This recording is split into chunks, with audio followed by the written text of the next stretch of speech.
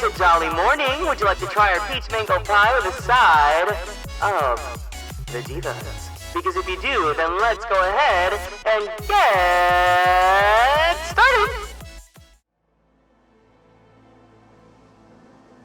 Hi! Hey everyone! Welcome in. Welcome in. Welcome in! Hope you guys are all doing good today. Thank you guys so much for stopping by. Andrew, congratulations on being first. Welcome into the stream. Hello, Big Chump Bussy. Thank you so much for stopping by today. And CV, hello. Welcome to the stream. Hope you guys are all doing good. It is Saturday. Wow, my internal clock is so yucked up right now. It feels like it's Sunday, but it's Saturday. But I wanted to continue on with the Heavensward MSQ.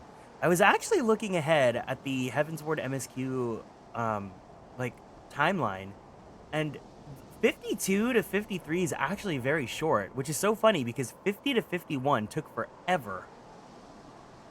But I guess that makes sense because canonically, we don't get a dungeon until like 53, so I guess that makes sense. I love how you're in the beginning of Heavensward and I just wrapped it up. Yeah, well, girl, you literally speedran it. I don't know what to say. I mean, you literally speedran it, which is so funny because you came in into this playthrough after I finished Base of Realm Reborn, so that's good on you though. But either way, I hope you guys are all doing good. Literally, yes. We're here with the diva, Miss Yzael. Quite literally as you went live. Okay, but did you actually watch the cutscenes for it? Hi, Haru, welcome in.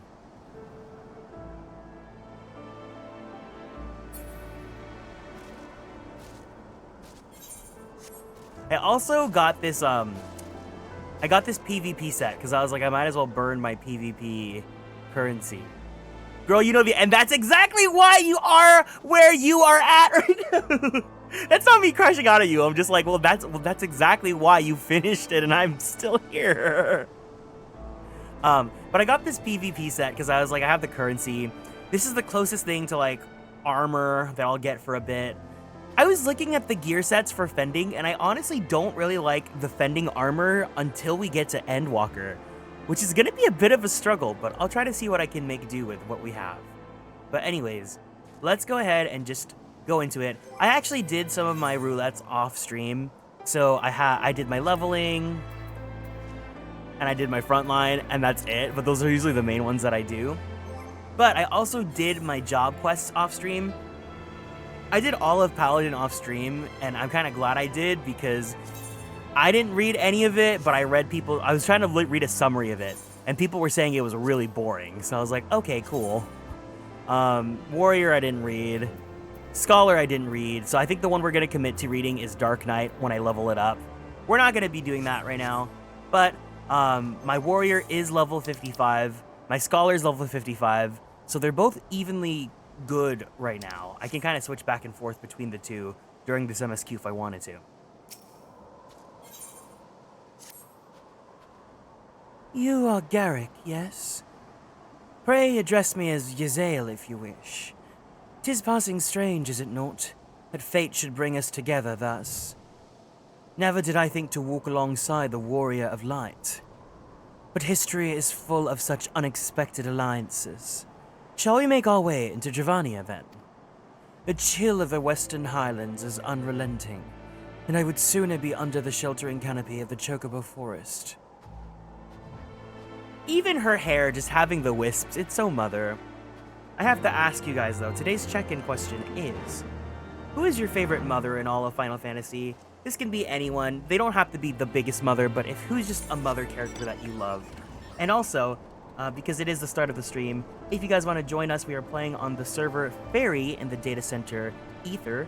Also, this is not my first playthrough of Final Fantasy XIV, but we have some community members here who are playing for the first time, so please be mindful of spoilers. I was like, someone's gonna say Lulu. Someone's gonna say Lulu. And of course, you must appreciate big beefy boys. So yeah.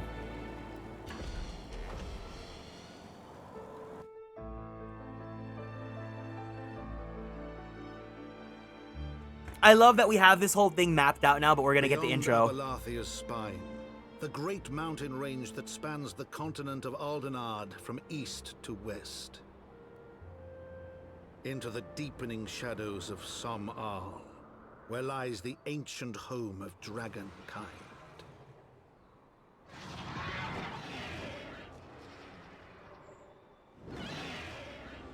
To a land where the soil slithers and the skies seethe with sinuous shapes, they came.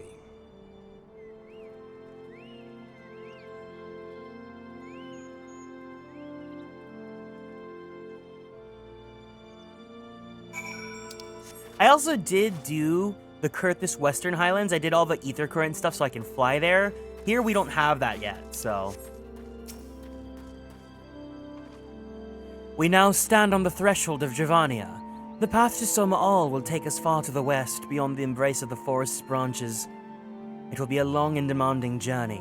Might I suggest we take our rest at the village up ahead and see that we are properly provisioned? There's a village here. But I thought these lands the sole domain of dragonkind.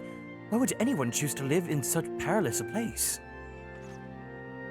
The wild chocobos. Tailfeather was built by hunters who make their living capturing and selling the beasts. Their leader, Marschamp, is an acquaintance of mine.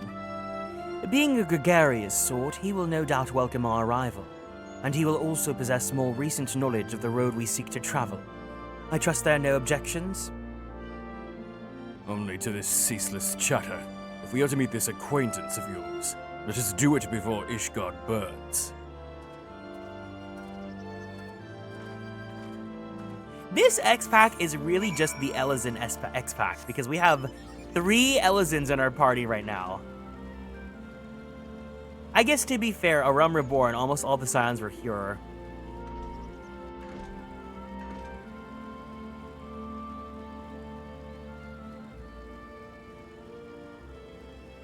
Now that I think, wait, do we have?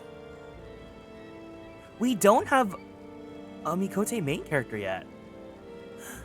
Hi, May. Happy weekend. Thank you for the headbacks.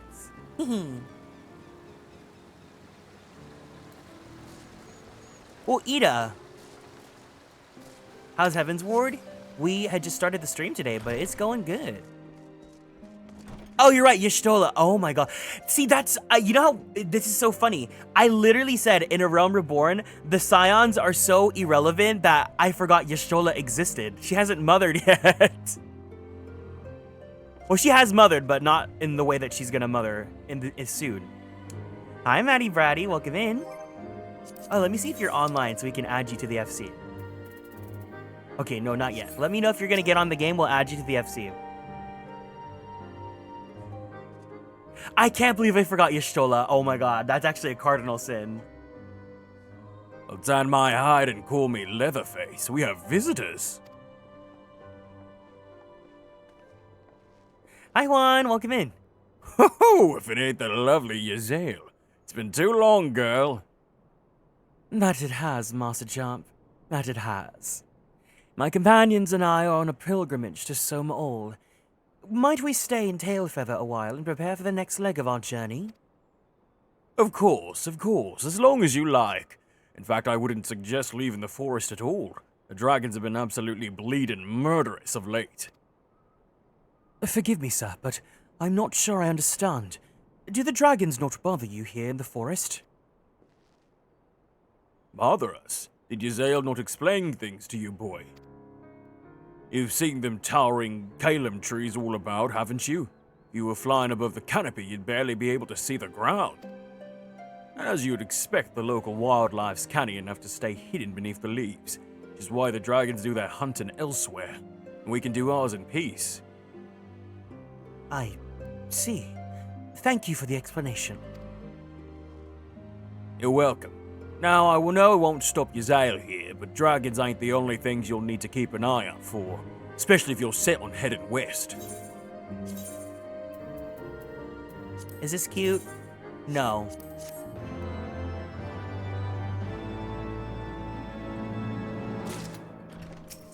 Hi, Lyra. Welcome in. Okay, now we have the now we have the quest for ether currents. I dare say you're wondering what could possibly be worse than dragons, eh? Well, I'll tell you, the bloody nath. They're what you might get if you crossed an antling with a megalocrab and taught the thing on how to walk on 2 legs. They never used to stray far from the hives out of fear for the dragons, but they've got a lot more aggressive of late, sending out war parties and mobs of all directions. They've even taken to harassing the Dravanians in their own lairs, if you can believe it. And when they venture into the forest, which is more and more, by the way, they certainly ain't afraid to come after my lord.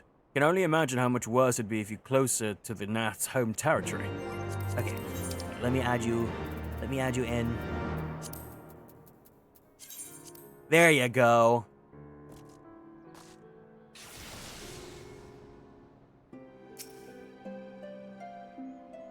More Hot Boy Adventures, yeah.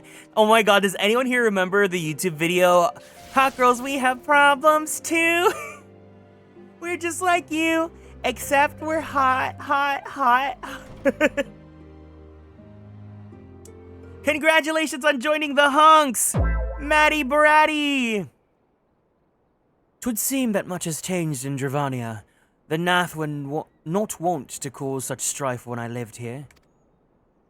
You lived here? In Dravania? Aye. How else do you think I was fucking the dragons? 'Twasn't the time following the calamity. My family was dead, my home was gone, and I had fled from the bitter cold into these lands. I knew not the paths of the forest then, and wandered out from under the protection of the boughs. That was when I chanced upon Reisvelga. He descended from his mountain lair to hunt for food. My exhausted mind could not contend with the sight of the majestic worm, nor the vision of the past his presence visited upon me. Thankfully, Master Charm found my unconscious form at the edge of the trees and nursed me back to health. And in Tailfeather, I remained for some time. Hence your familiarity with the locals. But I interrupted you. You were saying these Nath were once a peaceful people. Peaceful would not be the most fitting description. They are a fiercely territorial tribe, and any who intrude upon their domain are attacked without hesitation or quarter. Outside the borders of their homeland, however, they were rarely hostile. Indeed, we were even able to trade with them on occasion. I've changed then. What of it? We've not the time to creep through the underbrush of some roundabout route. I say we make straight for some hole and crush any unruly insect we meet underfoot. A more direct path, then. Very well. Let us follow the trail west out of the forest. Make for the statue of the Stained One. From there, we should have a fair view of the road that leads to Samal. Shall we? Hot problems!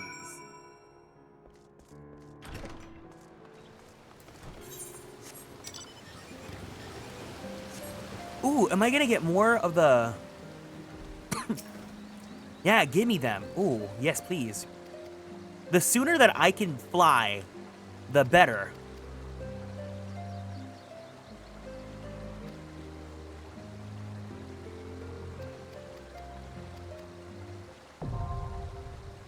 My sightseeing log has expanded. Oh, oops. I did not read any of that. Oops.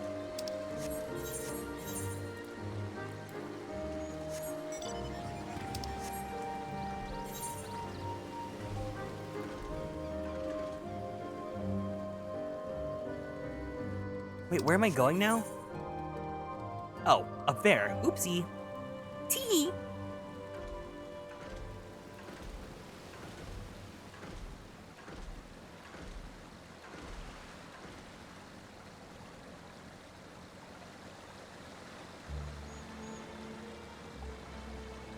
It's still 11, so it's still morning for me. It definitely feels like morning. My body's like starting to get up. I think I'll probably go for like maybe 5 hours at most or so. We'll see. Probably gonna end around 6 because I'm gonna get dinner with my family. So I wanted to get rid of like roulettes out of the way first thing in the morning, so I don't have to worry about doing them on stream. But also, the worst thing happened. I was doing... I queued into my, leveling roulette, and I got freaking Aurum Vale. It was so awful.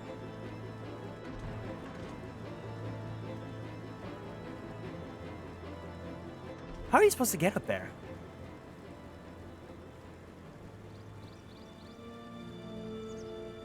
Classic? I hated it. Ugh.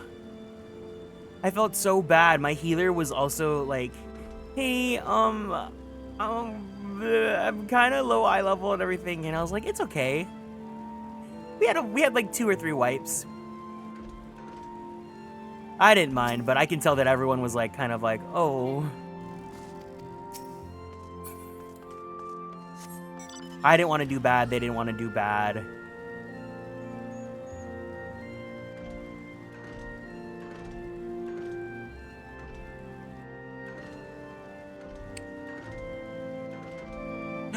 Oh no, red chocobo. We gotta get out of here. We gotta get out of here, girls.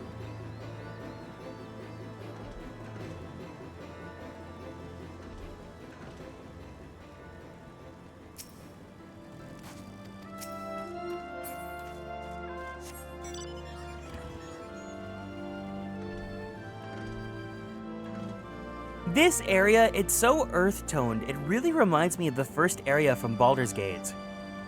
Or Expedition 33. Both those games use very, like, warm tone lighting. At least I remember, like, snapshots of warm toned lighting in areas. The world map, for sure, is very warm toned for Expedition 33.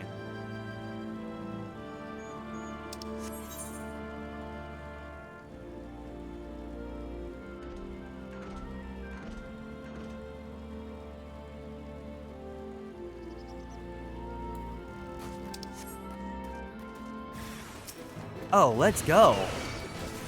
You want to play?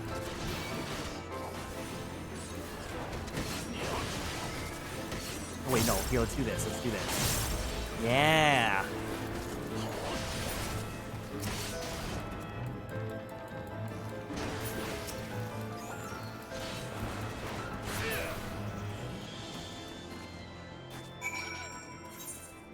Ooh, I love Warrior. Warrior, I never have to think. Except for when I was doing Orimvale, I actually had to think. It was not fun.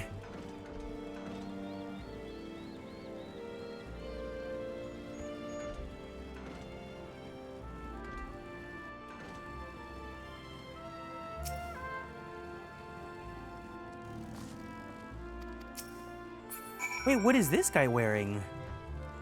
It's like hunter garb. I kind of want it.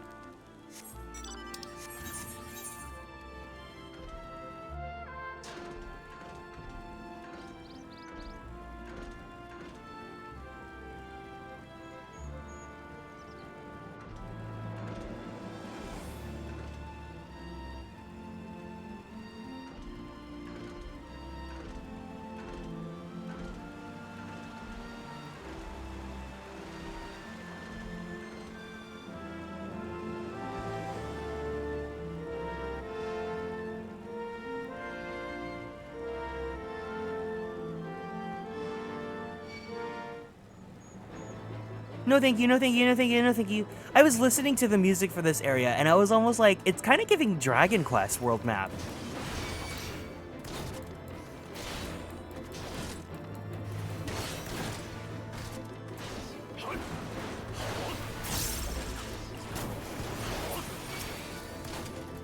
Oh, Flark.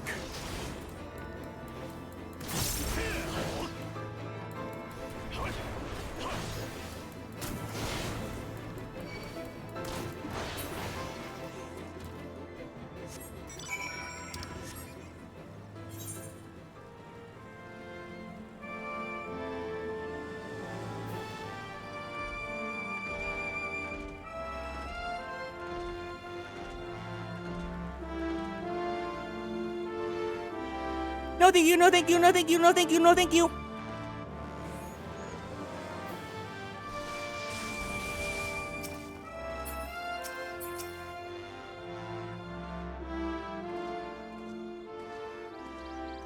Hi Leon, welcome in.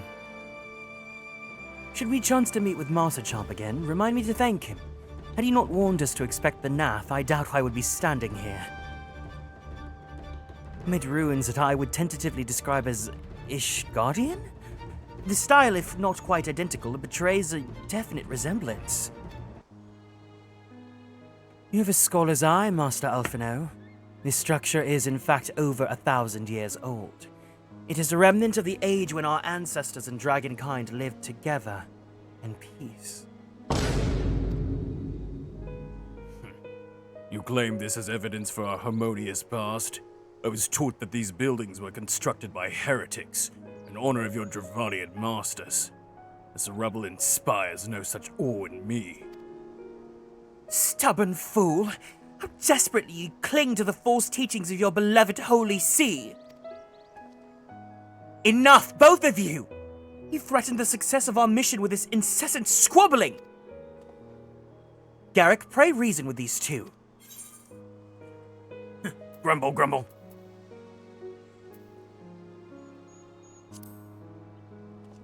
The truth of the past will be revealed. Quite! Lest you forget, our goal is to prevent a war which will claim the lives of Dravanians and Ishgardians alike. If we are to accomplish this, you must learn to tolerate each other's presence. Trust in Garrick's gift. In time, the secrets of history will be brought to light. Let that be enough, Estinian. You would have me keep my counsel until Garrick's vision confirms the truth? Very well, but bait me not. Our meeting with Hraesvelgr will likely provide the catalyst for Garrick's gift requires, as it did mine. Let us press on.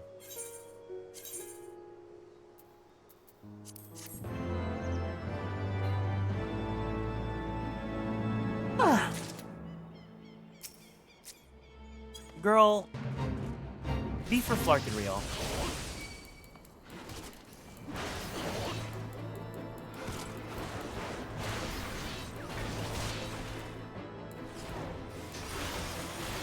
Oh, I finally have ffxiv! I've seen that name, but I've never used it before. Spy you the three great towers to the west. Ishgardians know them as Annex Trine.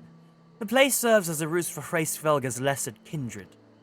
If we are to reach the peak of Soma All, then we must first besiege these dragoons to open the way. Ooh, dragons. But do not be disheartened. The one who leads them is a friend. Of rather more concern is the disposition of the Nath. Let us survey the approach to the towers and see if the path is clear.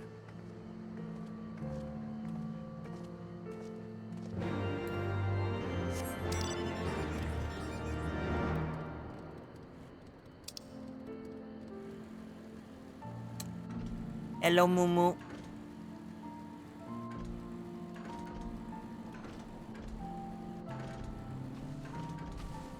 You had chicky and waffly.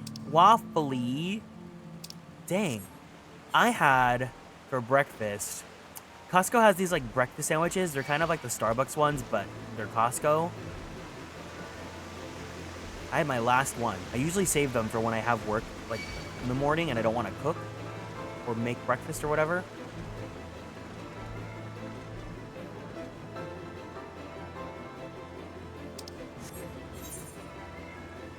Ugh.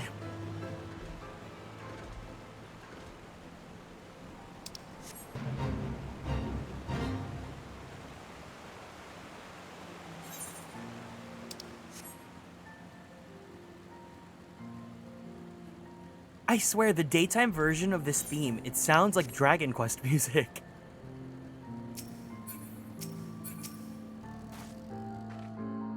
"'Tis as I feared. The road ahead is teeming with Nath soldiers." Master Chomp did not exaggerate. These beastmen have grown brazen indeed if they were to threaten the dragons so openly. Do they intend to assault the lair itself? I pray they do not. Mighty though my Dravanian friends are, they are yet vulnerable to the Nath's muskets. There's no route save the one before us. Should the beastmen offer battle, we have no choice but to accept.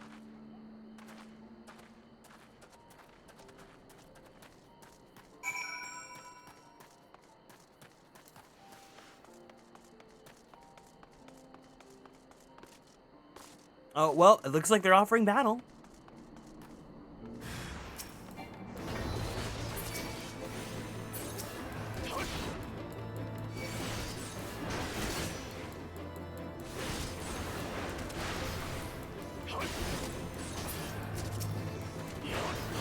Oh my god, Warrior is so busted.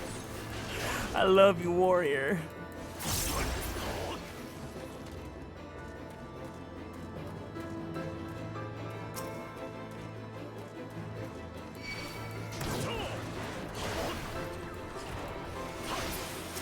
Oh my god, fell cleave!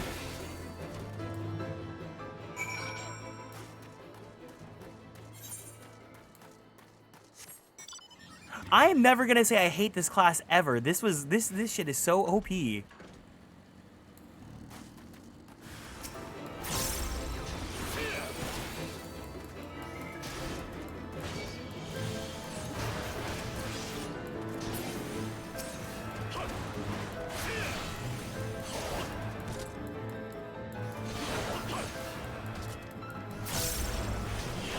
I wish Gunbreaker could be like this. Why does Gunbreaker make me have to actually do mental gymnastics? I don't have a PhD, I have a degree in theater.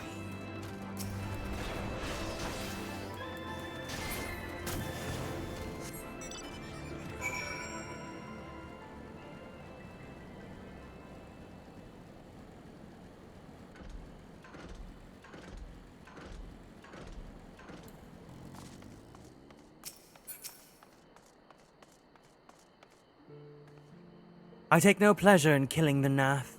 'Twas to avoid bloodshed that I agreed to join you on this journey. Well, it cannot be helped. We may proceed into the courtyard together, but leave the task of hailing its occupants to me. And keep your lance on your back, Dragoon. On my word to the Warrior of Light, I shall not start this fight, only finish it. You're truly beyond salvation. Come then.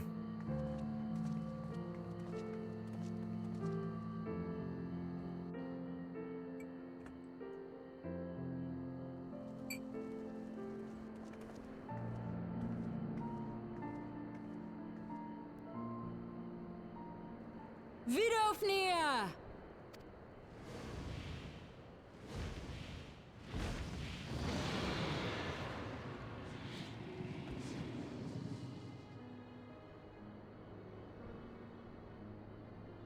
Ah, 'tis thee, little one.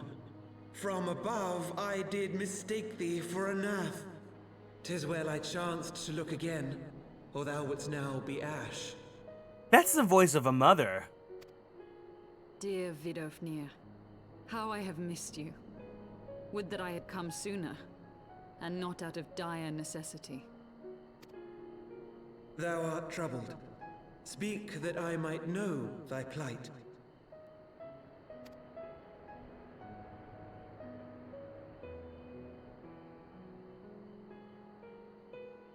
Thou wouldst have father admonish his brood brother. I would end this war without further bloodshed. How am I to believe thee, little one, when thine own companion beareth Nidhogg's stolen eye?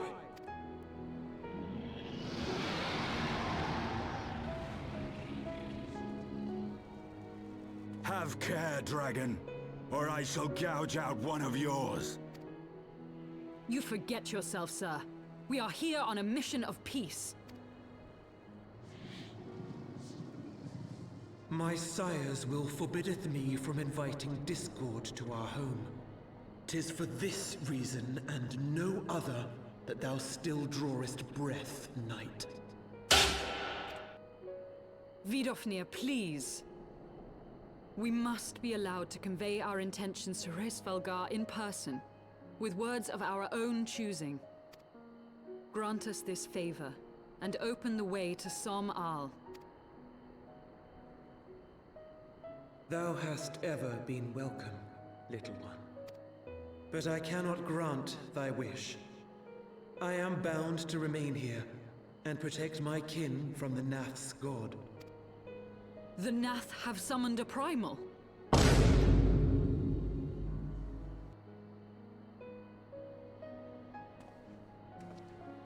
Pray excuse my forwardness, but if we were to eliminate the threat to your territory, would you consent to Lady Izel's request? Ha! Dost thou imagine thyself equal to the task? To succeed where dragons have failed? 'Tis beyond thee, mortal. But thou art welcome to try, nonetheless.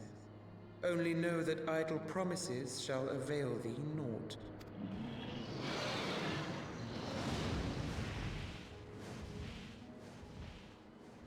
It would seem we have no choice but to make good on Alphino's offer. Why must our every bid for peace breed yet more war? Oh, we really are doing the trial first. I didn't even realize that.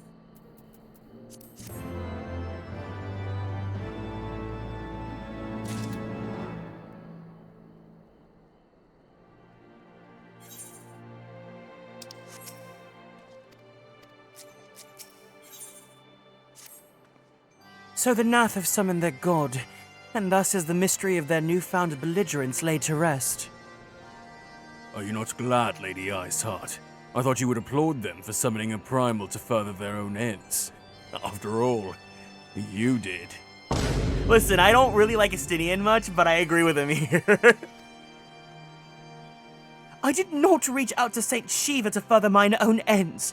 I desired her strength only to forge anew the peace between man and dragon. But what a fool am I to speak of peace to you, a bloodthirsty savage who murders without thought or compunction. Enough! Enough, I say! If the Nath have truly brought forth their deity from the ether, we must face it together or watch our hopes fall apart. All now rests upon this primal's defeat. But ere we think of confronting it, we must first study its origins. What is the nature of this god?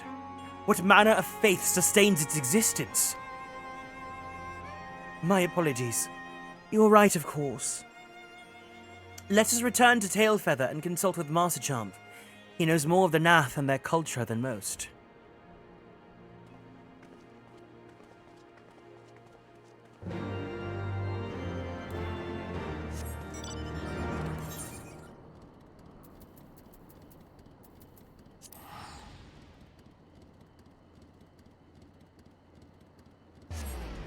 Why do I have... Sometimes I notice that when I'm warrior, I have these particle effects on me.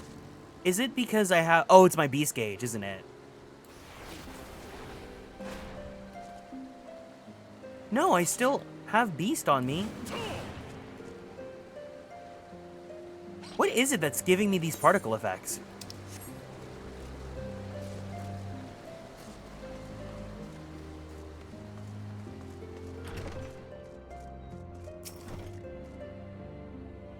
So they've all got issues, but none of them thought to ask me for help. You think I'll bite off their heads or something? At any rate, I'd best prepare to round up the birds from each camp. Thanks again for your help, friend. Say, since you've already struck up an acquaintance with my people and all, maybe you'd be willing to lend me a hand. Seems they talk to you out of their troubles readily enough. Oh, wrong one. Haha. Oh, back already, are we? Met the Nath, did you? And what is it you'd like to? Summoned a primal, you say? Oh, seven hells. Well, I don't know bugger all about the Nath religion, if I'm honest. Beyond their trading habits, there never seemed much point in asking. But it shouldn't be that hard to find out. From time to time, we barter with a small hive to the northwest of here. Outcasts from the main tribe, from what I understand. I reckon they'll be willing to tell you a bit more about themselves if you give them the right incentives. That sounds promising. And what exactly would a Nath consider to be the right incentives? Oh, nothing your average hunter couldn't scrounge up in a day or two, but seeing as you're in a hurry, you might want to divide the chores amongst yourselves. You'll want a good-sized jar of land-trap nectar, a basket of Caleb fruit tree, and always a Nath favorite, a generous portion of young Nanka flesh. I shall gather the fruit. Leaping to the lower branches of these forest giants should present a little challenge to me. Then I shall collect the nectar. With Master Alphino's arcane assistance. That leaves you to bringing home the schmeat. You'll need to carve it from the smaller Nankas that live in the rivers. 3 big hunks should be Ooh! 3 big hunks? Once you've got everything together, you'll need to sit it down at what we call the trading post. Here, I'll mark the spot on your map for you. You've been most kind, Master Marsuchamp. Well then, let us attend to our respective tasks and reconvene at the trading post. I need hardly add to the last one there. Is a rotten Nanka egg?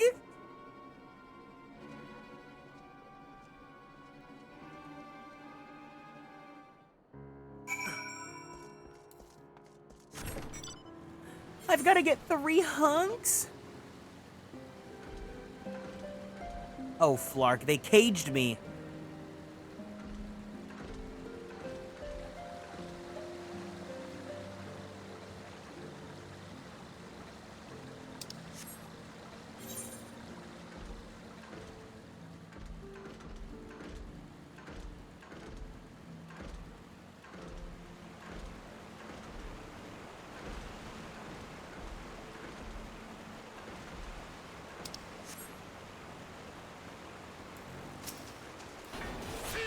Hello, Nanka.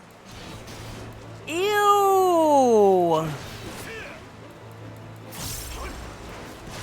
Last night, I had this nightmare where I dreamed that I was sleeping in bed in my dream. And like this giant creepy crawly bed bug climbed up my bed. Almost like it's like almost like a millipede or a centipede, but like it had like horns. It was so creepy and scary and disgusting, and I hated it. Hi, gay. Happy Pride Month. We're sashaying away with deals. It was so awful. I woke up and I was just like, I woke up at like 2 a.m. too. It was so bad because I couldn't go back to sleep afterwards.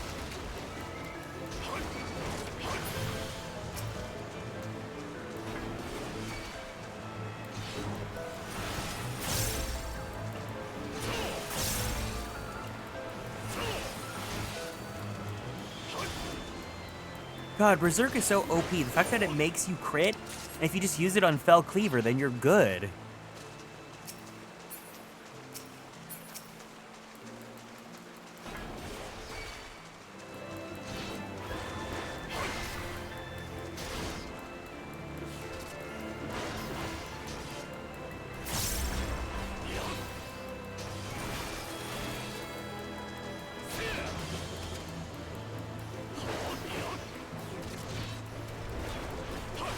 Did I say hi, gay, happy Pride Month? Hi, gay, happy Pride Month. We're sashaying away with the deals.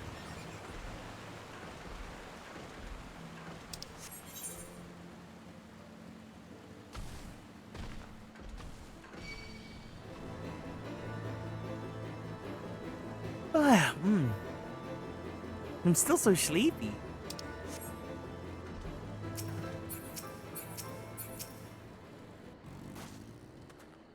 I was able to gather a goodly amount of nectar from the land traps, though I would not have known how to harvest it without Yazael's help. Do you have a non-Kashmit? Splendid. I shall put this with Estinian's fruit and assemble a suitably generous-looking hamper for the Nath. You know what I should do? I should probably make myself some matcha. I haven't done that in a bit.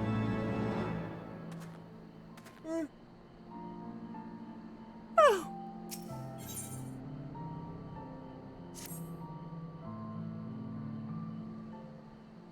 Well, everything appears to be in order. Assuming no one has any objections to my choice of presentation, I shall place our offerings at the trading post as instructed. Were I of the Nath, I think I would be suitably impressed.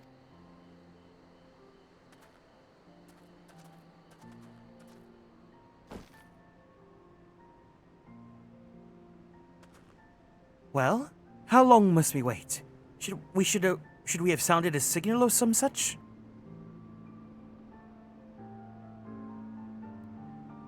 Calm yourself, Master Alphino. Our offering is not going unnoticed. Oh!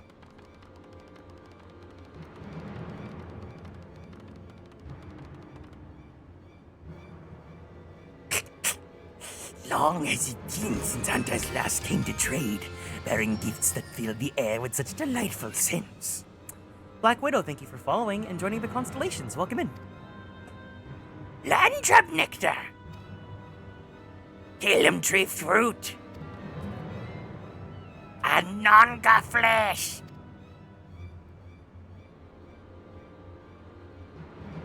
Me waiting to see if it's gonna go.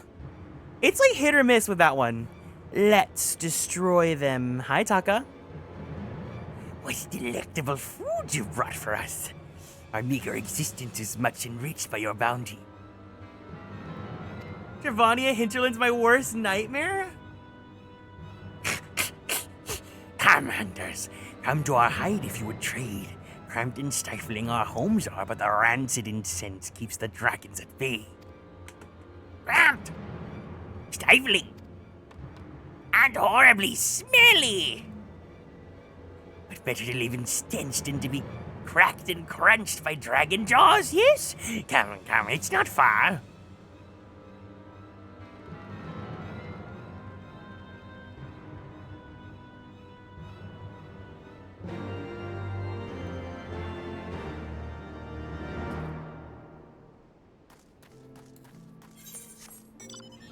I completely forgot the Vath existed, but then I remembered what their primal is, and I actually really like their primal.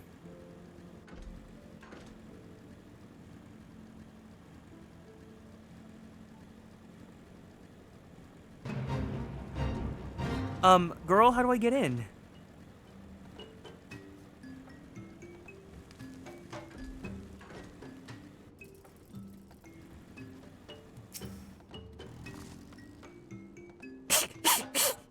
Your presence has been announced to the storyteller. You must speak to our chosen leader in words, for we are the Vath. We are the non-mind.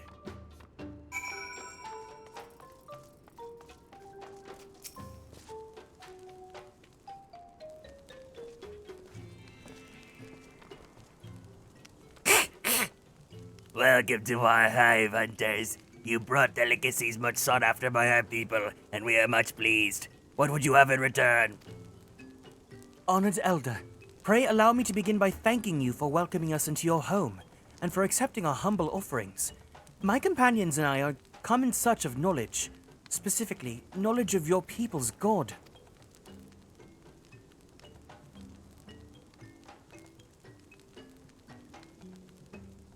Knowledge alone. What strange hunters you are. But if it's words you desire, then words you shall have. We are the Vath, the non-mind, and to speak is our fate. You will hear the tale of the Nath's god, of the god the One Mind summoned into our midst. The One Mind. These are the Nath who reside in the main colony? Yes, they are one, connected. But let us begin the story at its beginning. Some months ago, a single dragon flew in from the east, bleeding and weak. It fell from the sky and into the hive, where it was sworn by my brethren, and with spear and spell and musket the dragon was slain. It was likely that one had fled battle with my kinsman. I should commend you for finishing the job.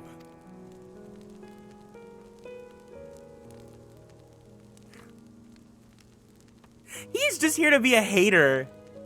Dragons are fierce and terrible adversaries. The One Mind would always cower when their winged shadows passed over the ground, but no longer. They've learned that the battle-weary Travanian was easy prey. Thus did the One Mind decide to heed the words of the black-robed men. The One Mind would call forth our god and unleash his blades upon the dragons. Travanian lands would become Nath lands, and ever larger would grow our own domain. But our god ever hungers. The price he demands in crystals far exceeds the rewards for this war. We are of the Vath despise and revile his insatiable existence.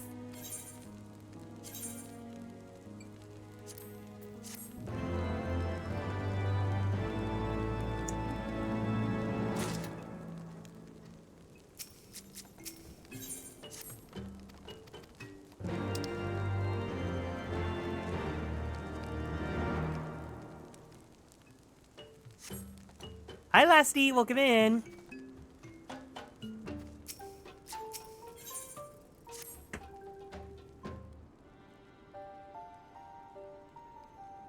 I call upon the power of a primal for the greater good, conscious all the while that I do so at a grave cost to the land, a reason that it is a necessary evil, and willingly shoulder the burden of my sin. In suggesting that such crimes can be justified, you may argue that I presume too much, but you must surely see that I am aware of the magnitude of my transgressions. Not so the Nath. They summon their deity for no greater purpose than to expand their dominion.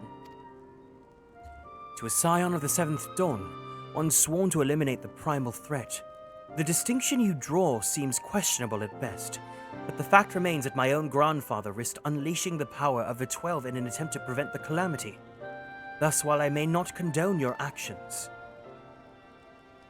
I at least understand them. Not so the Nath, as you rightly put it. If they truly seek naught but territorial gain, I can only conclude that they are ignorant of the ruinous consequences of their god's insatiable appetite. The longer this primal is suffered to exist, the greater the suffering will cause. It must be destroyed. We Lurkin need to go eat. It's 1 a.m. I'll try to wake up before you end the stream. Go get your rest. Go do what you gotta do. Don't worry about it. The VOD will always be here, and Garrick will always be here. How likely you propose the destruction of this god, Master Alphino, a being of whom we know naught. Has it occurred to you that you may be sending the Warrior of Light to his death? No, You've the right of it, Estinian. 'Twould seem it is I who am guilty of presuming too much. Pray forgive me, Garrick. I do not fear my duty.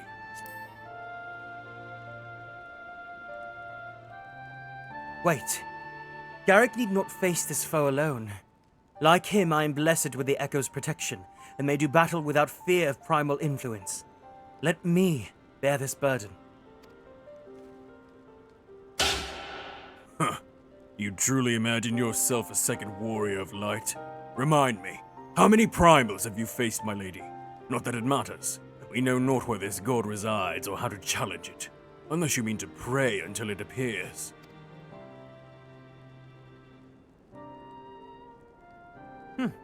Estinian makes a valid point. Let us speak with the Varth and learn of how best to secure an audience with their deity. In this, at least, I may be of assistance.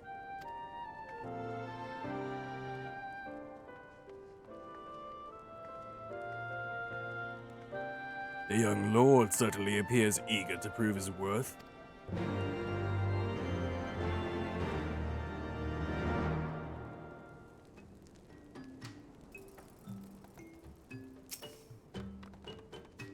We are the Vath. We are the non-mind. We do not hear the one mind's thought. We cannot predict their will.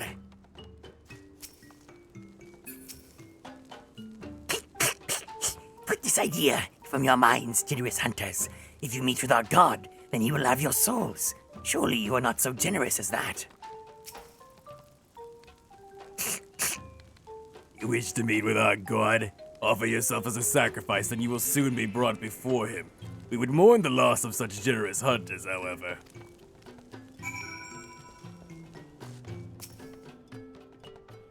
You are all generous hunters, yes? Many gifts you brought, but not enough for all Vath to enjoy. Maybe you could bring us just one more. We are very fond of Nanka flesh. Yes, the schmeat of a young Nanka would make a fine repast. Just bugs. I am not a big bug fan, so I would like to get out of here, but also I do think the Vath Primal is pretty fun.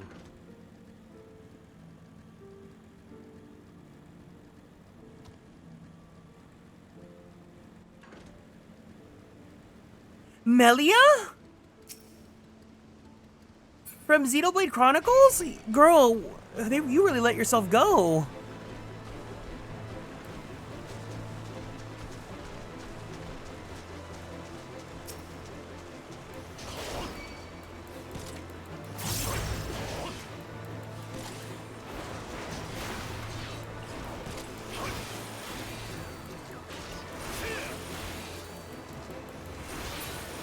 Oh my god, I love you, Felcleave. Oh, I didn't need that. Haha. Okay, bye.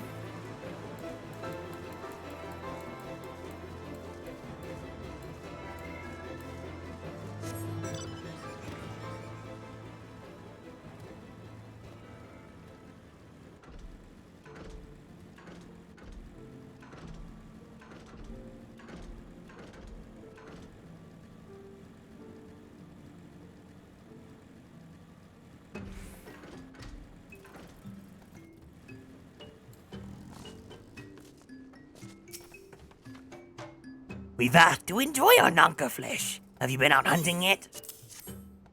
Another gift for the Vath! Oh, so unexpected. Yes, you will have more of the words you strange hunters hunger for. Listen now. The senses of the one mind are enmeshed by the overmind. What one sees, all see. What one feels, all feel. Alert a single Nath, and the whole hive is alerted. To reach our god undetected is all but impossible.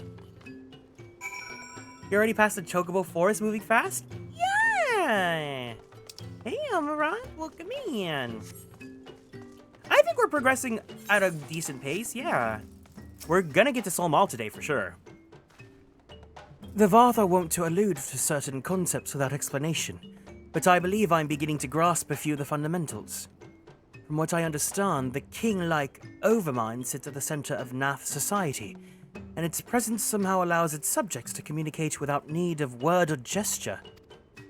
These Nath, the ones who inhabit the larger hive, are known as the One Mind, and it was their combined will that the Primal was summoned. Those who reside in this smaller hive, however, are the Vath, or the Non-Mind, who, for the reasons that yet escape me, seem to have been excluded from the telepathic bond which connects their... Oh, Nath and Vath! Okay. Thus are the Vath ignorant of the One Mind's thoughts and intentions. And of the nature of their own god. In summary, we wasted our time. Not so. Perilous though it may be, the Vath did furnish us with one certain method of approaching the Primal. As sacrifices. Should we allow ourselves to be captured in the environs of the colony, the Nath will bring us before their deity to make an offering of our souls.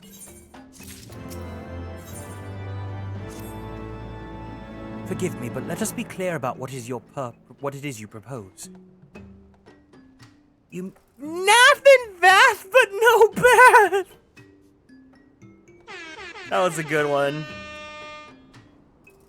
You mean to say you would deliberately provoke the Nath, surrender yourself into what might generously be termed their custody, and then wait until their god arrives to claim your soul? Aye, that fairly well describes my plan.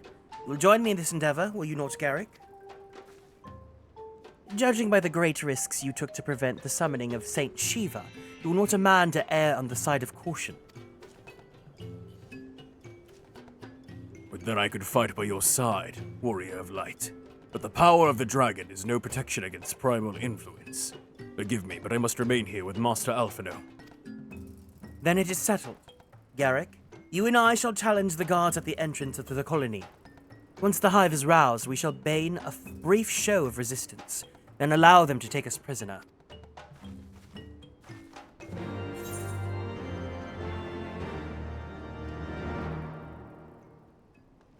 Ooh, okay, we're getting all the teleport point stuff. I need that. Hi, Pinternet, welcome in. I want to get all the ether current stuff because I want to fly.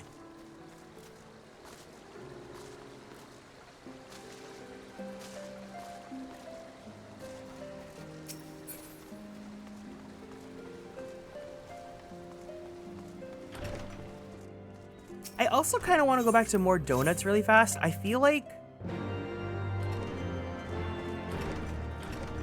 For some reason, I remember the Shiva axe looking kind of cool.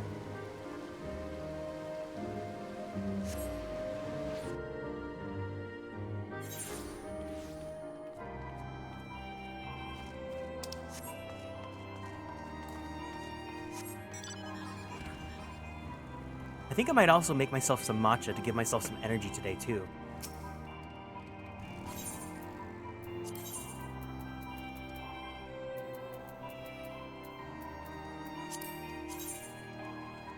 Oh, it does look kind of cool.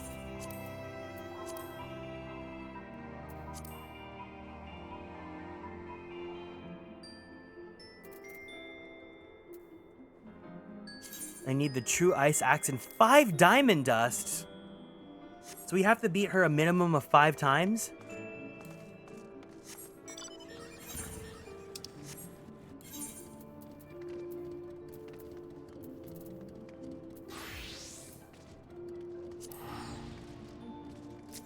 Huh?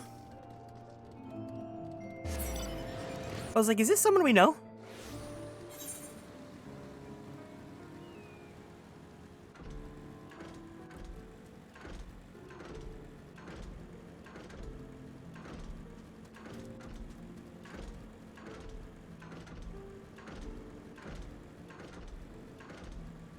Oh, you know what? I forgot to bring my chocobo out.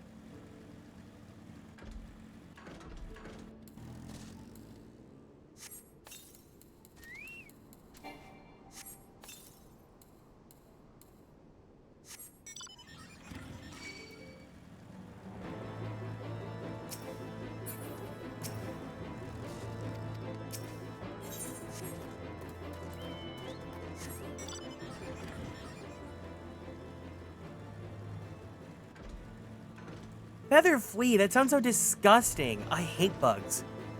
Fleas are gross. Gnats are gross. Millipedes are gross. Nightmare millipedes are even worse. What's worse, a centipede or a millipede? I don't remember which one's which, but they're both awful. Oh, fuck. You think beetles are cute? I think, like, Heracross is cute, but that's it.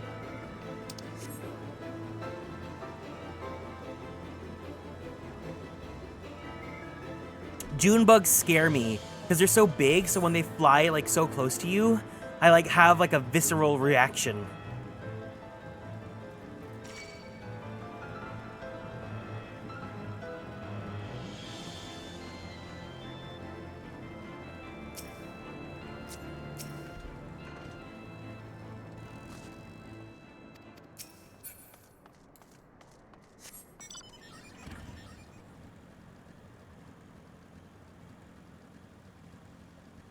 I honestly think even like butterflies and ladybugs are kind of gross too. I just think bugs are like, ugh, ugh, ugh. Hi, Angora. If we ever see you play Grounded or Grounded 2, wait. What's Grounded? Is that like a horror game based on bugs? Oh, praying mantises are scary too.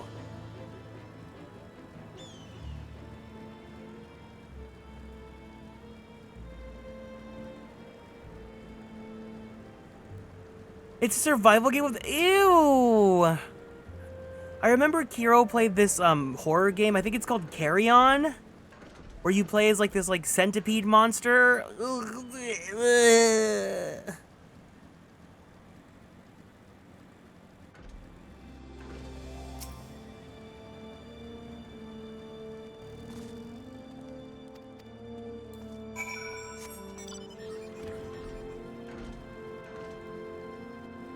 You get shrinked down to the size of an ant? Ugh, I also hate ants.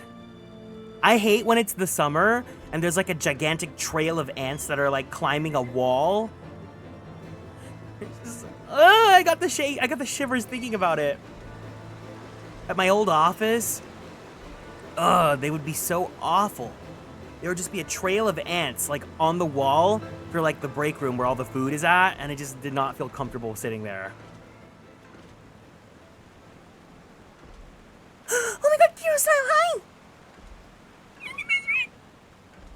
I was just thinking, we're talking about bugs, and I was thinking about that one game you played, Carry On, where you're like a giant centipede monster. It's disgusting.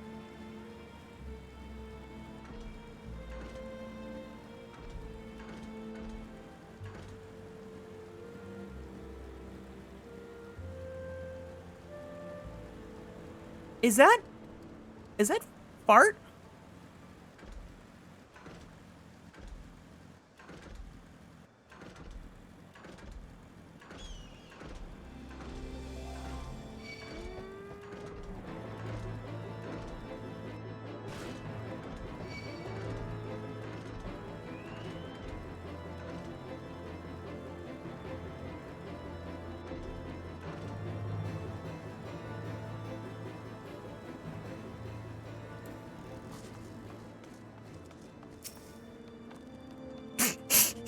Invaders, your lives are forfeit.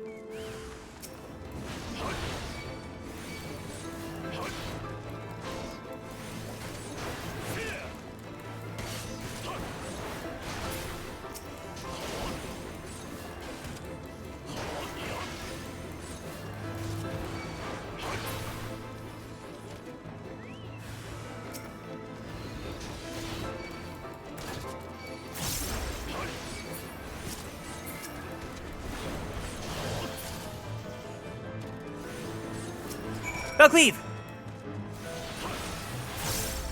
Valcleave! Valcleave! I love video games.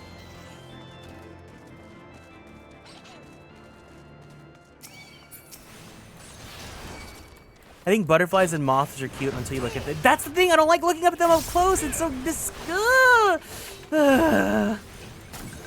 I'm stressed out now.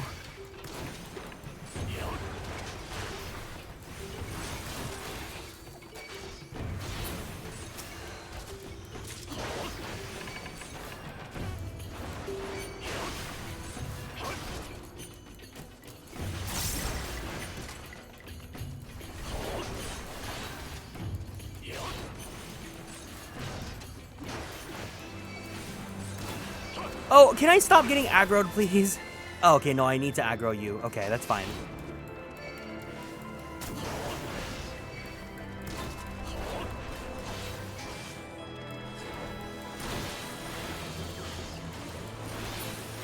Get out of my life.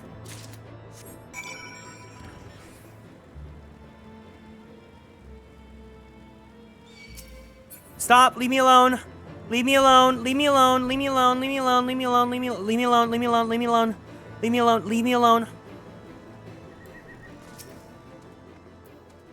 The Overmind must be now aware of our intrusion. Let us press on to the hive and ensure that we have our host's undivided attention.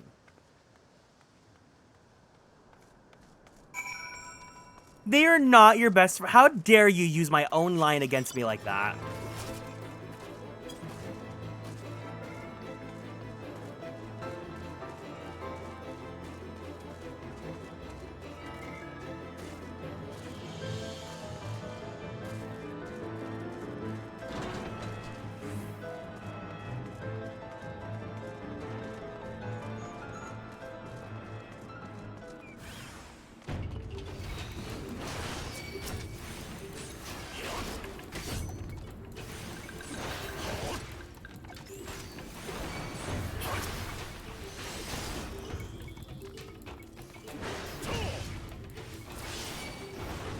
Leave me alone, girl, please. Stop it. Oh my god, please stop it.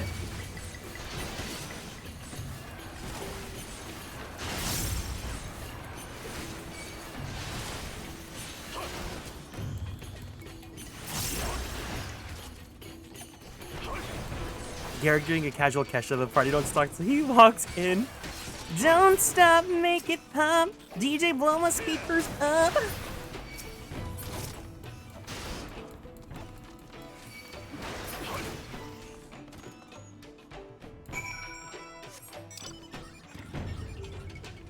No more, please, no more.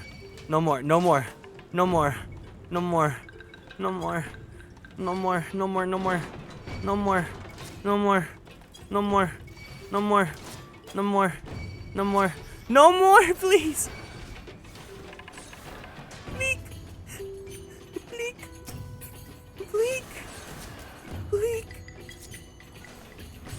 Bleak. No more, Namor.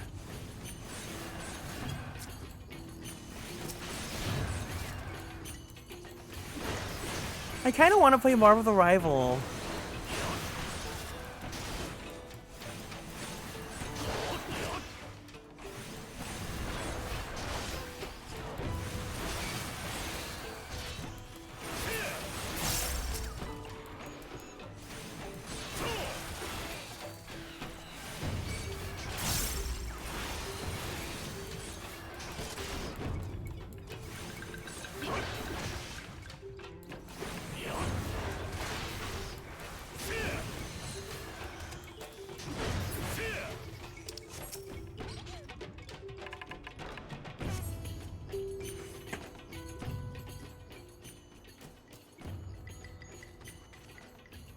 That should be sufficient. If we did not have our host's full attention before, we must surely have it now. Our audience of the Primal may be granted soon after our capture. Pray advise me once you have steeled your mind for the battle to come.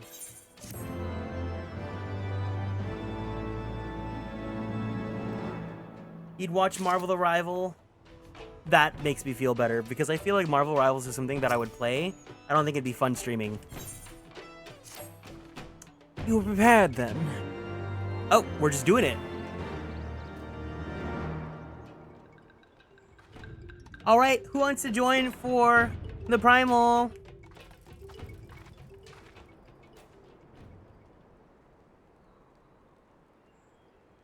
Hold here, Garrick. When the next Nath come, we offer no resistance.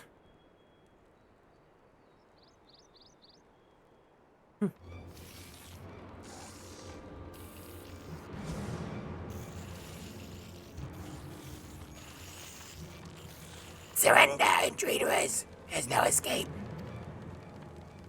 I do want you to come, Amaran.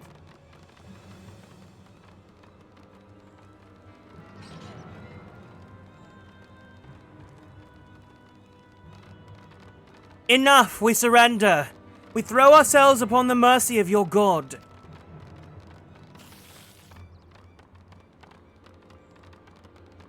Getting out of... Oh, well, if you want to go to bed, go get your bed.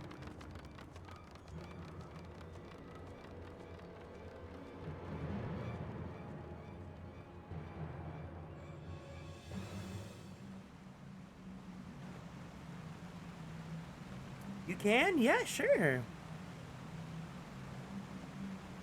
Just remember to not leave once we finish. They seem eager to proceed. Good. When they take us before their lord, pray leave matters to me. If what I know of summoning rituals holds true, I shall be well placed to act. Mark the sound of the river rushing through the ravine behind us. Passing loud, is it not? I imagine the noise would serve to mask our escape should we need to withdraw temporarily. But you are prepared, are you not? I do hope so. If I were to be dragged away for sacrifice while you were haggling over the price of potions, I should not be amused. Hey player, can you not do the trial right now? Alright, we'll give you an escape route if you need to.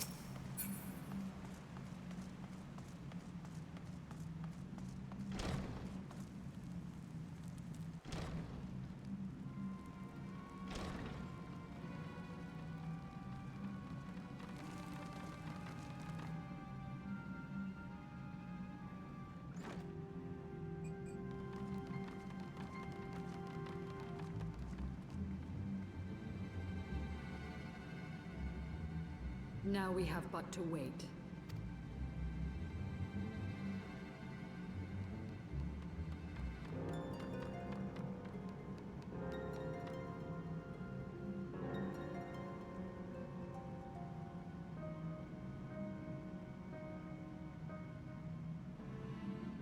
O Lord Ravana, master of the sacred blades, wrath of the colony, conqueror of the world, hear our prayer. Pray grant unto your devoted children the gift of your divine presence.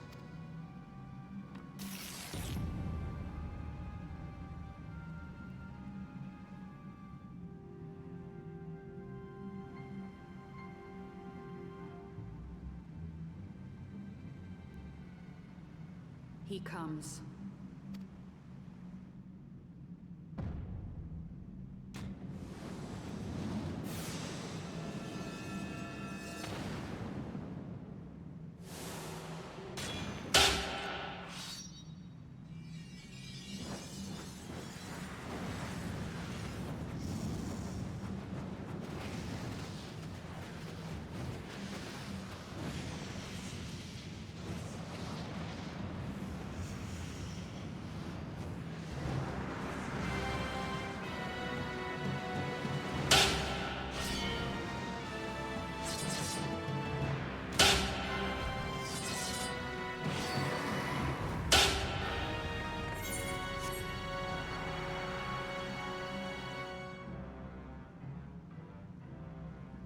All strength to the colony. Speak and I shall listen. Why does he sound like a demon in Shin Megami Tensei 5? You know that voice filter they use for the demons? Oh, glorious general, we have captured intruders and would make unto you an offering of their life's blood. These feeble fleshlings dared to invade Napland. I can't unhear it now! Hear me, Lord Ravana. My companion and I did not come to contest your children's territory. We wished only to learn the reason you wage war against the dragons.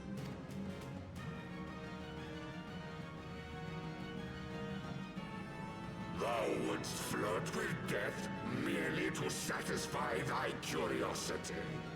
Wherefore should the glorious conquests of the Nath concern thee so, Elisen? Ah, mayhap thine own kind struggle against the worms fareth poorly, and thou art desirous of a pact. We crave no alliance, Lord Ravana. Only peace.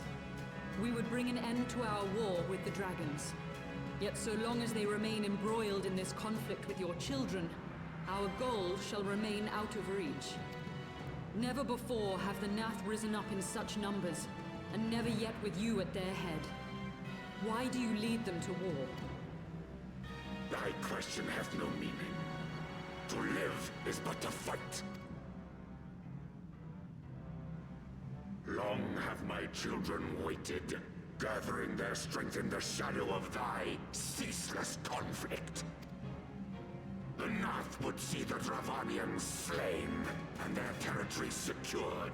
And by such fervent prayers am I now given form and purpose.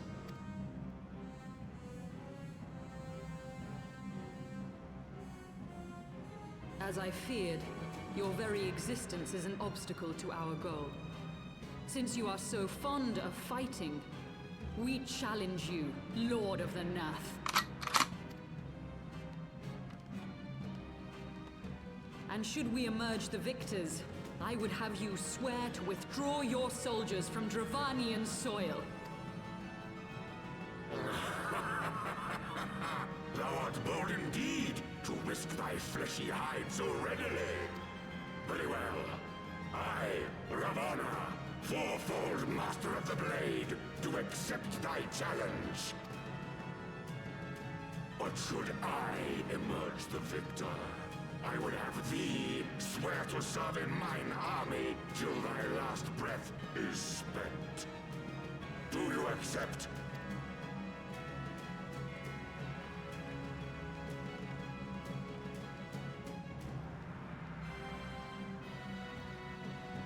I do. And I believe the first bout is mine. I also just realized what Ravana is giving.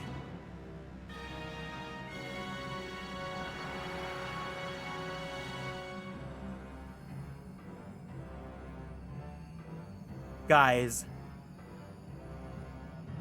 Oh wait, I'll let her mother first.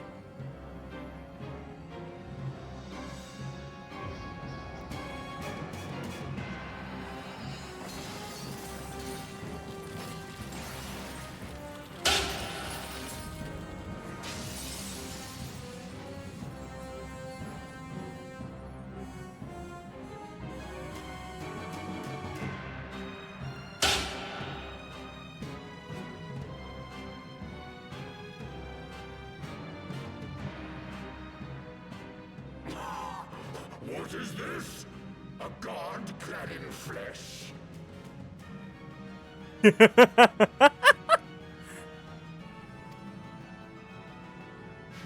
Is aught amiss, my lord? Thou wilt not break thy word, I trust. Does she use crystals when she transforms? Like, is she using ether to transform, or? Is unbending as steel, little goddess. Thy ruse will but add to mine enjoyment.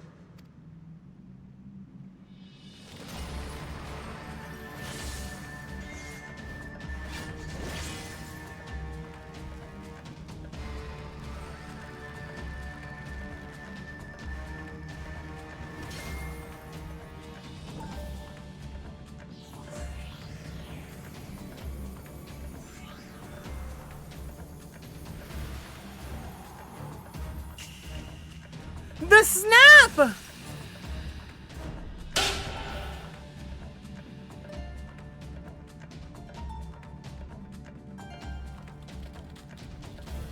Oh, I was trying to do the Buzzwole gag. I'm dumb.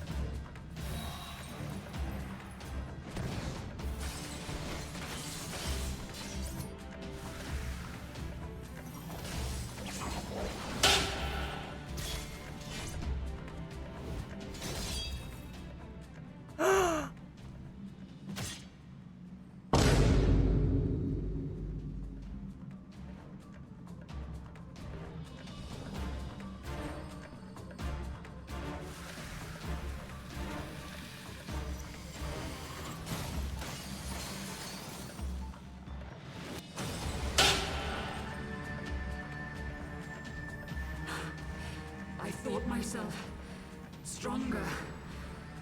Mayhap with more crystals?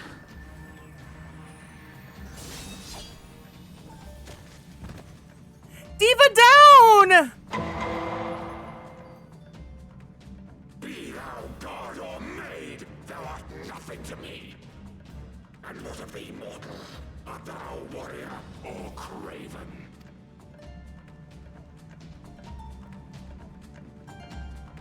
She's falling! She can't get up! Not the Moogle. A warrior, then. Good! Mayhap thou will provide more sport than thy feeble companion.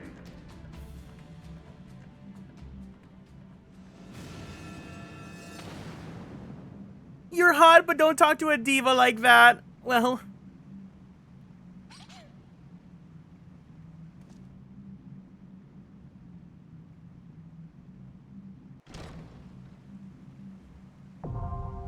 Thuck asked Thuck. Hard. Now accessible. Alright, who wants to join us for Ravana? Forgive me. I was overconfident. Okay, I'm gonna go. If you want to join us, please meet up in Annex Shrine. I'm gonna pop a break because I gotta go use the bathroom and I want to prepare some matcha so that I can wake up. So we'll be here in Annex Shrine if you'd like to join us for some folk. I'll see you guys in just a bit. Okay, guys? BRB.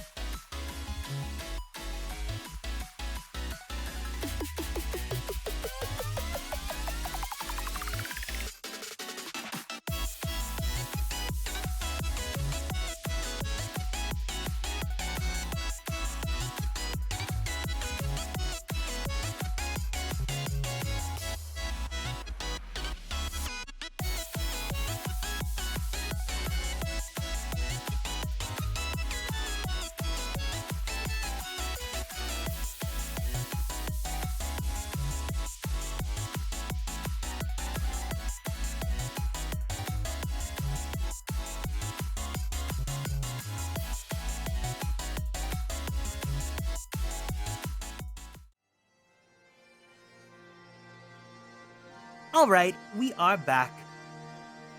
Sorry, I was making myself some matcha. Okay, we have... It says, huh? Invite to the party. Cool, cool, cool. Is anyone else going to join us for the Buggy Boy, or is it going to be us two for today?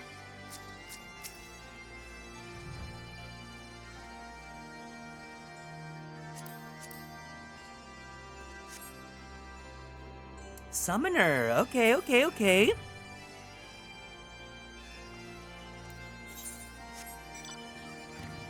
What was I gonna do? So I unlocked... Oh, no. I came here because I wanted to unlock the quest while I was at it. The only bug that Kieran likes? I think Ravana's funny because the battle theme is really fun, but I don't think I find myself attracted to Ravana. Where are we meeting? We are here in Annex Trine. But I can just add you in.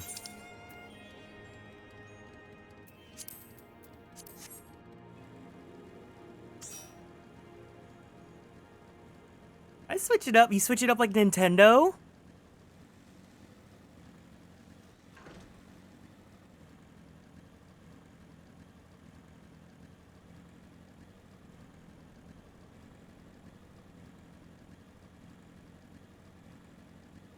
Sorry, it's gonna bug me if I don't unlock this one.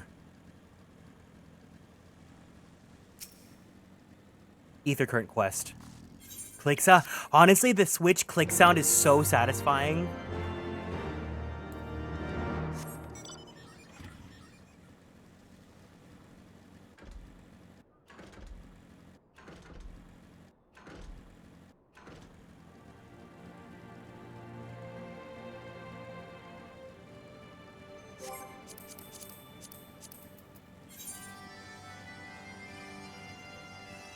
One, two, three, four. 1, 2, 3. So then I think I'll only need the MSQ one, and then I'll be able to fly. Maddie Bratty, that hunk looks good next to your name. No, it's true. They have some really good sound. I mean, everyone knows. Or. Dun, dun, dun, dun.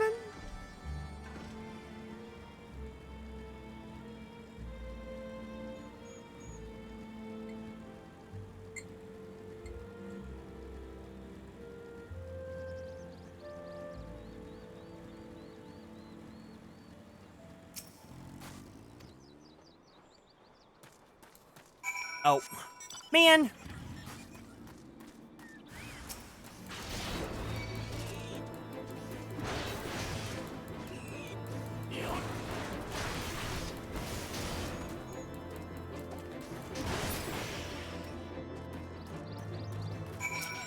Do I have to fight all 3 of these guys?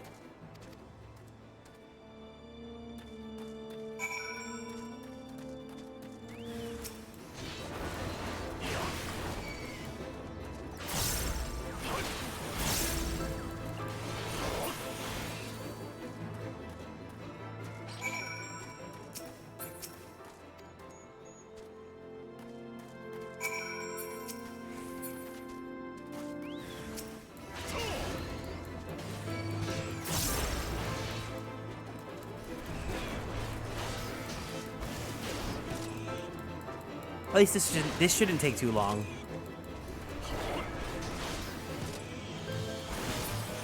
Get out of here.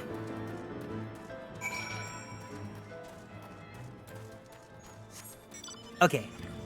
We'll pop a ready check for doxx. Oh, flarking hack! Get me out of here!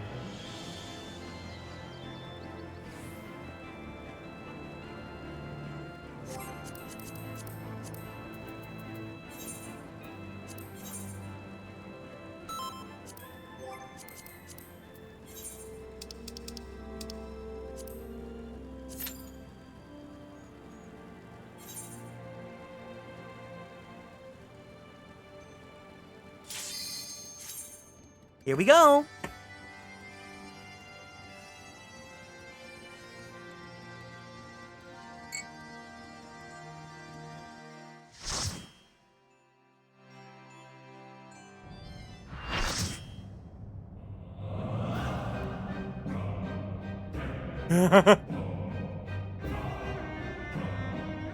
I love this theme. It's giving, this is Halloween, this is Halloween, Halloween, Halloween, Halloween, Halloween.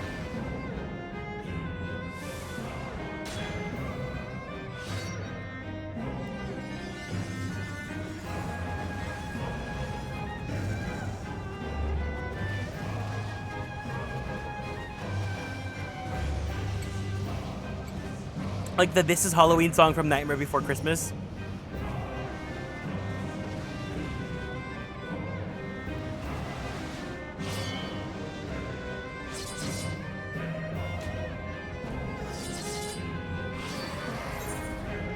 What a guy. Dance to the song of ringing steel.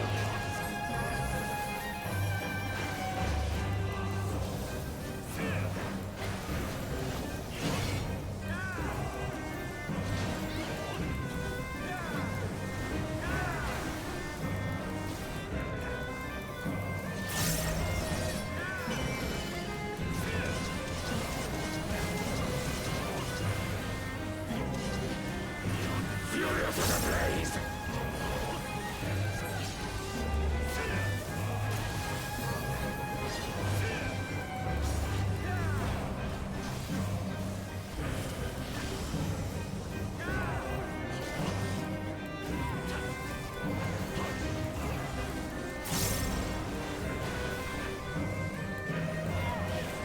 Perish. Ah!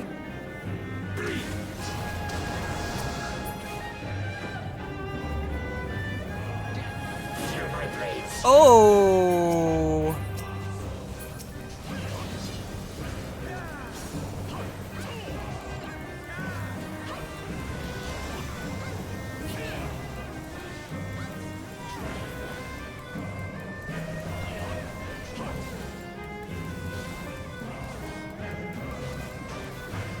I am invincible.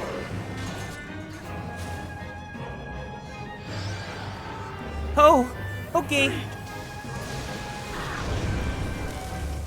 Wilt thou yield?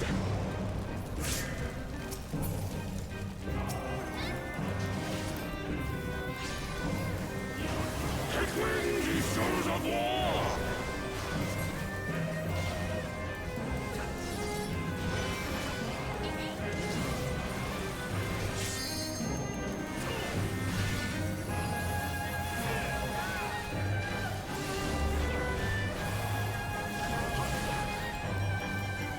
Hi, Shay.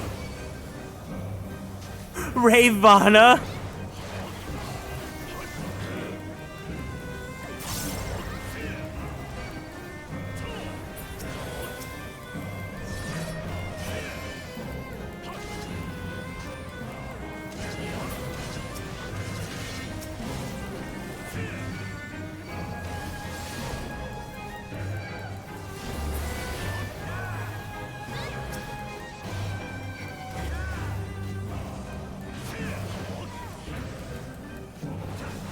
Prepare thyself!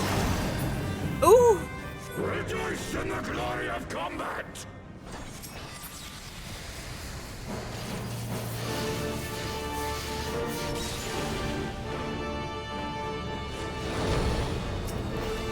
Unyielding as the earth! Oh wait, he's getting rid of the walls. He's getting rid of the walls.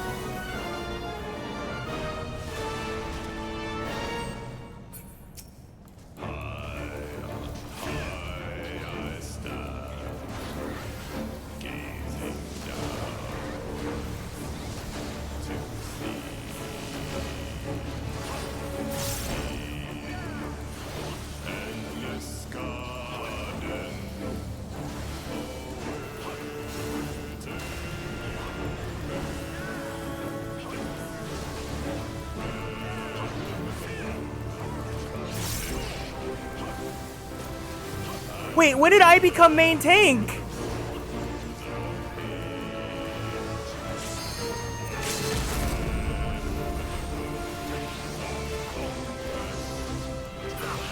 Oh, okay, we won.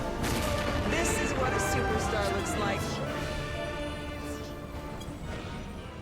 Don't forget, we're gonna take a picture after. Thus does the sacred rite of combat proclaim the victor. I lay my blades at thy feet, child of man.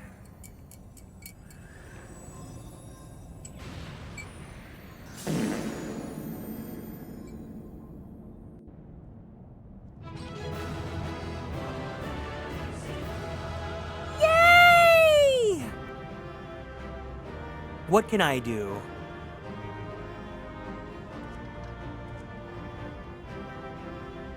Let's do... Ooh, Vengeance looks cool. Let's do that.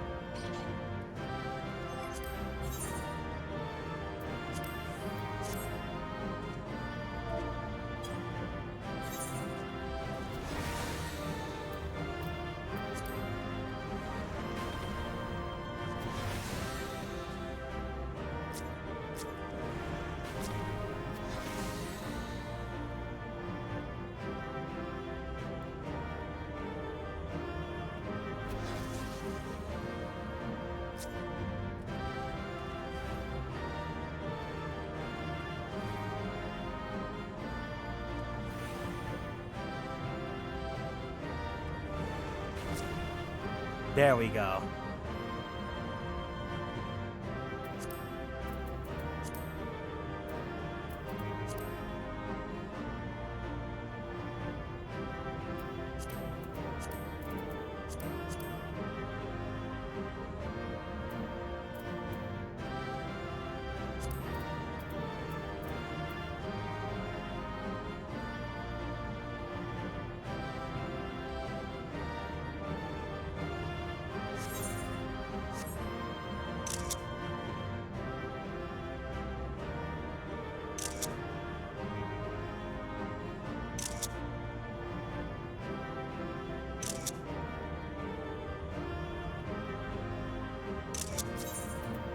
All right.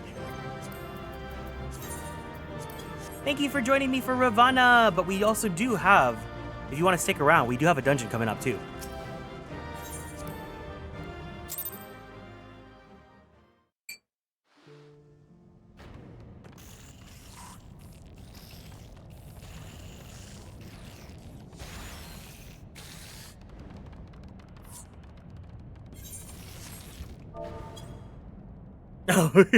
Was like, I don't want a dungeon. Got it. Message received.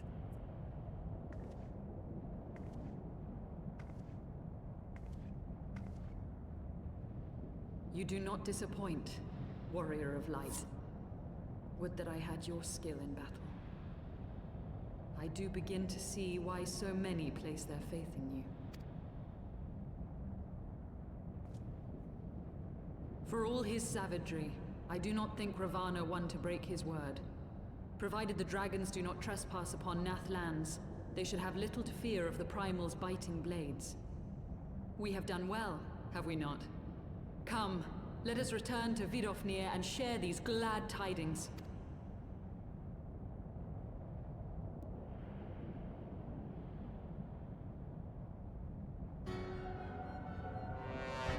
Once more you achieve the impossible, bringer of light. But with every mortal heart that succumbs to fear and fury, another voice is joined to the chorus, beseeching divine succor. At their bidding, warring gods will shake the firmament, and your world will be consumed in the swelling storm of chaos.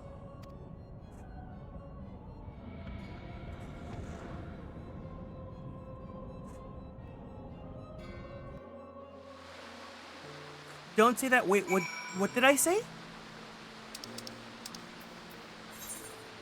No, I do want a dungeon. Just good manage to not be in a party when you're doing... Oh, I don't mind. Oh, sucker. Never since we first fought that I've seen you draw upon the full extent of your power, and never from afar till this day. You were a marvel to behold, Garrick. Well, 'tis time we rejoined our companions. They will be eager to hear the tale, and to continue our journey.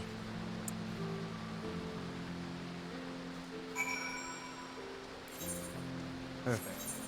I'm gonna go turn in these quests first, because I want to fly! I want to fly! Wait, so do they change it so that they reduce the number of ether currents you have to attune to if the X-Pack is, like, old? Because I strictly remember having to do, like, 8 ether currents, and they were all awful. I don't remember them only having 4.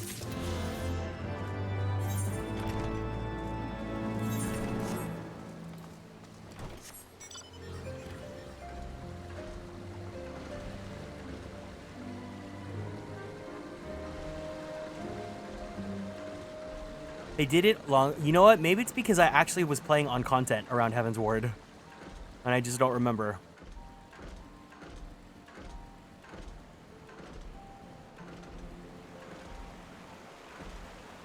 I have not had to be in these areas in so long. Because, like, once you're done with an X-Pack, you don't really visit the areas again. You mostly just go back to, like, a Realm Reborn.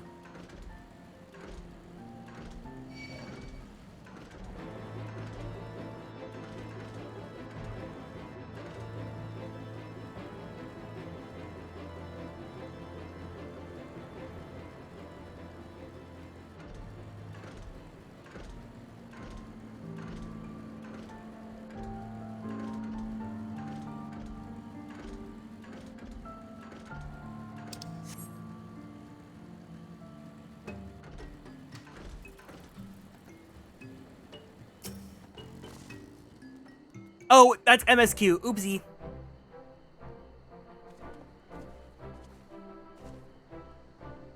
Garrick!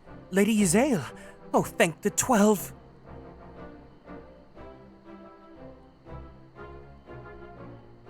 Lord Ravana, you say? How curious the Varth never mentioned his name. And you are quite certain he will keep his word.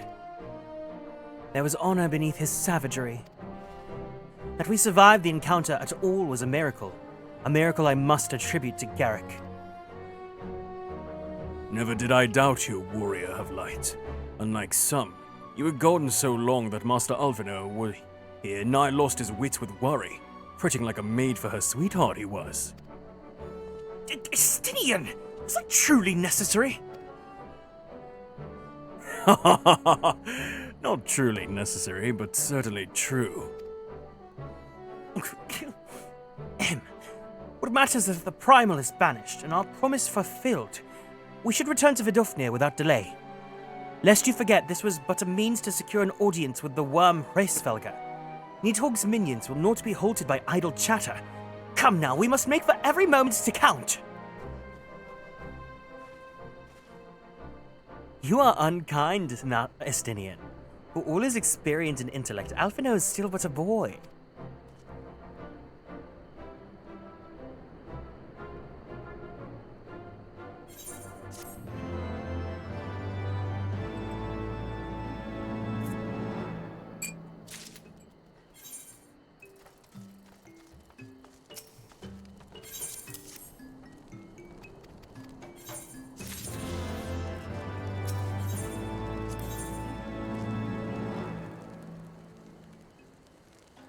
Oh, this just gives us the Allied Society, right?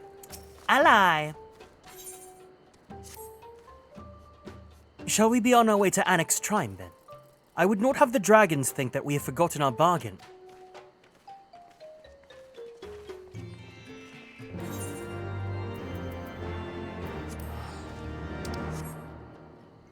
I actually kind of like this gladiator look on Garrick. I think that blue is kind of his color. Don't you guys agree? This, like, I like this color, this blue and silver, or like bronzy silver.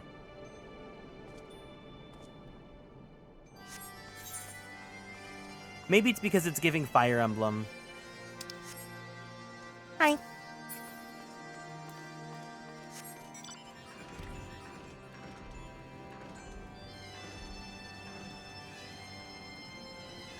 He's definitely giving Holy Knight. I like it. I think Because I didn't really think about what kind of backstory I wanted to give him until I made the Introduce Your Wool channel on our Discord. And I was like, if I'm going to give him a backstory, I want him to be a tank, right? So the story that I've gave him is that he's native to Ul'dah, and that he, you know, after the calamity, he lost his family, and he wanted to protect others and prevent another situation in which others lose their loved ones. It's kind of like he's trying to process all that, right? And that's why he's so stoic. So I kind of see him being like, I definitely see him being like a straight-laced knight sort of character, but still like stoic and like, I don't know. I don't think he's too like, I'm a paladin, but I also like the idea of him being just believing in good. Thou art returned, little one. Oh, they use like a reverb, right? Thou art returned, little one. Hast thou abandoned thine ill-conceived contest with the Nath? Nay, my friend. We return in triumph. By Garrick's hand we have the beastman's god, Lord Ravana, laid low. In his overconfidence, the Primal swore to withdraw his followers from your lands in the event of his defeat. A promise we believe he will keep. The Nath shall trouble you no longer. The deity is slain, then. How didst thou contend with his biting blades? But the particulars matter naught. Thou hast fulfilled thy promise, and I shall fulfill mine. Attend me, mortals. Hie you unto the deepest reaches of morn, and there shall you find Halo, the altar from which you may begin your ascent to the summit of Som All. But be fairly warned, the minions of Nidhogg shall not slightly suffer your presence on that sacred mount. By your struggles within the cavern, shall I judge your party possessed of sufficient fortitude to proceed. We shall not disappoint you, Vidofnir. If memory serves, the Cavern of Morn is entered from the second floor of the central tower. Let us begin the climb. It's the climb! I don't know the words.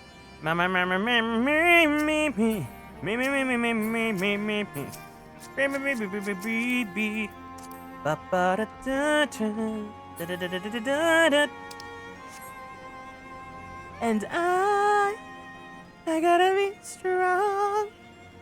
Gotta keep my head held high. There's always gonna be another mountain.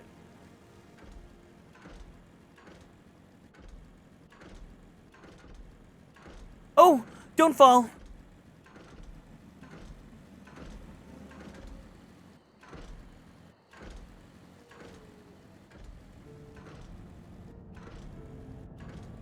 Oh, this is what we were. Okay, I remember now.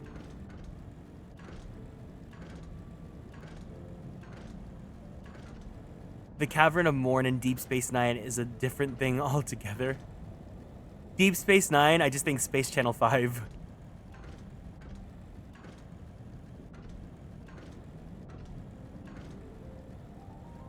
Left, right, chew, chew, chew.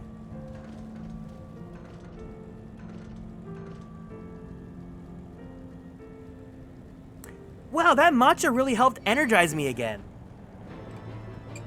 I was like yawning and falling asleep earlier, and now I'm like ready. Country singer Kieran isn't real. I don't know the lyrics to The Climb. If I know it, then I can... There's always gonna be another mountain. I'm always gonna wanna make it move.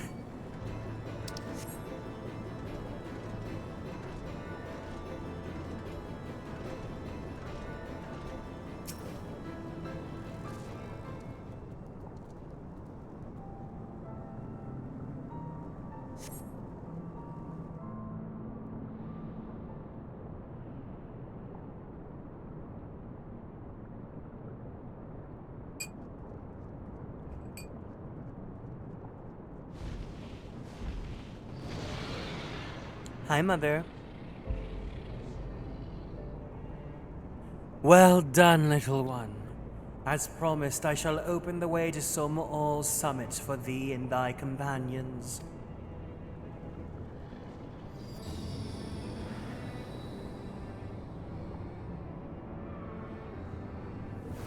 Hi, Mother.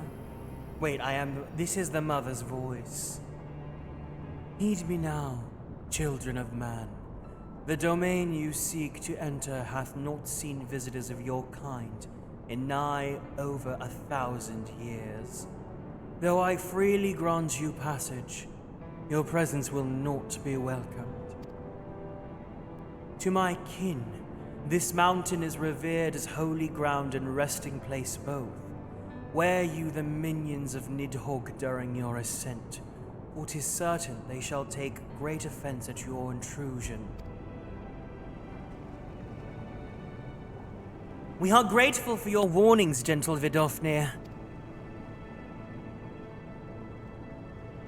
My final words are for thee, Dragoon. Have care to keep the stolen power thou wieldest in check, lest it breed further despair.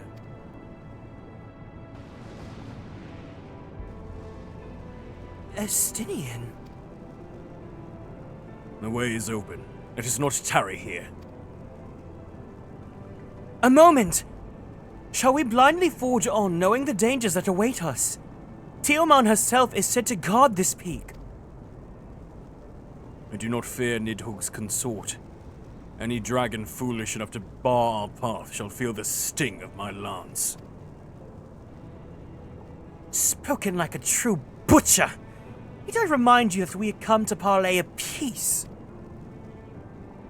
Let us be clear, heretic. 'Twas to save Ishgard and her people that I first lent my support to this doubtful venture, and 'tis for their sake that I go now to speak with Hraesvelga. But I said nothing of Teoman. Should the opportunity present itself to rid my people of one of their deadliest enemies, I shall take it. That is my duty as Azure Dragoon. You are beyond redemption. We will accomplish nothing by bickering. If we are to meet with Hraesvelga, our path leads up the mountain. We shall defend ourselves if attacked, but avoid conflict wherever possible. What other choice do we have?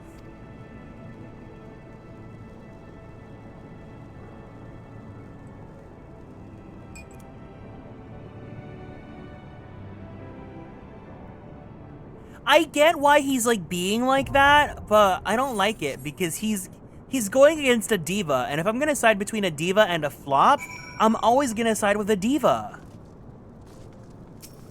I don't know what to say. Wait, you can do this with... They added trust for this? Oracle of Frost, Dragoon. I'm not gonna do it with them because they're gonna make it so slow, but still. Wait, that's kind of cool though that you can go with Yzael. Oh, thank God. I was gonna ask if you could heal me.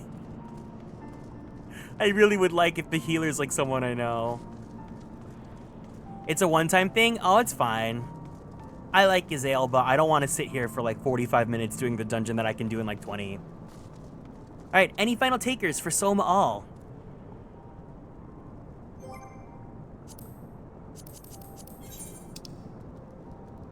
They did, that's the thing, I played this before, I did Heavensward like over, at least almost a decade ago now.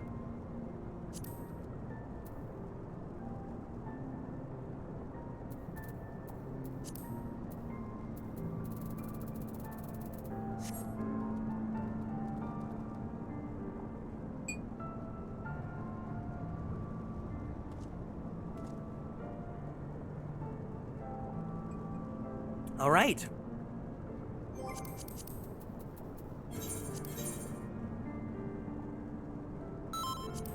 Oh, I'm so glad my healer's someone I know. I did do the Scholar quests, and I have Broil now. But I want to get Broil 2, because Broil 2 is like the beam attack. There we go.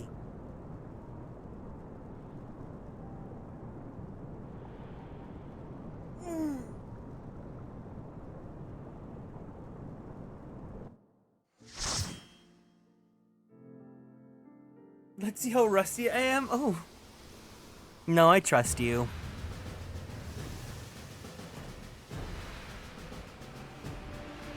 I think by this dungeon they start evening everything out and it's just like 2 pulls.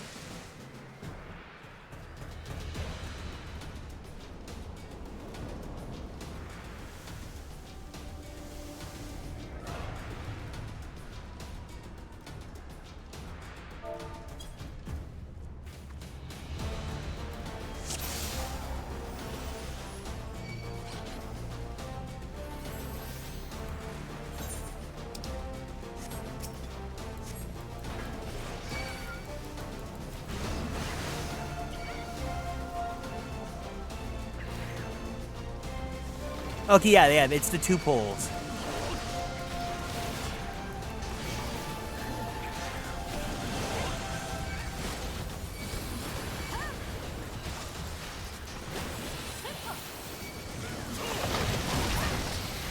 Oh, wait, I'm dying. Ah! Ah! Ah! We're fine.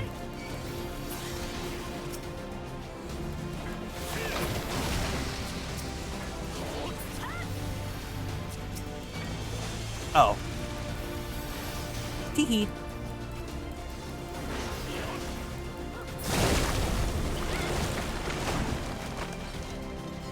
Ooh, you gave me a catalyze. Yay!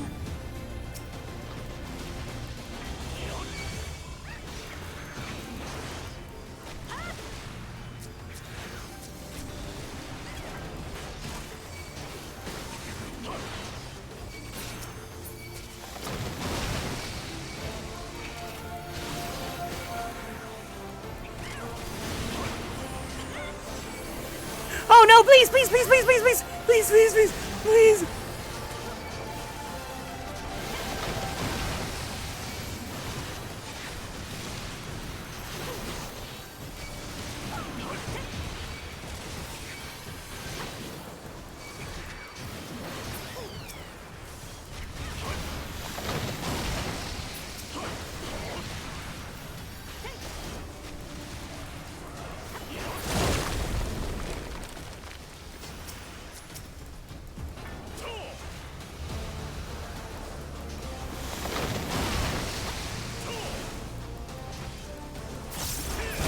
Okay.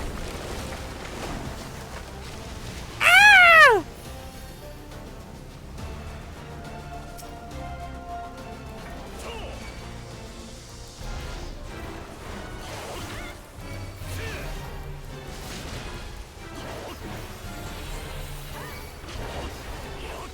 I'm ready.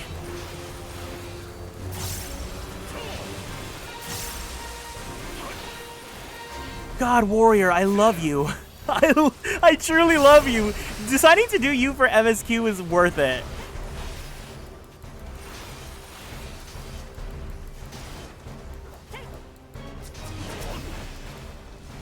Wait, I don't wanna grab those, right? Or do I?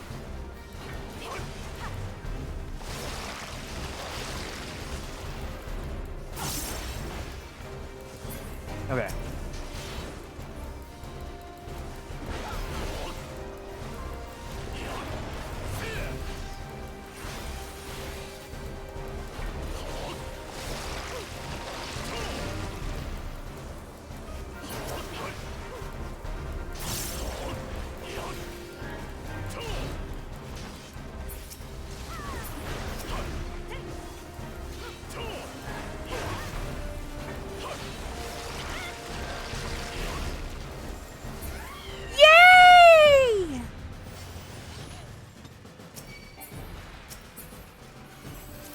Oh, yes, please.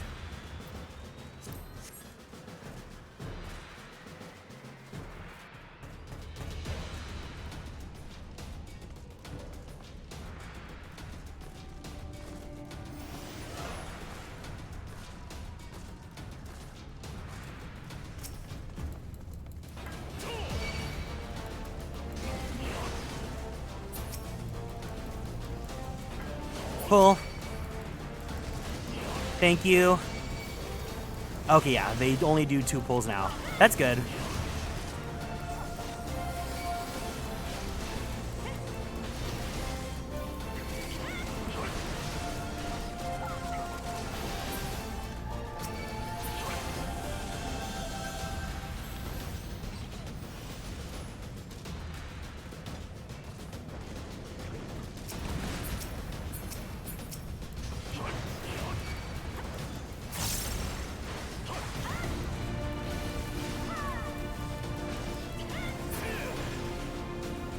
Oh my god, we are blazing through this dungeon. I love it.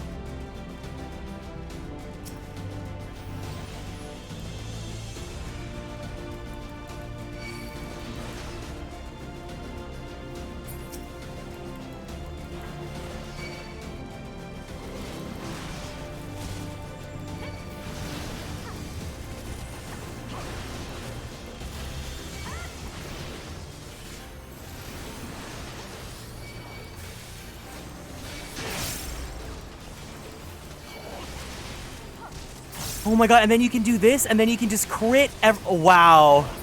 I love Warrior. Warrior is so awesome.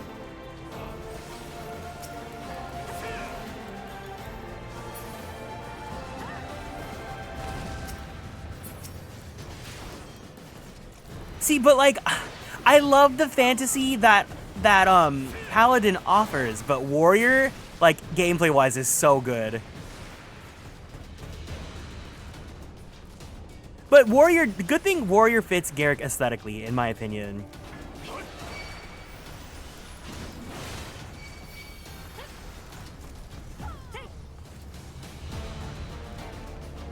Oh.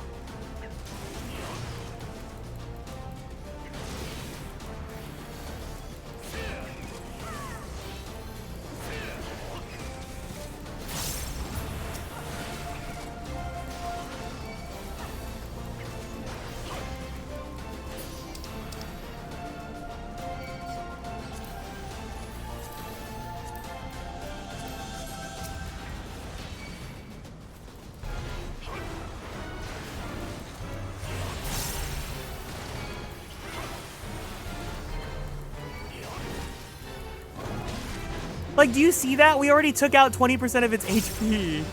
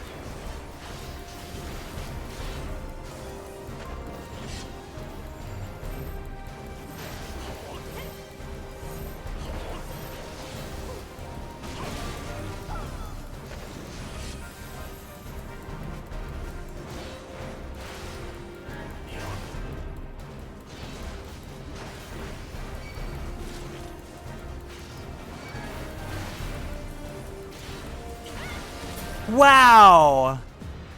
That's crazy.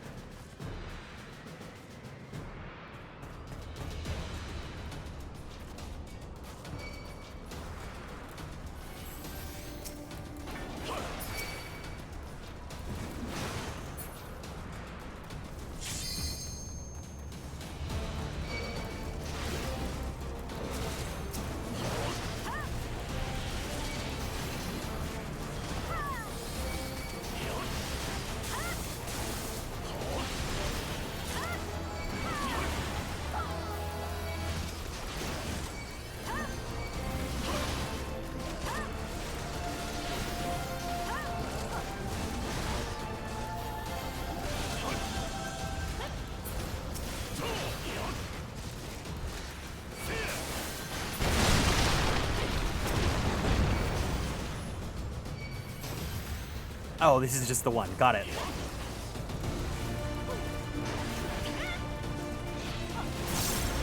Oh my god, Amaranth, you are amazing. I have not felt any fear at all doing this dungeon with you.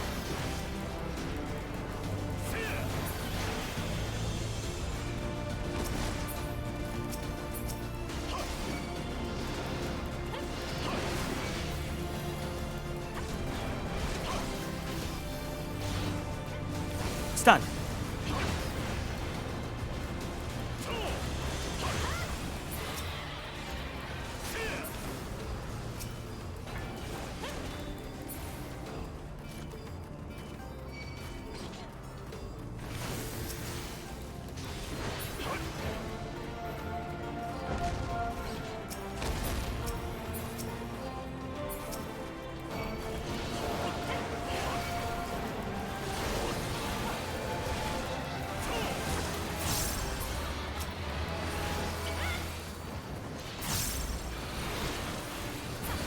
Wow.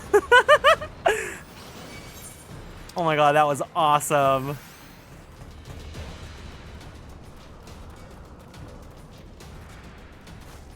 This was so easy because I had you with me.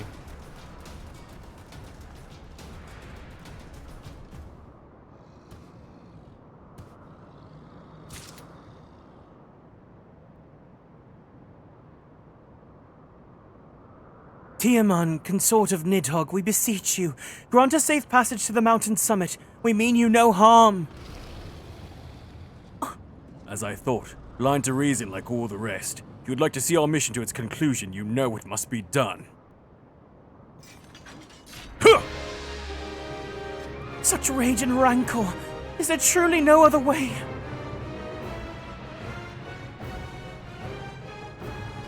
See, they learned. They said if we're gonna have a cutscene for the dungeon, we're gonna do it like we're gonna do auto text dialogue because we can't have people waiting. That's awesome.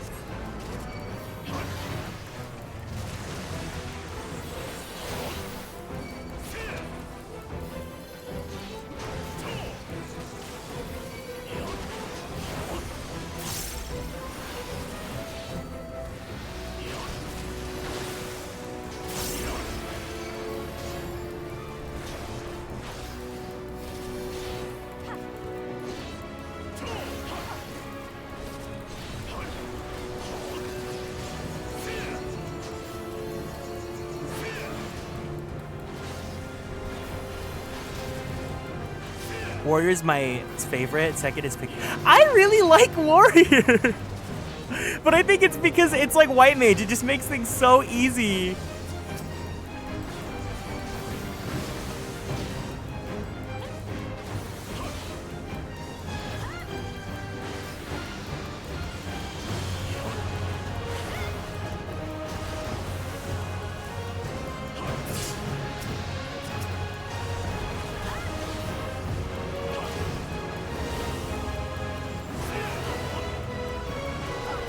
I know, Warrior is good because you can unfuck yourself out of this. That's true. I 1,000,000% agree. But also, just look at how crazy this damage is.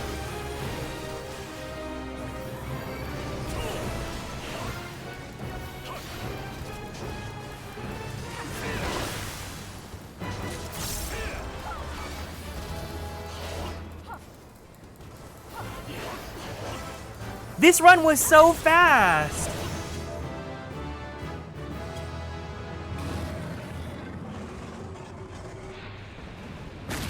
This is what a superstar looks like. Oh my god, Amaranth. I love you. You are an awesome healer. I did not fear for my life at any second. I might have had one fear, but that was like the first pull.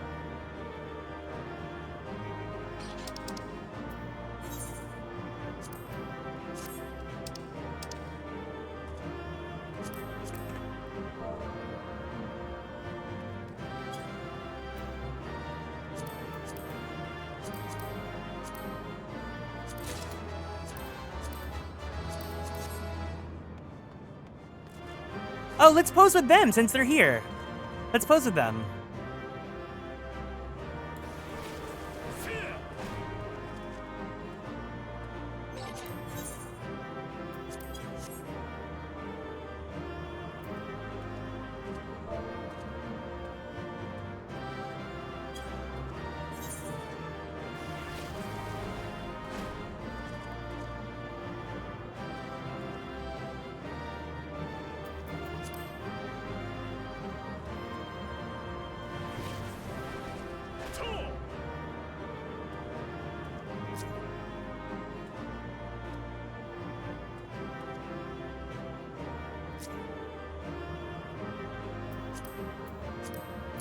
I'm going to hide the fairy.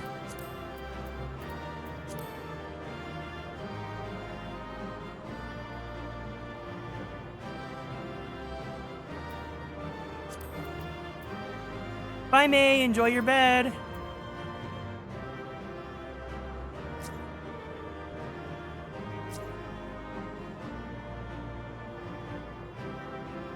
Alvino looks so disappointed. He's like, God. Thank you for the head pat. Hi. Okay, fine, fine. Just because. Oh, it looks like I'm gonna kill her. It looks like I'm gonna kill her. I'm Alcazolka now. Oh, actually, this would look kind of cool, huh? Oh, look at that. It looks like I'm gonna kill her and you're taking notes on it.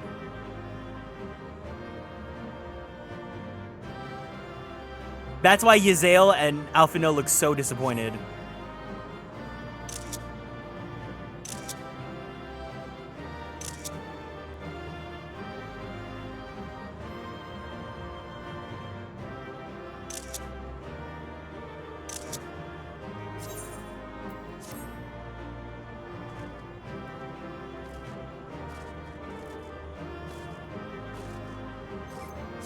This was an awesome run. Oh my god.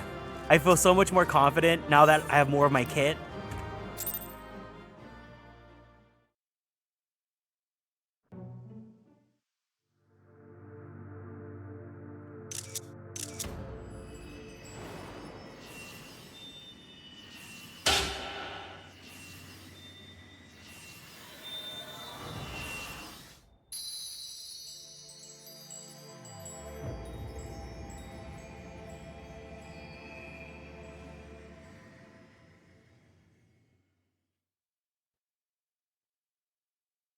I'm reclaiming my motherhood, our motherdom. Garrick!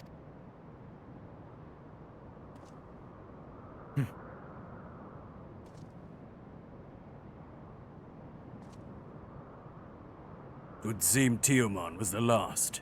I sense no other dragons nearby.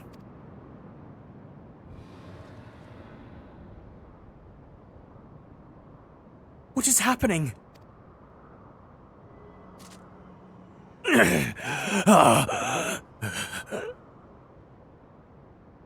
Nidhogg, he roars. He knows we are here then. Save Echo. Yeah, but okay, by this level you get Indom, and that's the most useful ability you need. His fury.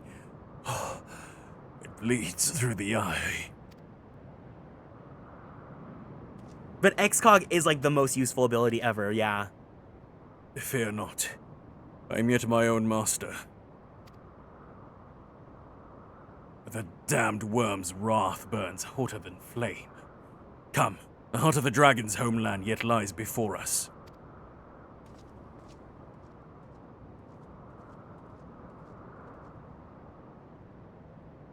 Thus do we add another link to the chain of vengeance.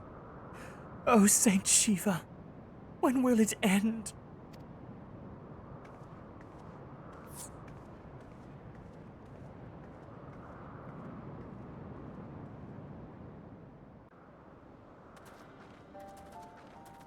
To the peak of Som Al, at the end of a perilous mountain path, whence could be seen a string of pearl-like islands floating impossibly atop a sea of clouds. You mean pizza? I want pizza. To a domain where dragons and men had once lived in harmony, whose majesty no mortal eye had glimpsed for nigh on 1,000 years. They came. The churning mist.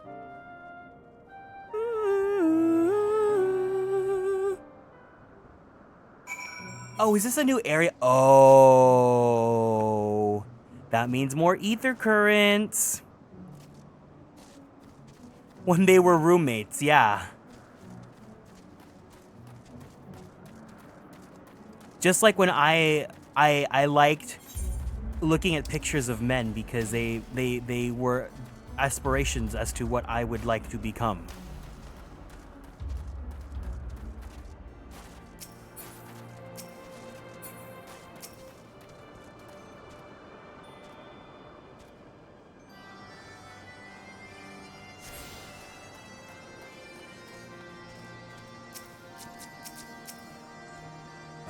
I feel the worm's anger. His lair's not far. Not far at all. We stand within the sacred homeland of dragons, beneath the sky that is Hraesvelga's domain. Our quest nears its end, Garrick. We've reached it at last, the peak of Samol. It is said to be the highest mountain in all of Eorzea, you know. I thought it was cold in Kurthis, but the air here carries the chill of a dozen winters. I can fly in the Dravanian Forelands now! Yay!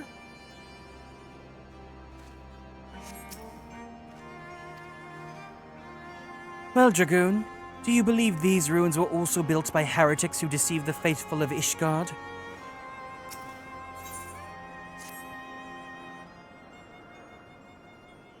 Now that we've scaled the mountain, there remains the problem of finding Hraesvelga himself.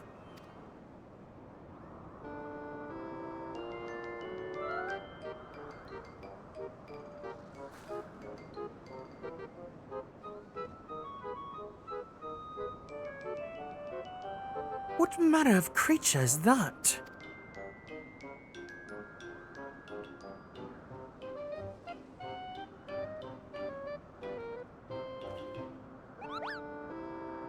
Oh!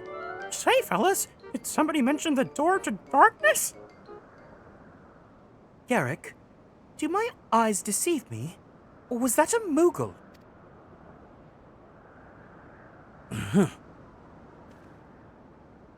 It was my understanding that they only dwelled within the Twelveswood. I certainly never expected to see one in the churning mist. If the Moogle does live here, however, he may know where Hraesvelga makes his lair. Quickly now, before we lose the creature completely.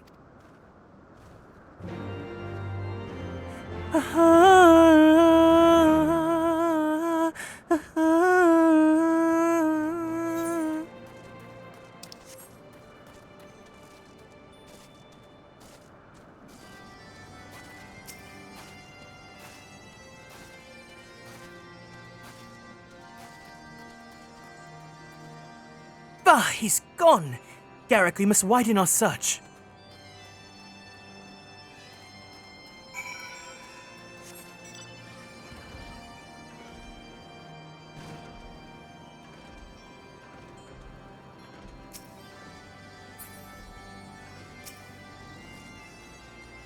Where could he have gone?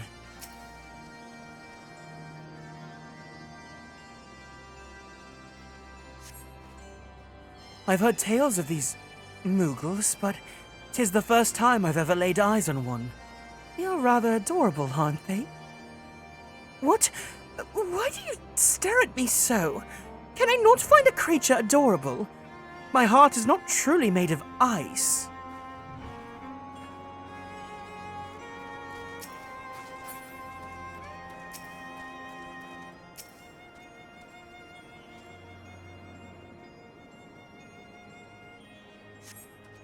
I see no evidence of this Moogle of yours. Are you certain it wasn't a trick of the light? Mayhaps 'twas simply one of the strange plants shifting in a breeze. Estinian doesn't believe in Santa Claus.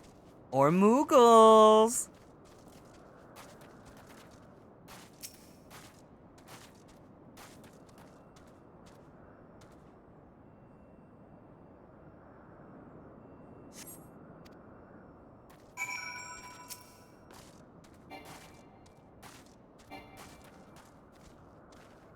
I'm sure I glimpsed the Moogle fleeing in this direction. Could he also be concealing himself with magic?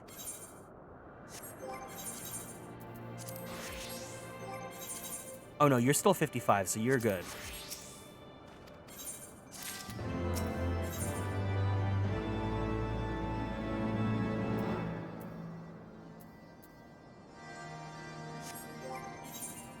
Why would I believe in Santa when he's a gift? What? When he's a... Yeah, the gift that keeps on giving. Oh, I just changed my legs. Now it looks ugly in this cutscene. Confound it. If we put enlist the aid of one of the local Moogles, I'm certain Hraesvelga would not elude us for so long. Though the eye enables me to sense the presence of dragons, I can only identify Nidhoggs with any certainty. I could wander the mist for days and not know if we were any closer to his brood brother. And those are days we cannot well afford to squander. Shall we divide our forces then? Lady Isaiah, might I ask you to question any dragons whom you judge it safe to approach? I shall try, yet I fear the influence of Nidhogg's rage will render most of the Dravanians in the area deaf to reason.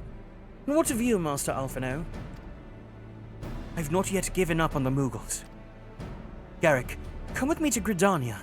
I mean to petition in aid of the Moogles' kin in the Twelveswood.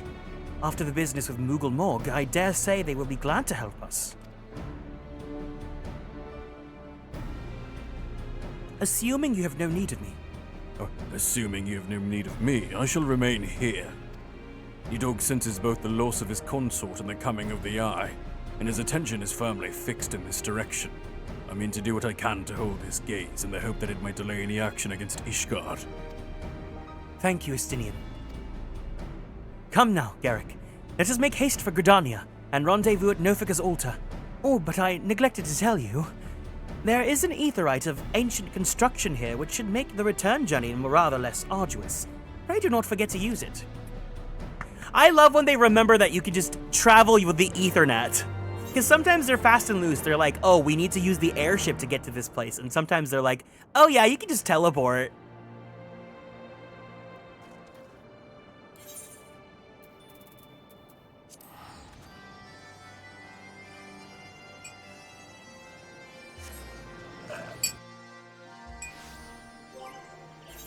Oh my god, that matcha was so good.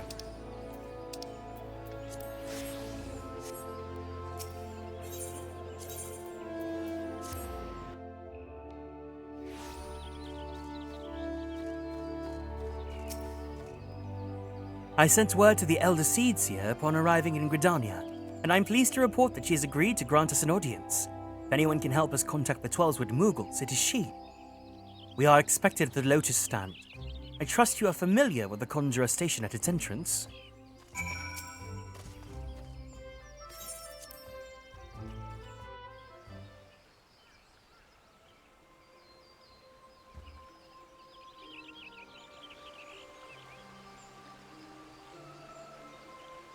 I bid you welcome, friends. The Admiral spoke of having met with you, but 'tis no less of a relief to see you safe and hale with mine own eyes. We humbly thank you for agreeing to receive us upon such short notice, my lady, and for all you've done for us in our absence. Would that it was solely to express our gratitude that we came to you this day. Alas, the tides of battle yet dictate our comings and goings. Elder Seedseer, we would beg your wisdom in a matter they may finally bring an end to the Dragon Song War. Speak on, friend.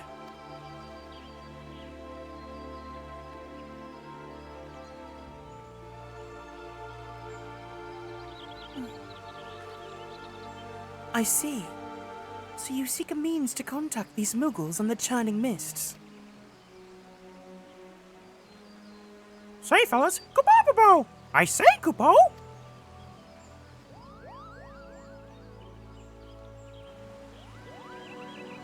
Greetings, Kuplo Cop. To what do we owe the pleasure of your company? I was struck by the sudden urge to bring you some fruit, Connie, and I'm jolly glad I did. Tell me more about these Moogles in the sky, Kupo. I will gladly tell you all I know, though it amounts to precious little. We encountered a Moogle high in the clouds of Dravania, and had hoped that you and your kin in the Twelveswood might agree to facilitate a meeting. Pray correct me if I am mistaken, Kuplo, but there are legends, are there not, which speak of Moogles who dwelled beyond the clouds. Indeed there are, Kupo. Long, long ago, back when the world was still young, They say my ancestors served the gods up in the heavens. Of course, that was before their masters took to bickering like spoiled children. Ah, yes. The tale of good King Moogle the Mog the 12th. He is revered for holding fast to a rope of miraculous length, that his subjects might climb down from the sky and escape to the world below.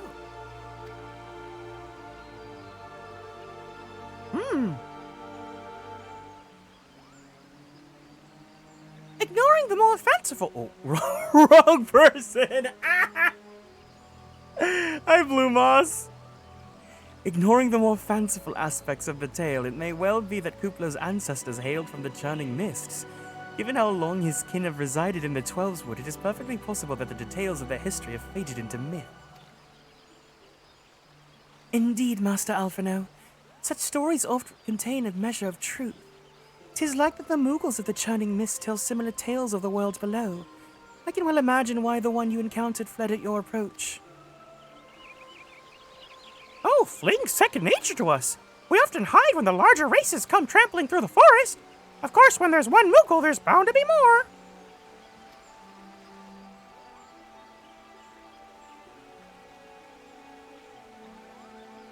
Which is why I've decided to take a trip down to the clouds, Kupo. They surely won't be afraid to talk to me. I was hoping you might say that, Master Kuplo. You will accompany us, then? Just you try to stop me, Kupo. I'll admit the thought of venturing outside the Twelveswood is a bit unsettling, but I can hardly refuse a chance to meet my distant cousins.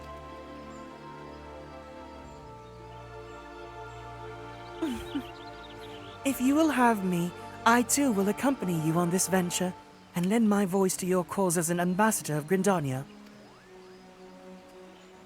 Oh! My lady, are you quite certain?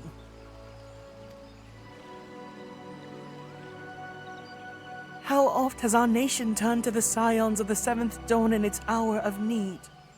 How oft have we asked the warrior of light to risk his life to save our own? Full many times I say to you, and never have they refused us. Thus do I choose this day to offer mine and to our allies for the good of the realm. Is this not just?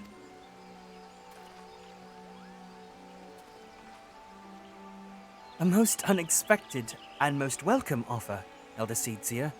We would be honored by your presence.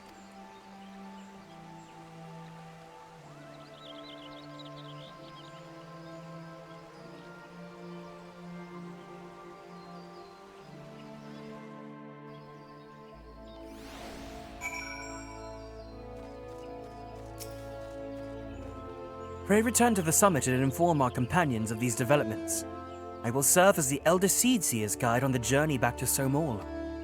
It being a path I have already trodden, I do not anticipate any great difficulties. Besides, we shall have the Elder Seedseer's personal guard to escort us. It's called Mog Home!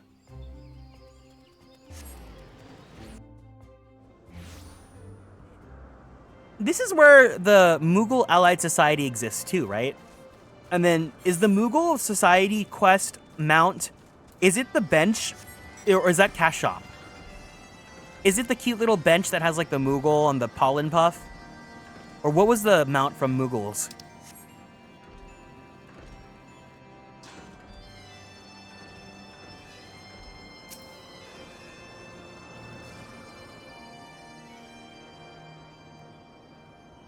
Well met, warrior of light. Your dog is not stirred, but he watches us, unblinking.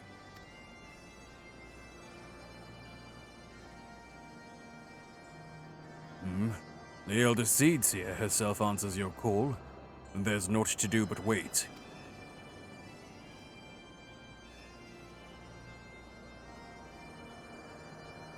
There they are, Garrick.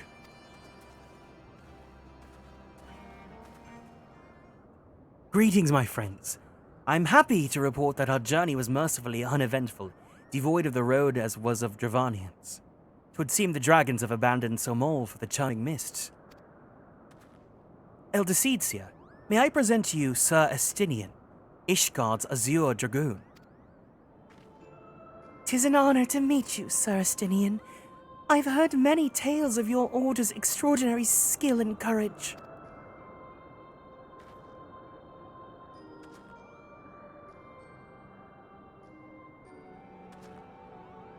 Cloud Mallow? Friends, I feel it only right to inform you that we are not alone.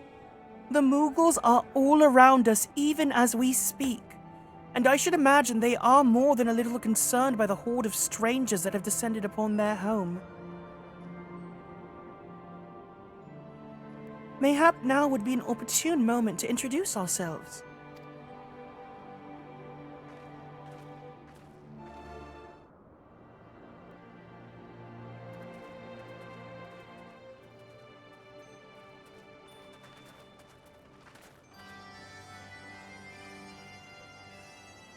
This should serve.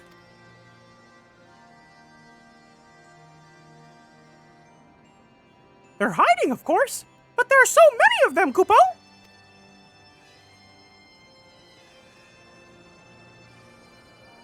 I am Connie Senna. My companions and I have braved the long road from the Twelveswood to share words with you.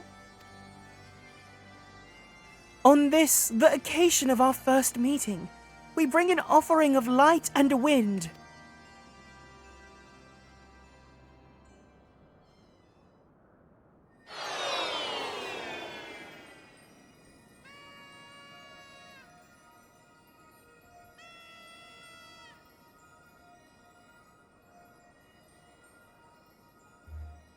Ooh, such a gentle and pleasing glow, Kupo.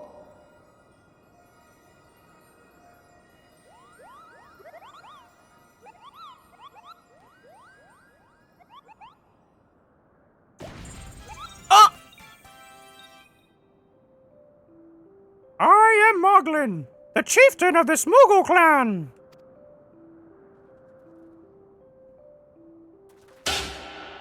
Chieftain Moglin, it is an honor to meet you. Greetings! I'm Kuplo Kopp, ambassador of the Twelveswood Moogles. A Moogle from the world below? Your hide is of a different hue, but that palm is unmistakable. I might need a moment here, Kupo. My companions were no less surprised to learn of your existence here amongst the clouds. I hope they did not startle you overmuch in their eagerness to make your acquaintance. Full well can I imagine your wariness. I'm told that men have not walked here in nigh of 1,000 years. The car is racing to see the Moogles. Mayhap you will forgive them of their forwardness when I unfold to you the grave matter which first brought them here in your midst. My companions crave an audience with the great worm Hraesvelga, that they might negotiate an end to the war twixt man and dragon. An end to the war, you say? I trust you, Connie Senna. The light of peace shines brightly within your soul. But I'm afraid the same cannot be said of your friends. To be plain, we did not hide ourselves because they were the first of your kind to be seen here in 1,000 years. Well, not only because of that, we hid because we smelled dragon blood. These skies are home to many, many dragons. While some crave peace, such as Hraesvelga, many others crave the opposite, such as Nidhogg. You stink! Suffice it to say, we are worried that the presence of your blood-splattered warrior friends will attract the attention of the nastier kind and invite destruction into our happy home.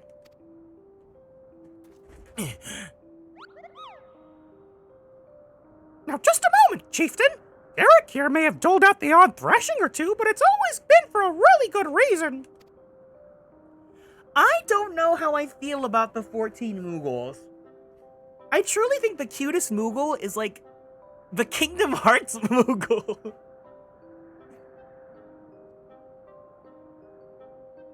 He's a champion of the Twelveswood Moogles, and I'll not hear his good name slandered. Now, Ambassador. Let's not ruffle each other's fur. I shall, of course, take your testimony into consideration. What is the FF7 wait. FF7 Rebirth Moogle. Oh, Winnie the Pooh! I think the FF9 Moogle... Yeah, the FF9 Moogle is the closest thing to the Kingdom Hearts Moogle. No, actually, I lied. Hi, how to do, but the FF9 Moogles are cute, too.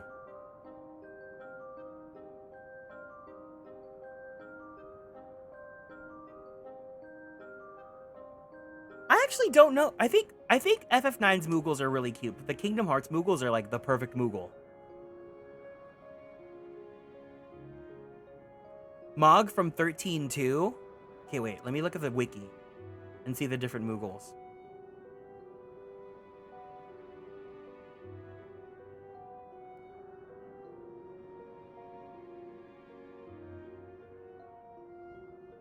Whoa, the Final Fantasy VIII Moogles look so different. They don't have their palms. Yeah, FF9's cute. FF10's is cute because it's the doll.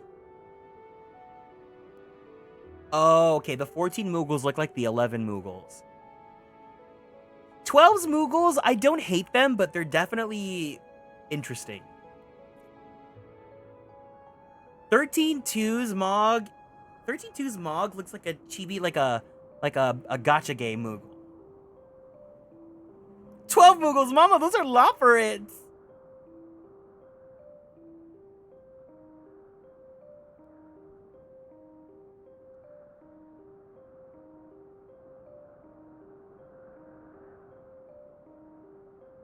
Crystal Chronicles Moogles, they look like a farming game pet.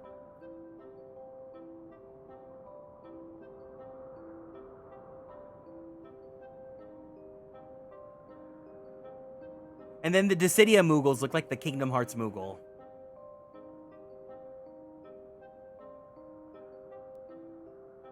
Okay, yeah, I think I like my favorite's the Kingdom Hearts Moogle and then the FF9 Moogle.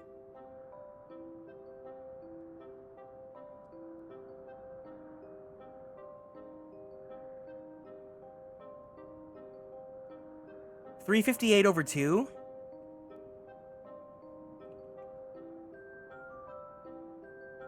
Oh, because it's an Organization 13 Moogle. If I may, Chieftain, there is little room for trust twixt strangers.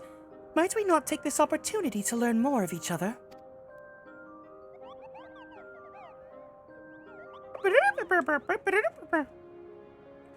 An excellent suggestion, Kupo.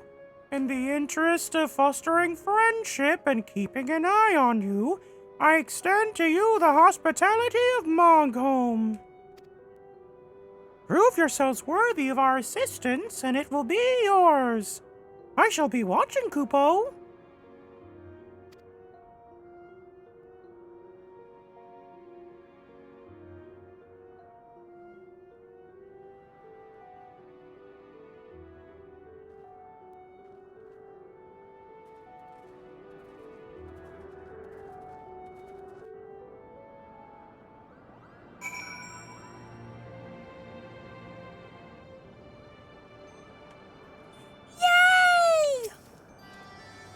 Tell me, and the world down below, do all of your kind look so different from one another?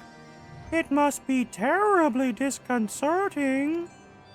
What was it Kuplo Cop called you again? Garrick? Your names are as odd as your appearance. Have you ever considered a nice Moogle name? Moglin is taken, by the way, Kupo. As are Moghan, Mogmug, and Mogwin. These being the names of 3 wise Moogles who will administer the momentous challenges I have devised to measure your worth. I call them The trials of trustworthiness. Undertake these trials, and we shall soon see whether or not you are worthy of our aid.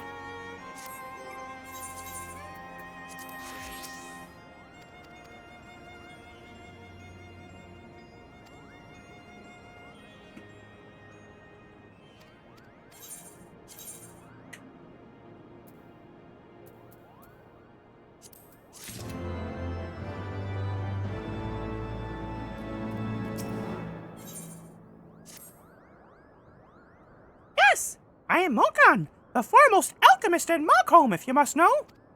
If your stummy's gloopy or your wings are droopy, I've a potion to fix it. Or I would if I didn't keep running out of ingredients. Luckily, you're here to do my trial! Yes, go forth, mighty adventurer, and you mightily pluck 3 sprigs of cloud's breath for me. You'll find it blooming near the entrance to Ale Tome. It's not the safest of places, so don't let yourself be too distracted by the pretty flowers, Kupo.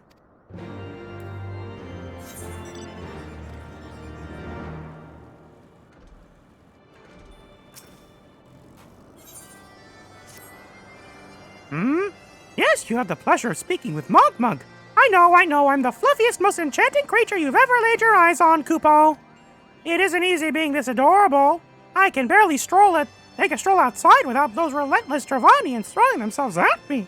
Why, they look as if they might just gobble me right up. In any case, fleeing their overbearing adulation is growing a bit tiresome. Your trial, sir, is this. Find these ardent archaeosaurs and slap some manners into them, Kupo. Perhaps a firm smack on the snout will teach them to appreciate my charm from afar. At least you can get them done all at once. Mogwin's the name, and art is my game. When it comes to painting, there are none in Mogholm who can match my talent with a brush, Kupo. I know why you've come. Chieftain Moglin has demanded that I test your trustworthiness. But as I trust no one to create art that will satisfy me, I instead charge you with retrieving a masterpiece I seem to have misplaced. It is an ambitious and innovative work, guaranteed to fetch at least 4 Kupo nuts on the open market. You must find it. Question the masses. Surely a pebble painted with such a vibrant color and unmistakable panache cannot have escaped the notice of every Moogle in Moogholm.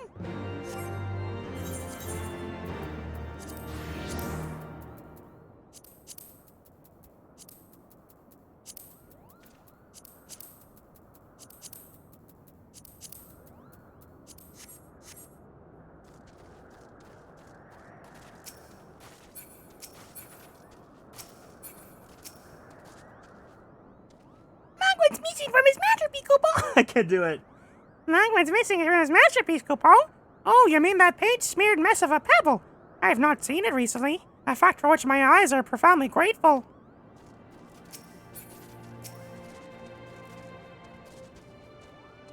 Maestro Mogwin has misplaced his masterpiece, Kupo. Oh, happy day! If I'm swifter in finding it, I will soon have a genuine Mogwin for the price of a little perspiration. Honestly, who has 4 Kupo nuts just lying around and spend on such luxuries?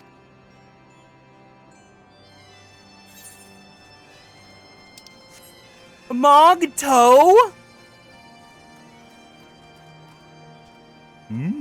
I don't know much about his stone, but I know that Mogwin's been creeping out the back of Somal Summit from time to time, Kupo. Maybe he left it up there.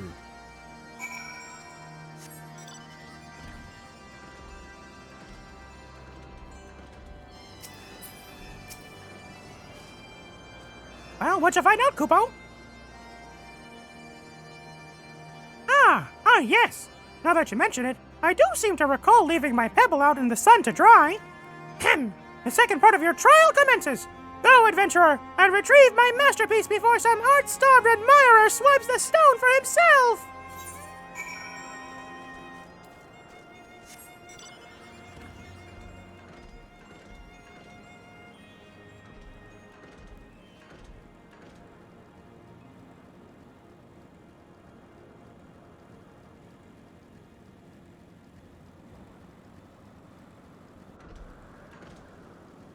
Emptier of purses, mender of sticks.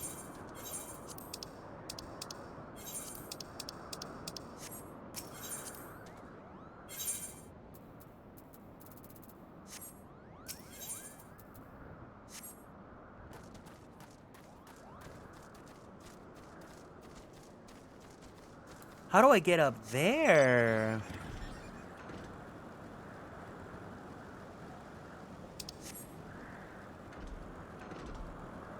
Ooh, there's someone here.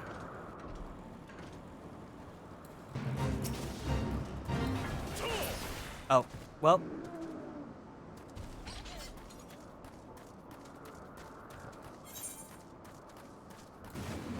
Oh, oops. I got no credit.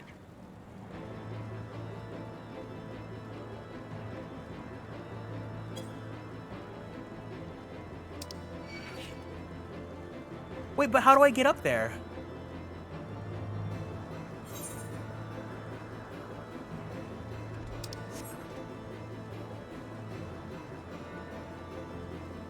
Oh. They're still fighting. Okay.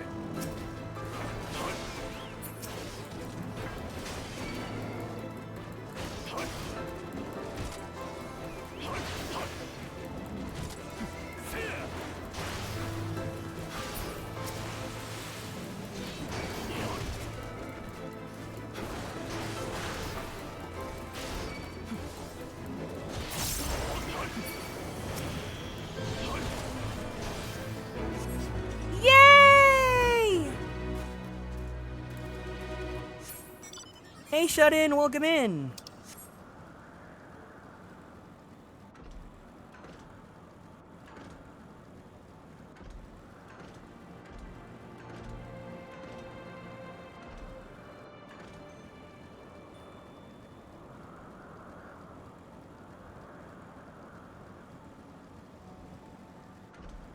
How do I get up there?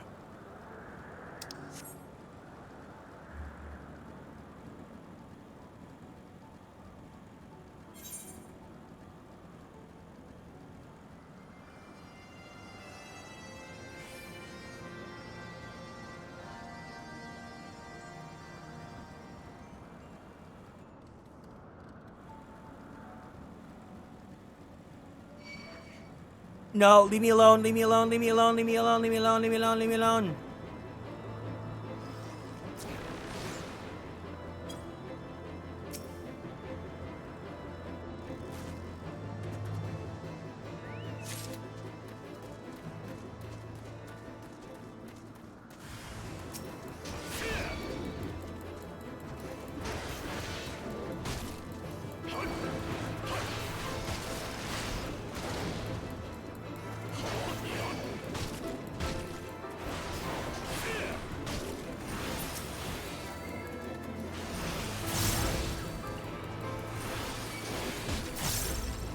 Boom!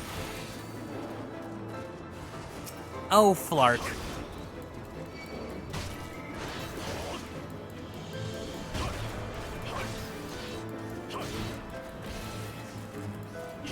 Did it say it was attacking with its third leg?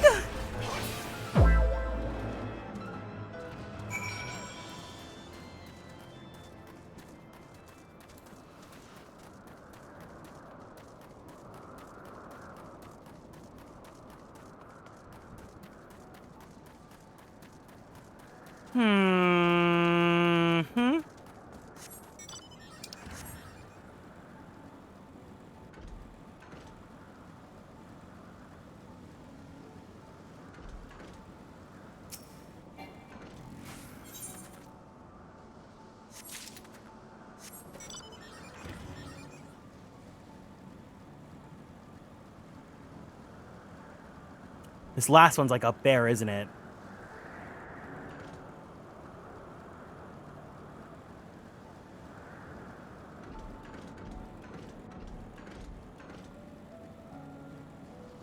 There we go.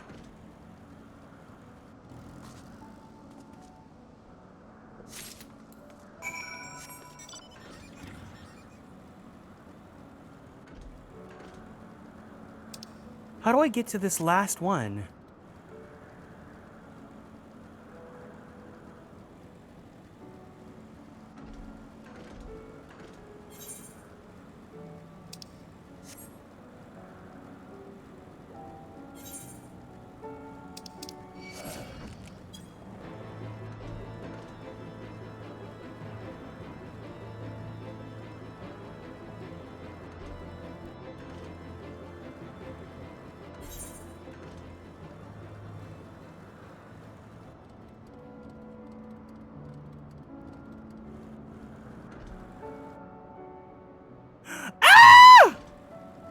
Oh. Well.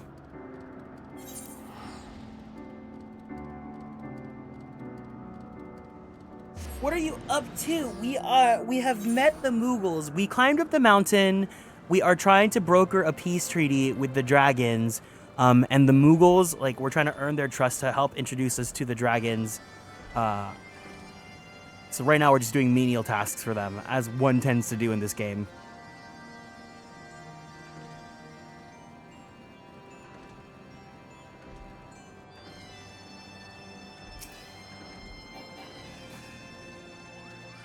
You were able to humble my Dravanian devotees? Wonderful!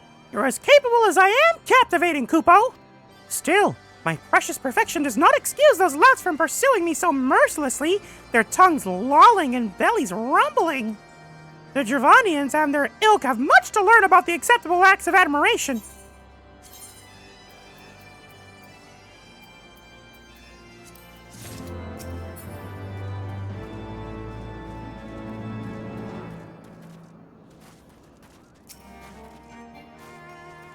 Hey, Soft Rock Star, welcome in. Do you have any trouble finding Cloud's Breath? I do need it quite urgently, you know.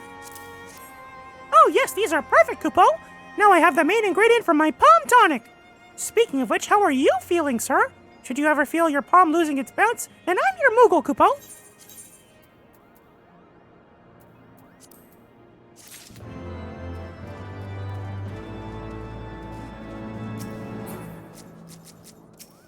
Margaret, that's funny.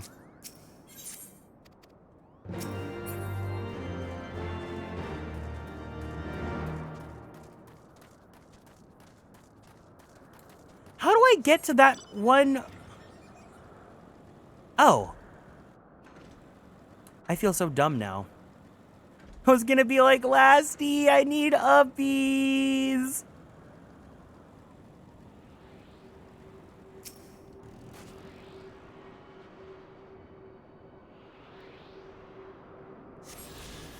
No, I have to learn to not be spoiled.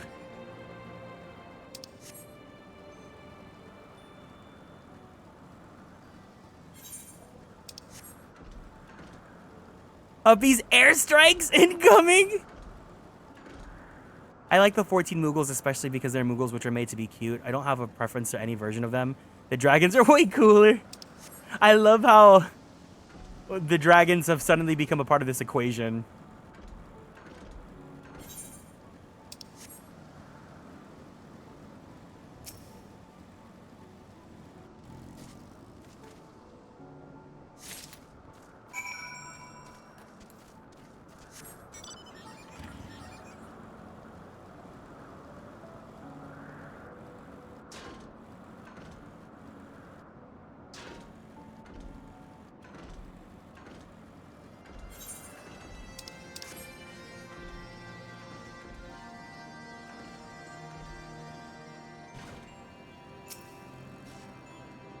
Do you have it, Kupo? Is my masterpiece safe? Yes, this is my work. Is it not exquisite? I call it Konstellations of Zenith. Thank you, sir.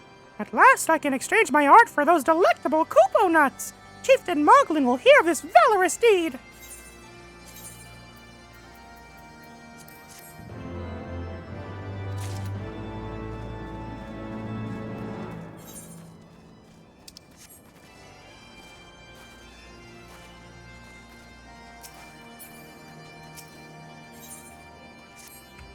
Eric, if that is what you insist on calling yourself, you've completed the trials of trustworthiness administered by the taskmasters Moghan, Mogmog, and Mogwin. During these grueling tests of character, I closely observed your conduct, as well as that of your compatriots. And I am decided, Kupo. Gather your friends before me now so that I need not repeat myself needlessly.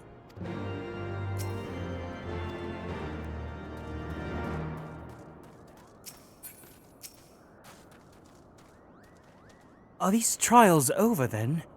My tasks have been limited more than household chores. If our hosts elect not to grant their aid after working us like pack chocobos, I shall demand compensation in Kupo nuts out of principle. But I hope it will not come to that. Let us hear the chieftain's verdict, shall we?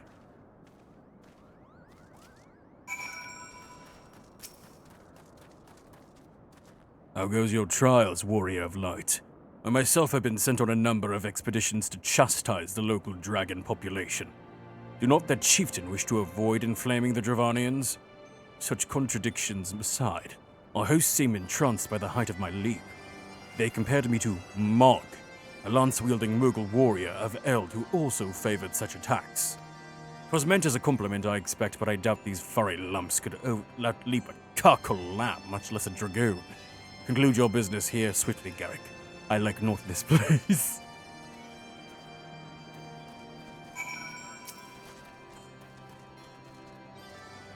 Standing here in Morgholm, my thoughts turn inevitably to the legend of good King Mughal the Morg XII and his seat in the heavens. Like most, I thought it no more than a myth, a story from younglings that grew with the telling. But with every passing moment, I become more certain that we have discovered the origin of the tale. How eager am I to hear what the chieftain has to say. Forever may he reign!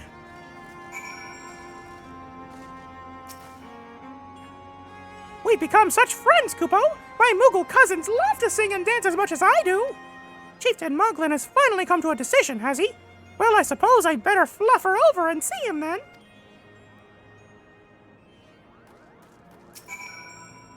What sorcery is this? That my heart should stir at mere fluffiness. It's so fluffy! Garrick, I was... no matter. What is it? Chieftain Moglin has made his decision. Well, let us not keep him waiting then.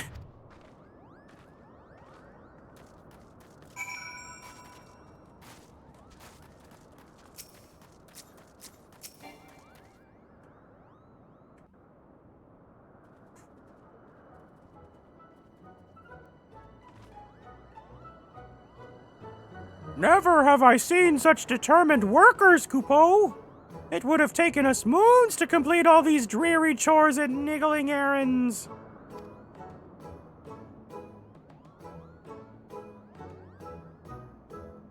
And have our labors proven the purity of our intentions, Chieftain?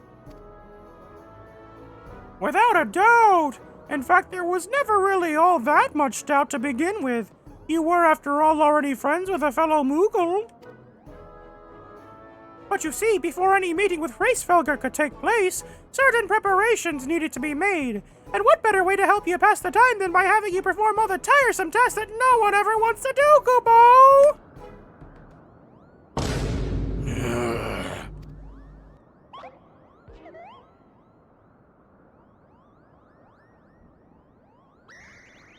Oh dear! The horn! Bring out the horn! Quickly now!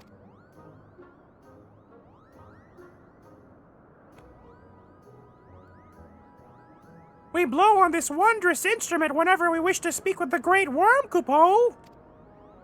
We, haven't, perhaps been treating it with the care it deserves of late. And I think Morgan might have sat on it, so we needed some time for cleaning and polishing and straightening.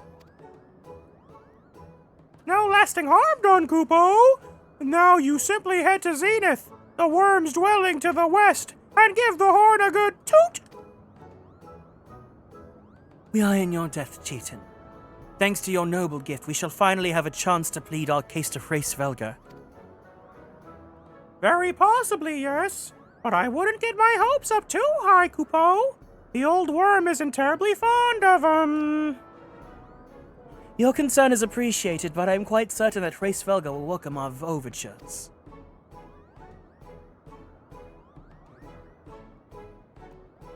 Should we ever arrive at his lair? Come, we've squandered enough time already.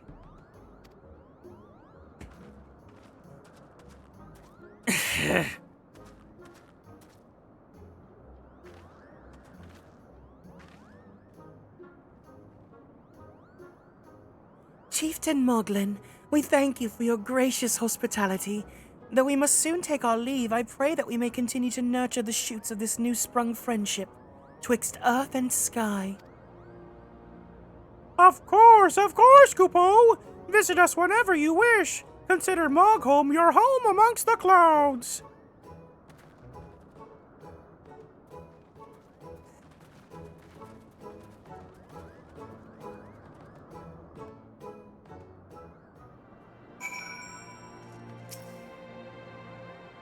Thanks for the help, Kupo. I doubt I would have ever found all the time for all those rotten chores. Hey, it wasn't my idea. If the chieftain had spent less time sitting about and littling more time chieftaining, things would have gotten so much more messy in the first place. And he was the one who settled that horn, by the way. But now all the errands are done and the horn is fixed, so all's well that ends well, hey, Kupo?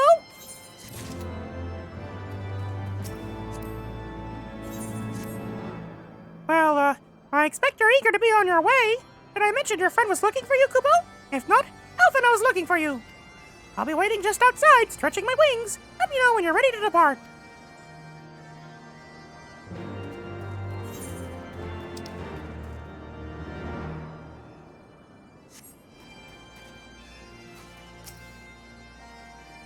To the best of my knowledge, we have all that we need for our trip to Zenith, and I believe the Elder Seedseer and her retinue will soon be making the journey back to Gradonia.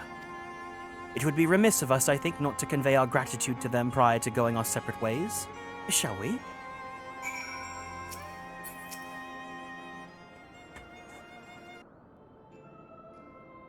Alphinaud, Garrick, I do humbly thank you for what has been a most enlightening experience. Were it not for your pioneering spirit, the existence of these Moogles might never have been revealed to us. 'Tis we who should be thankful, Elder Seedseer. Were it not for your timely diplomacy, they would never have chosen to reveal themselves at all. And 'twas your presence, Kupla Kop, that ultimately won us their trust. It must have taken great courage to leave the sanctuary of the Twelveswood. We are exceedingly glad that you did. It was my pleasure, Kupo. I've made so many new friends and have so many fantastic tales to tell my kinsmoogles back home. And it is to our home that we must now return. May you ever walk in the light of the crystal, my friends.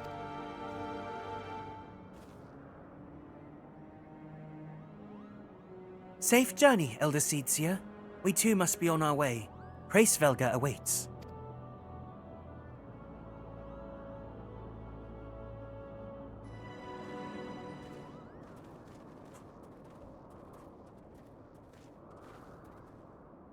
Warrior of light, pray attend closely to your companion, Saristinian.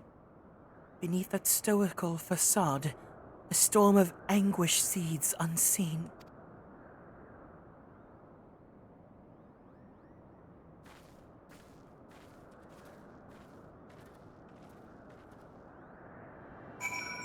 Beneath all the floppage is anguish because he's flopping.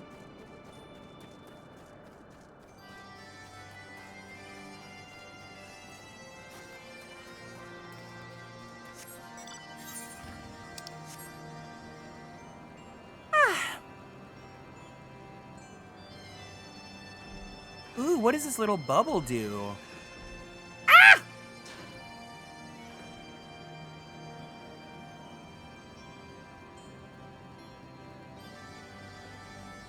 Ooh, what does this little bubble do?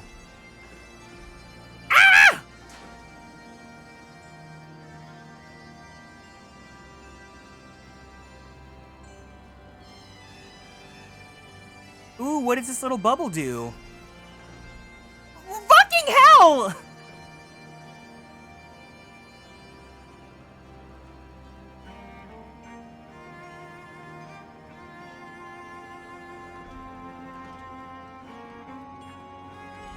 It's like I'm playing Mario Kart. Oh my god.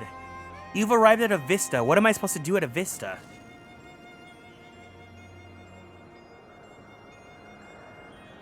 Thank you. You saved me the effort.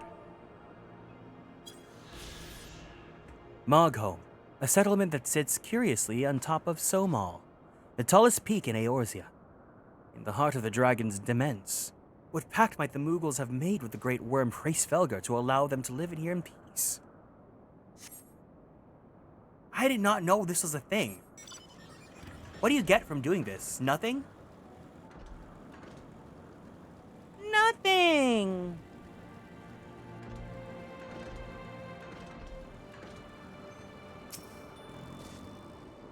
Have you said your goodbyes and dabbled away your tears, Kupo? Then we're indeed ready to go! Oh!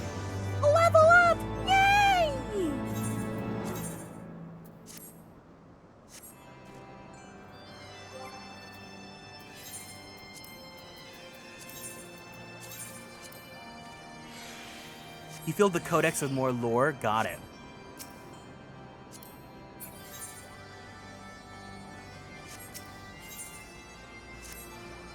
As the Chieftain Moglin has already explained, the shiny instrument we gave you is the best means of grabbing Hraesvelgr's attention. I'll come along and show you the way to Zenith. That's the big place where you're needing to blow the horn. First things first, though, we need to make for a saw. Oh, and watch out for rampaging dragons. Maybe that should be the first warning, Kupo. I have to remember to end the quest on Scholar so that I can get Scholar EXP, because now my warrior is almost 57. Or he is 57.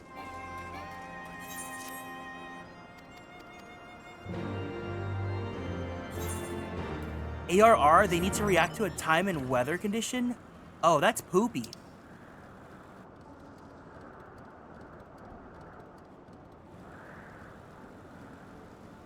Let me go do these side quests first. Because I really do want to get the ether current stuff out of the way.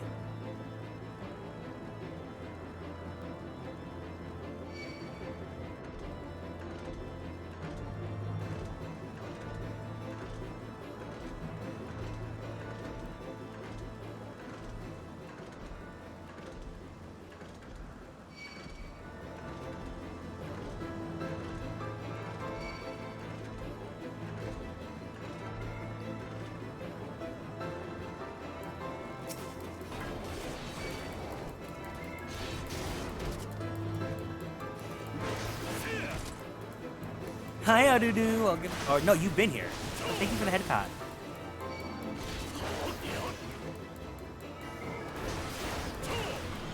I beat you. I win you.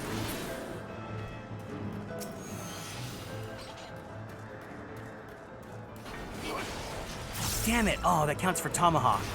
Now I don't get the crit. Whatever.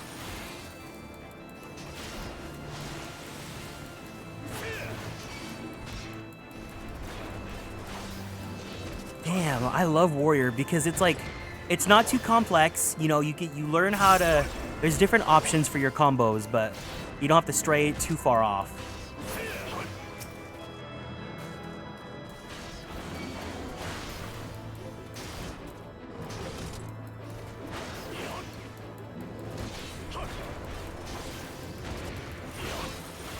You unga, then you bunga.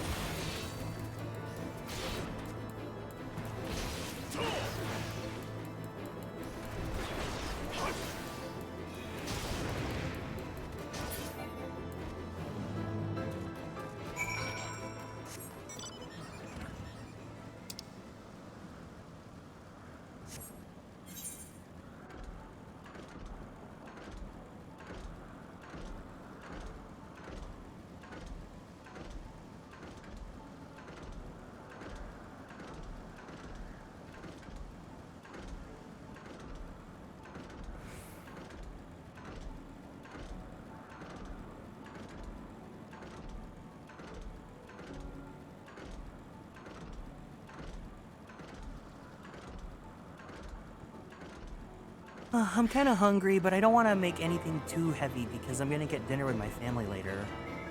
Planning on going to KBBQ.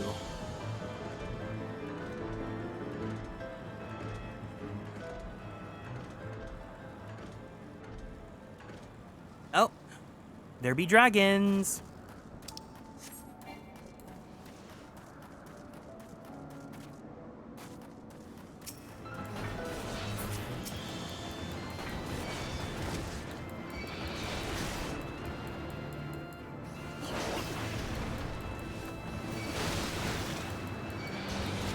KBBQ is really, yeah, of course.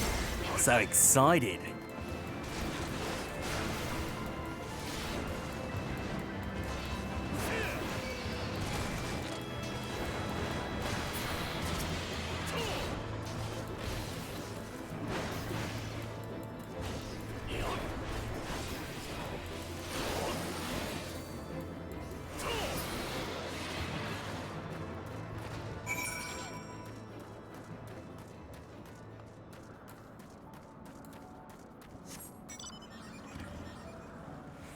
My berserk!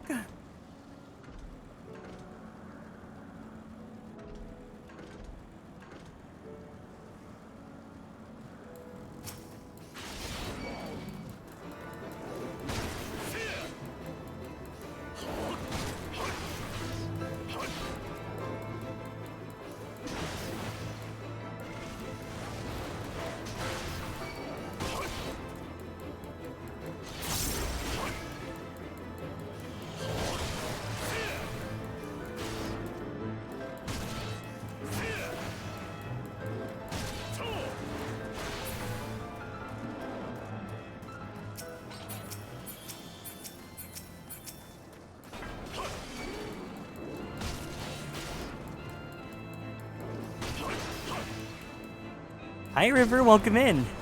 I can't save my game. It's an online game. There's nothing for me to save.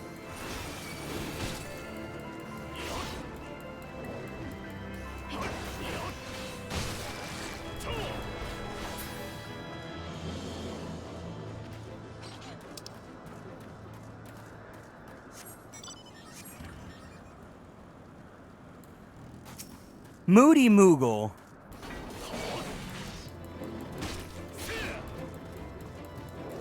Hi, River. Welcome in.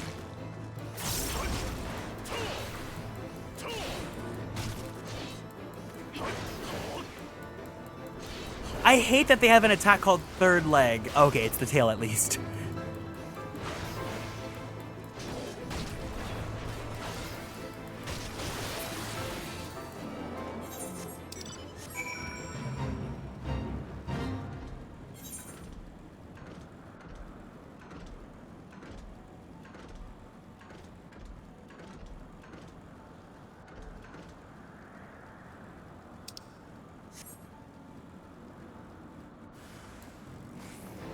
Oh, come on. Get over here.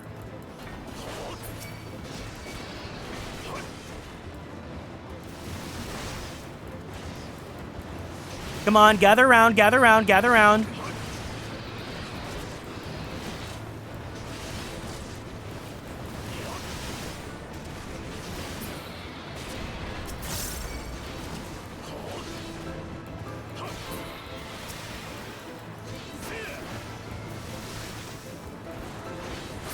God. It was that easy. I love Warrior. I have to be honest, I think Warrior is more fun to play than Paladin, but God, the fantasy of just Sword and Shield, Knight and Armor. I don't know. It's gonna be hard. At least I'm leveling both really fast. And then plus Gunbreaker. But I think playing Warrior for this expansion story is the move. And then by the time we get to Stormblood, I think I'll be more comfortable to play Gunbreaker. Is that someone from below? How did you get past the Archaeosaurs infesting the road? What? Mogsy asked you to slay them for him? Oh. You're just a side quest. And they gave me the bubble! Perfect, hold on. Let me get that current.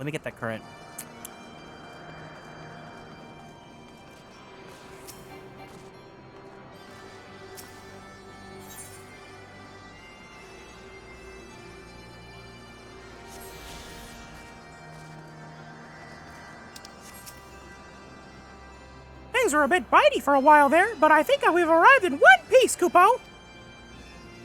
I wonder what the dragons have made them so awfully snappy. I mean, the bad ones are always bad, but they always seem much more worse than usual. Ooh, our gear is starting to get out. Oh! Is this the game we're playing now, Garrick? We might have a small problem, Kupo. When the winds are high like this, Bryce Velger invariably abandons his lofty perch and heads to the lands below to hunt. You tried blowing the horn now, I doubt he'd hear it. I suggest we stop at the clearing up ahead and rest until the wind dies down.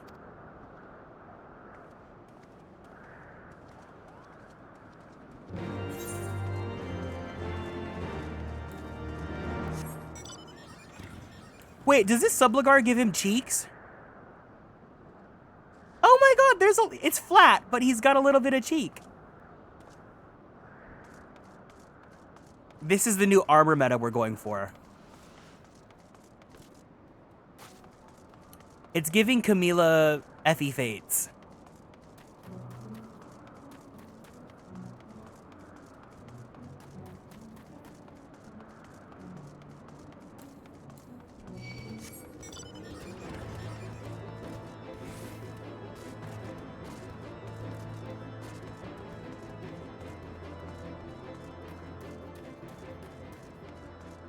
Ooh, big tower.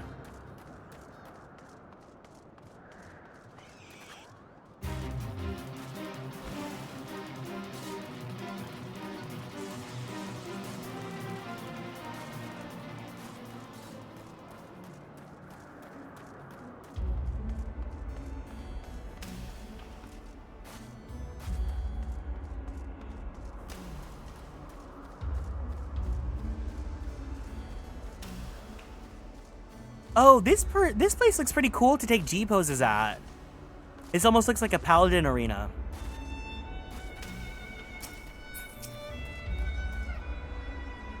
This should do nicely, Kupo. The winds will likely have died down by tomorrow, but until then, we might as well make ourselves comfortable. If we must interrupt our journey so close to its end, I suppose this place is as good as any. Mayhap a brief respite from the hardships of the road will help to clear our minds in readiness for the coming parley. Very well then, I believe a campfire is in order. Leave the gathering of fuel to me. I acquired a keen nose for firewood during my time in the frozen wastes of Kurthus. Clear our minds. 'Tis Master Alphino whose mind needs clearing. The thought of meeting with a great worm in the flesh has befuddled the boy. You see him stroll away as if these ruins are not crawling with deadly beasts. Follow him, Garrick, and see that the wildlife do not make a meal of our young friend. We'll have the camp ready by the time you return.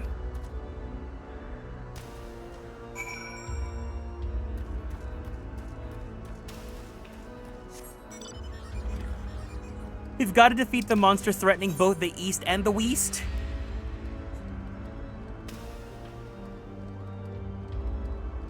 Okay, I'm gonna take a quick breaky because I gotta pee, and I'm also probably gonna put some food in the air fryer.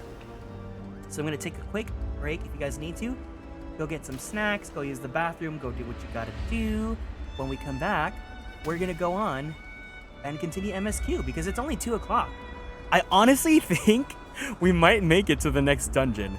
And it's, again, I'm not trying to speedrun the MSQ. It just so happens that we have been progressing at a really good pace. But anyways, BRB guys.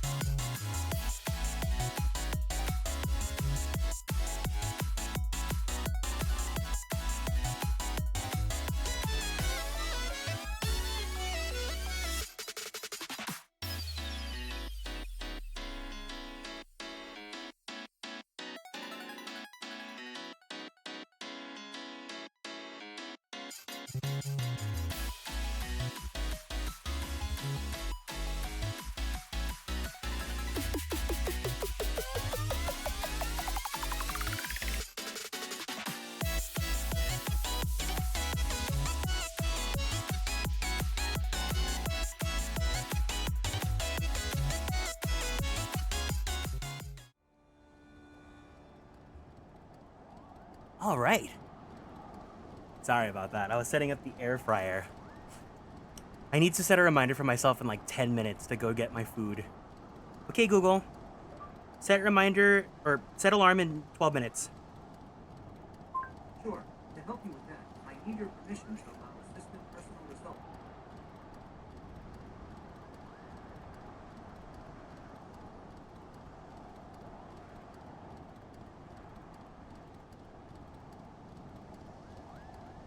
All right. Cool, cool, cool.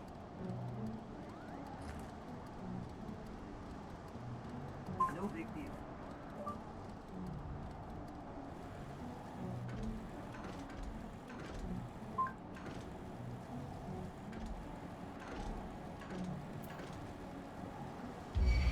Leave me alone!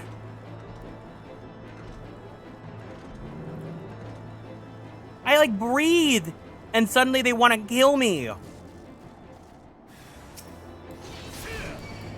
Okay, Melia.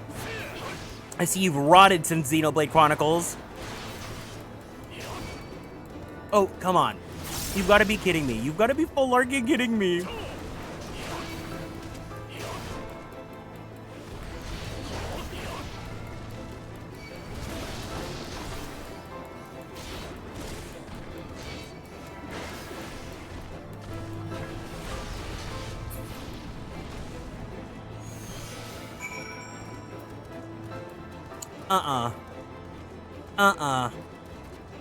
Not like this.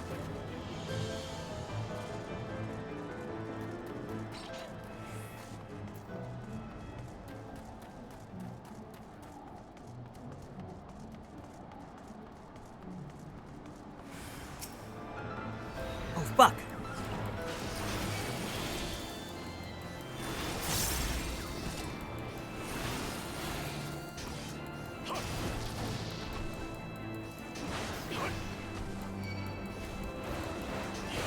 There we go.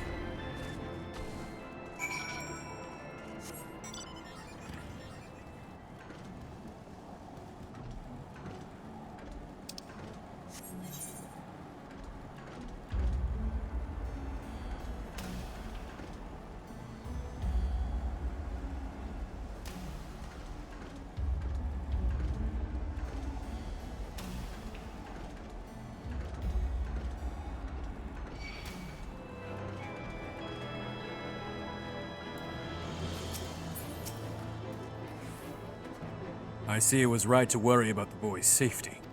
Once Alphino returns with the wood, we can see about supper. The Ice Queen has filled a pot with what looks like stew ingredients, ready for the fire.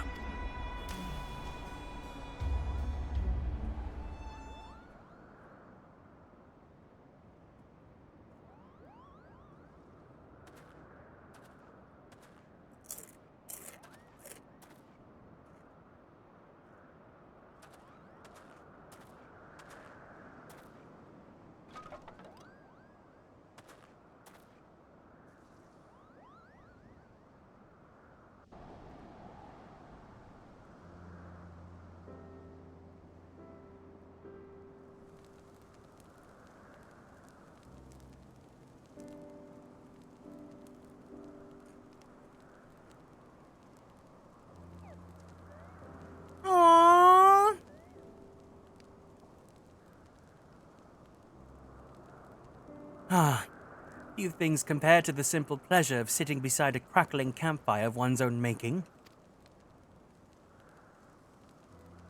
Huh. So speaks the great explorer. Until recently, you wouldn't have recognized firewood if it came with kindling and a flint. 'Tis well you instructed me so patiently then. But yes, left to my own devices, I would have been compelled to signal to Isael with a pile of damp leaves.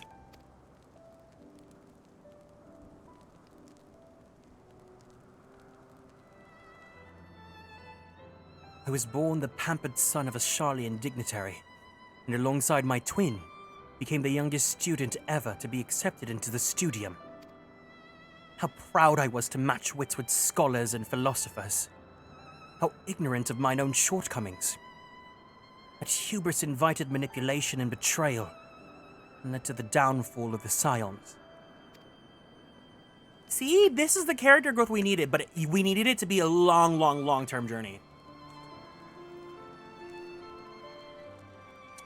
We all of us are guilty of similar ignorance. How many men lay down their lives never knowing what it is they fight for? Never questioning that which we have been taught to believe?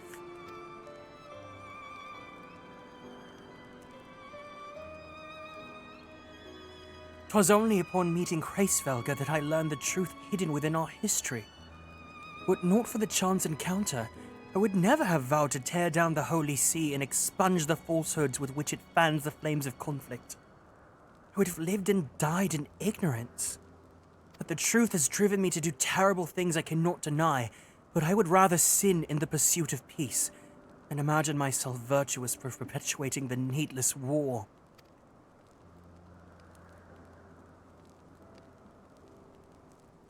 If this journey has taught me anything, it is the importance and difficulty of holding to one's convictions in the face of failure, of striving always to replace one's ignorance with knowledge. You're well on your way, Master Alphino. At your age, I was but a fool swinging a spear, with scarcely a thought in my head. Even now, I struggle to acknowledge the misconceptions under which I've labored. 1 second.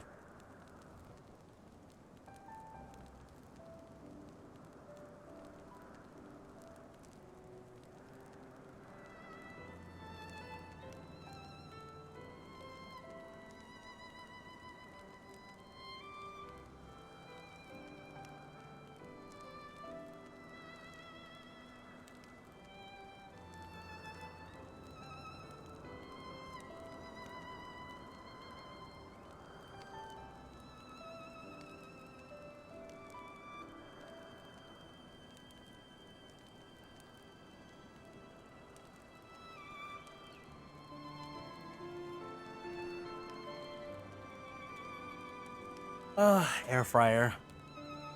Even now, I struggle to acknowledge the misconceptions under which I've labored.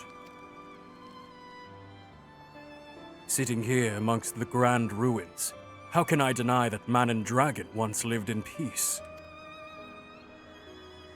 But for all that such an age existed, we are now in a time of war. Nidhogg killed my family, and no quirk of history will exonerate him.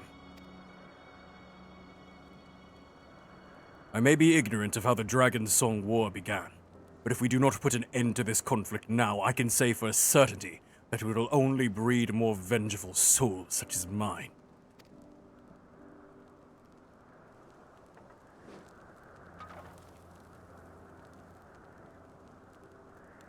In my hands resides the power to vanquish a great worm. If Ishgard's survival rests on me wielding that power, I will slay Nidhogg myself, orders or no. This fucking guy, like, revisiting this story, I understand why he is the way he is, because his society has literally formed his opinion to be like that, right? It's like, when everyone believes that something is not good as a norm, like, of course you're gonna grow up believing that, you know, X thing is bad, right? He has to unlearn that. And of course he's gonna be stubborn and annoying about it, but I don't know. He's not my favorite character, but I'm definitely understanding him a lot better than when I first played this game.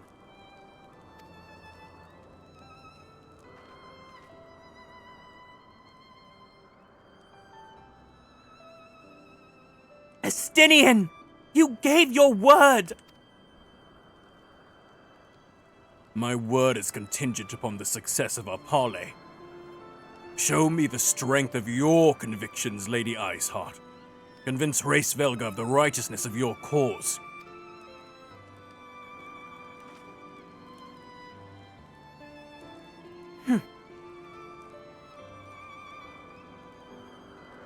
Doubt not that I shall, Dragoon. Well, winds wailing, we shall have our answers on the morrow. Let us sleep now and face our fate with the rising of the sun.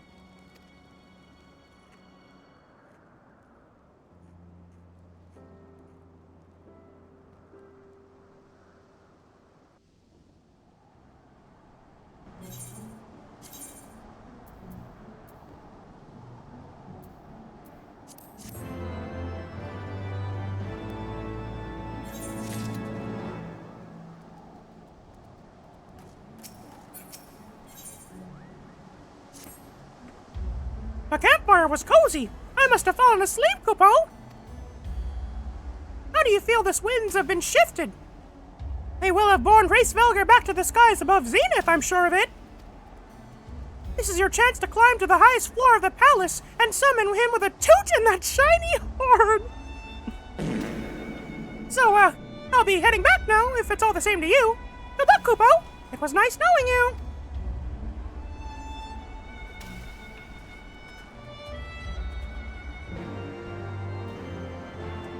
We're gonna summon him with the power of our fat farts.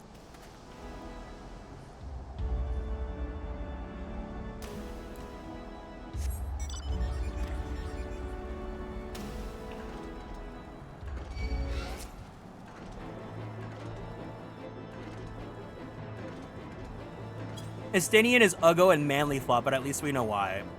Especially because, like, the nation of Ishgard, it's like there is no separation of church and state, right? So of course he's gonna grow up with those values and like have them instilled upon him. I don't know. He's not my favorite character, but I look at him with like a little bit more of understanding and being like, okay, well, you're like that because of this. Do I forgive him for continuously combating my diva Isael? No.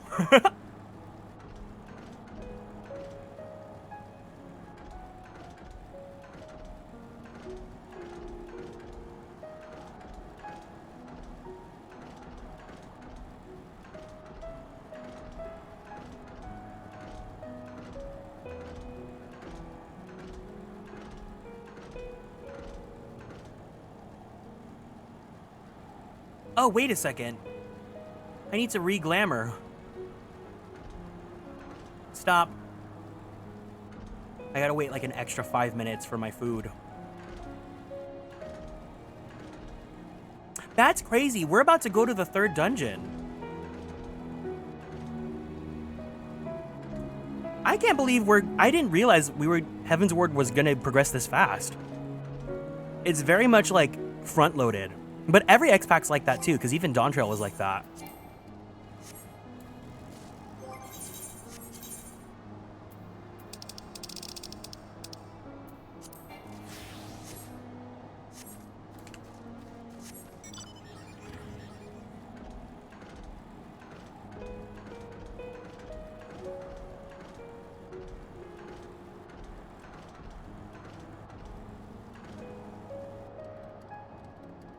Shay, please be mindful, no spoilers.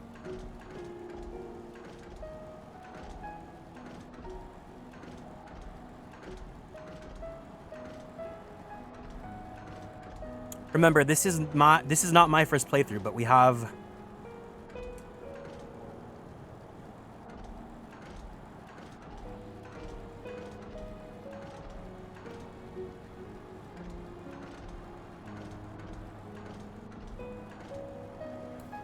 Oh! Whoa! They're giving us all this, like, just within the path?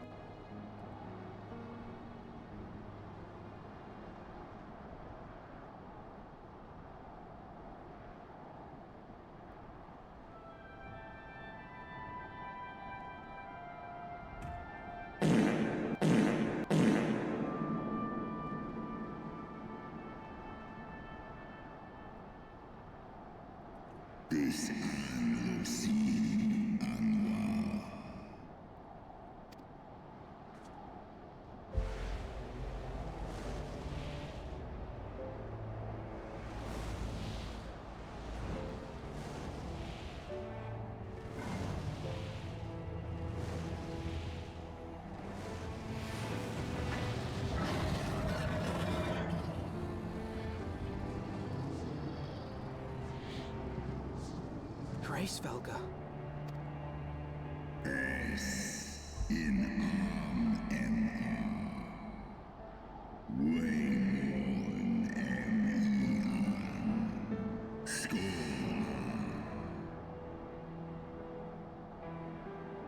Thou speakest the name of a creature that but awaiteth the release of oblivion.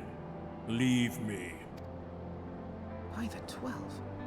Mine ears hear the tongue of dragons. Yet the meaning rings clear within my mind. How can that be?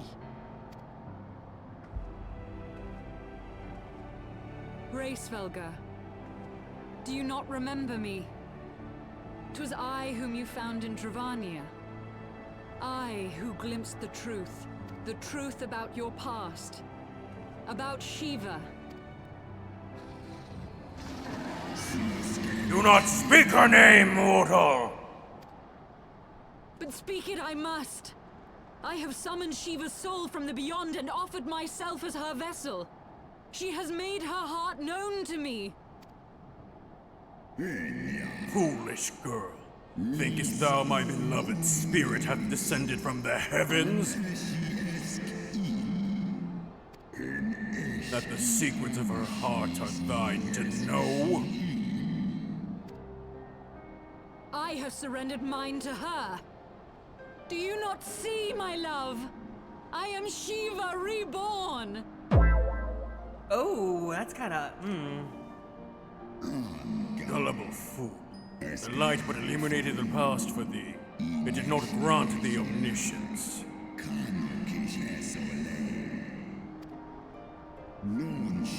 The spirit thou hast summoned belongeth not to Shiva. It is but a shade conjured by thine own fancy. In an age long past, mine own kin were guilty of like folly.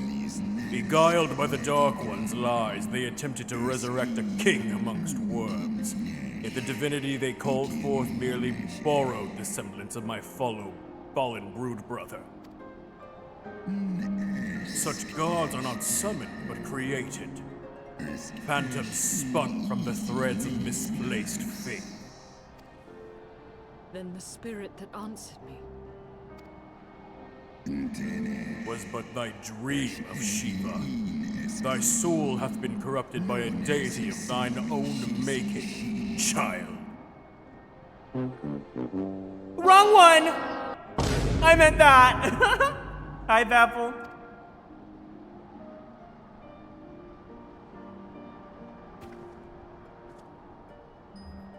He told her that she kinned Shiva so hard. Oh my god. Giselle's desire to heal the rift between man and dragon is real, and it has borne us this far. All this time she was kidding. We would spare both our kind and yours the ravages of this senseless war. Pray join your voice to ours in a call for peace and forgiveness.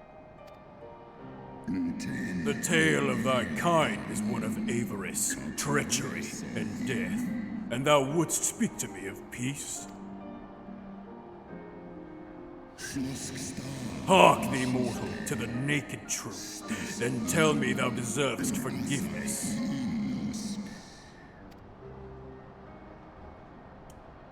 Does that mean she, maybe Ysayle just was she manifested Shiva getting bored so hard.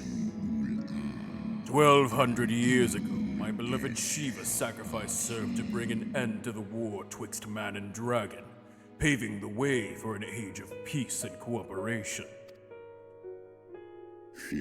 2 centuries of harmony were to follow, during which time the Illithid learned much about us, not least that the eyes of a great worm are the wellspring of his strength. 'Twas of the selfish desire to possess this strength that King Thordan then conspired to undo all that our peoples have achieved together.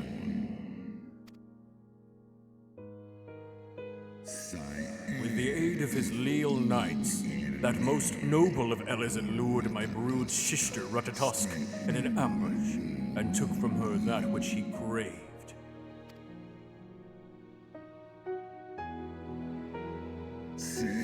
Fain would I strike the image from my mind, yet still the scene doth linger of my brood sister's tattered corpse, defiled by her Elizin allies. They had torn out her eyes, and feasted upon them in the manner of wild beasts. His sister's a nasty squirrel! Yet that was not all, for from their bloody banquet, the fiends had gained strength beyond that of mortal men. Even now I labor to comprehend the enormity of their betrayal.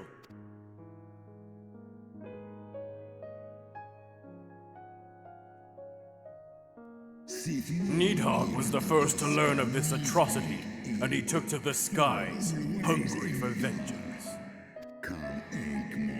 But though he slew Thordan and some few of his knights, their fellow butchers knew only too well where to aim their spears, and with now practiced savagery, they set about my brood brother, sending him flailing from the field.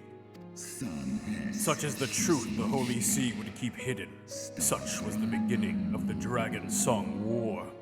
'Tis a song my kind shall ne'er forget. Even should 10,000 years pass, and Ishgard crumble into dust.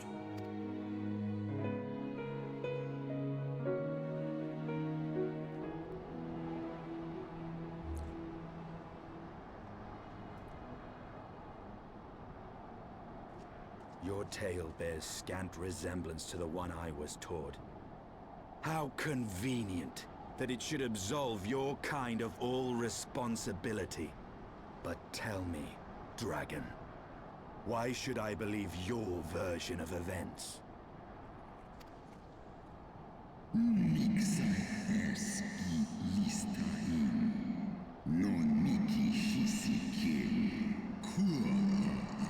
What thou choosest to believe is immaterial. The betrayal that yet haunts mine every waking moment is no less the truth to my kind. And Nidhogg meaneth for Thornton's people to suffer for the sin till the end of days. That which thou imaginest a war of extinction is but a punishment, a siege of the spirit. Hast thou not seen those who tire of the torment? Those who abandon their own and side with dragonkind? Ishgard's so-called heretics. Know that all the traitor's progeny bear a trace of Ratatosk's essence, and a single sip of our blood is enough to awaken it.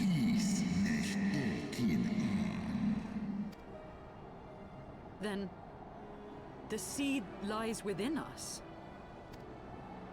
It is for this reason that those who abandon their loyalties are rewarded with such a drink, and thus are they transformed to join the ranks of Nidhogg's ever-growing army as newborn dragons. One by one, through death of defection, my brood brother shall account for all of the betrayer's children. Ye gods, I have borne witness to such a transformation. Looked on as a heretic assumed the shape of a dragon. I imagined it some manner of Drovanian enchantment. But if any Ishgardian, regardless of allegiance, has such potential within them, 12 forgive us. To think of all the dragons we've slain.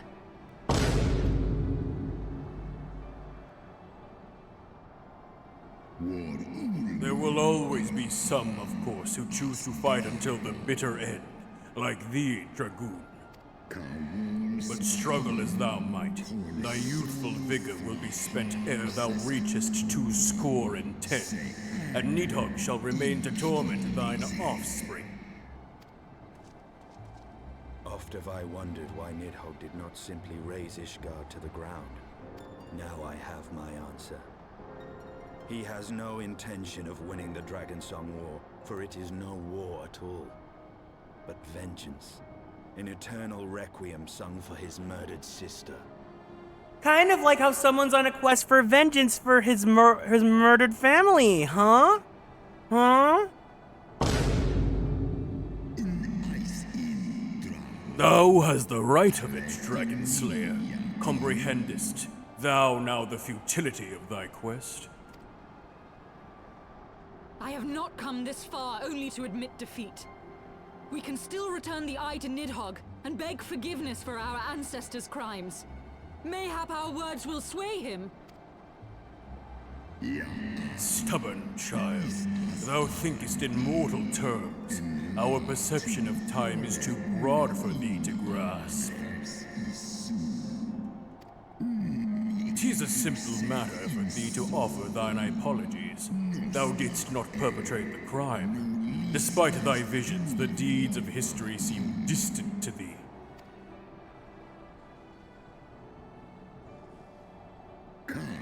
For a worm such as Nidhogg, however, that history is yet part of his present, as fresh as the blood that did gush from Ratatosk's wounds. How could he not be driven mad? 'Tis 'Tis only by the calming embrace of Shiva's soul that mine own fury hath not consumed me. But let us speak no more of what is done. My faith in your kind is spent, and I would be alone.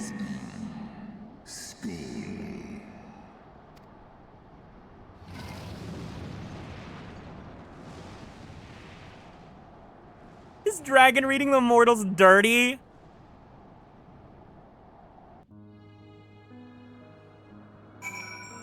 Okay, I'm gonna go get my food really fast. Let's sit here and think about what's going on here with the plot. I'll BRB.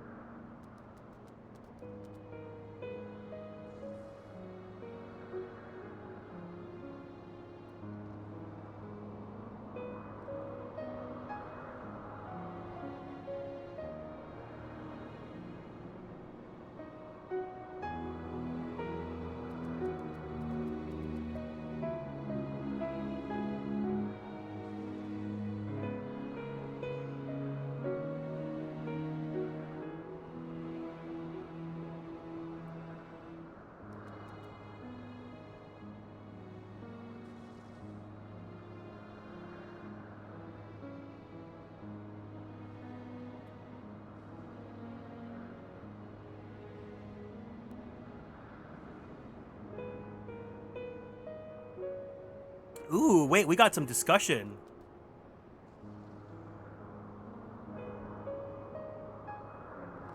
The library has been burnt down officially. I guess to a dragon's sense of time, it would be like if someone did something that bad and a week later someone being all, yo, my bad, would probably piss them off even more. Lord knows we find it even harder to forgive than for less, even with more time sometimes. These are different people, though, and others who want to redeem the humans. Like, they don't understand a dragon's perception of time, but it seems like the dragons don't really either. I think a gap in perception is vital to the tension in storytelling. Let's kill that old flop beast and live in harmony. I think it'd be more reasonable if Nidhogg was just targeting Thordan, but he's killing innocents as well. People who wouldn't even be able to understand what we do now. Find using something as fantastical as a dragon to illustrate how the cycles of pain continue on to more pain unifies that experience. Crime of passion. Wow, you guys had some really good discussion while I was getting my IKEA meatballs from the air fryer.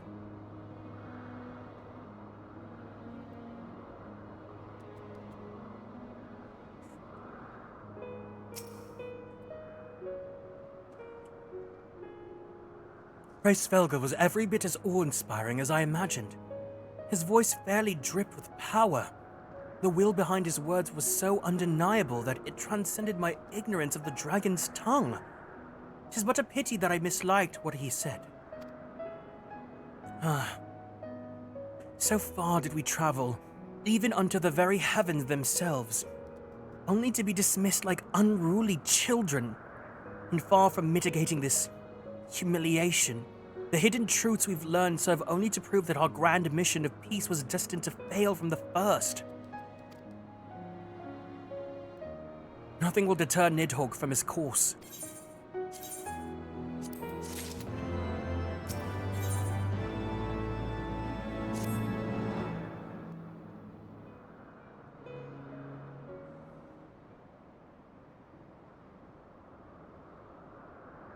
Well, what do you propose we do now?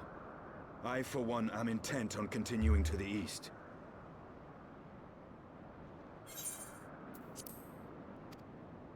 What is there to be found in the east? Nidhogg's lair, the Eyrie, is said to lie in that direction. And the eye tells me he is near. You cannot still mean to slay him. You cannot still mean to stop me. I have been true to my word, and aided you in this fool's errand with Hraesvelgr. But your efforts at parley have come to naught, Lady Iceheart. I would see Ishgard saved, and for that, Nidhogg must die. With the tale of our ancestors' vile betrayal yet ringing in your ears, you speak of continuing this war? Nay, lady. I would but pierce its vengeful heart. When Nidhogg dies, this war shall die with him. A moment, Estinian. You yourself spoke of the Great Worm's strength, that you believed him powerful enough to raise your city to the ground. How then are we few to challenge him? Even behind the stout walls of Ishgard, with an army of knights manning the defenses, our victory would be hard won. Yet you propose to contend with the beast in his own lair. Yes, what of In it? close combat, this will afford us an advantage. And if the tales are true, the Warrior of Light has bested many an invincible foe. It's not wrong there. But such speculation is meaningless if we cannot even find the worm. Our first task must be to seek out Nidhogg's lair. The story of this nation grows bloodier by the moment. Must death always be answered with more of the same? Such is the way of things, I fear. I shall consider it a miracle if mine armor is not stained crimson ere this conflict is ended.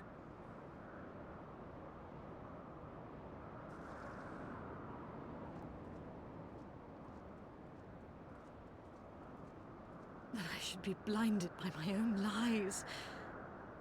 Everything I believed, everything I thought I was, gone. All gone. Leave her. Your words will not reach her now. And we have not the time to wait for her to gather up the pieces of her shattered faith.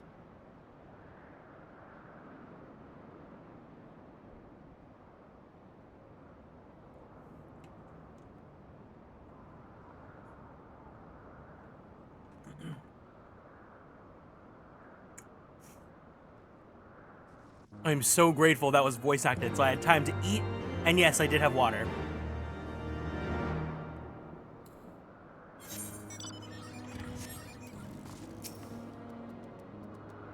What false god is this Shiva? What manner of phantom have I welcomed into my heart?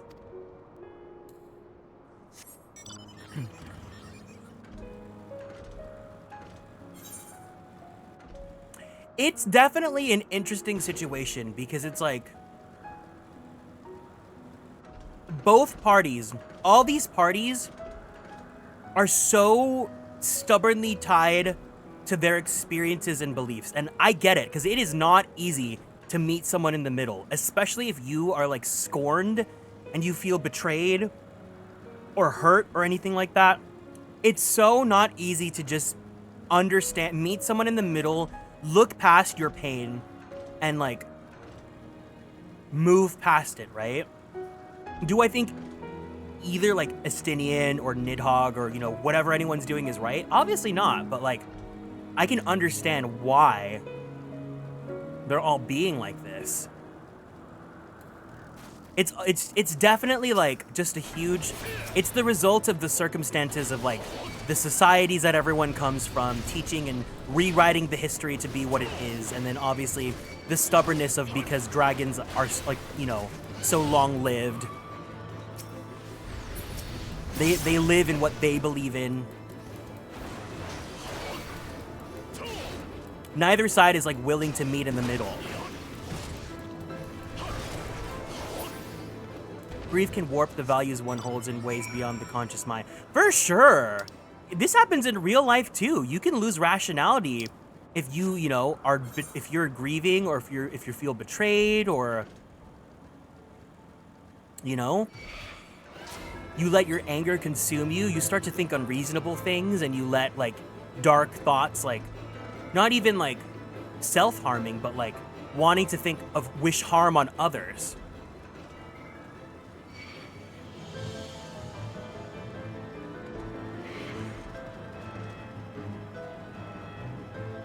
Is it justified? No, of course not. It's never, especially in real life, no. But it's like, from the storytelling perspective, it's like I can see why we're here where we are.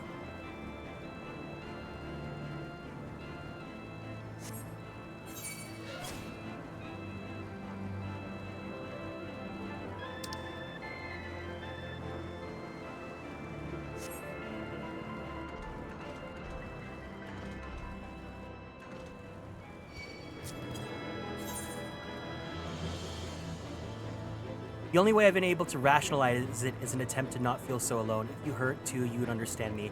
Oh, for sure, yeah. Again, like in real life, like a feeling like this, it may or may not like happen to some people. Do I think it's like okay to think like that? No, but I think it's kind of human to want to like, it's a karma kind of thing, right? Like, oh, you've hurt me like this, you deserve to feel the hurt too. Whether it's like physical or emotional or whatever. I think I understand Nidhogg's pain, but ultimately I agree with Estinian because at the end of the day, Nidhogg is slaughtering innocents and will never adhere to reason. The only way to stop the death of innocents is to kill him, though I think Thordan should be targeted next because it's not like the dragons are wrong, maybe Thordan. I think I agree with that perspective. I also just think Estinian has been very like hard-laced on his belief that like, you know, I get why he's thinking like that, right? Because he was taught by the church and by his society that dragons, like the thing that makes it hard for me to 100% back Estinian is because he continues to like push his upbringing and saying, well, I heard that it was like this and I grew up thinking that this is the right story. Why should I believe your side of the story? And that's what like makes it like, oh, well, I can't fully, you know, 100% back you up like that. But I understand why he thinks like that.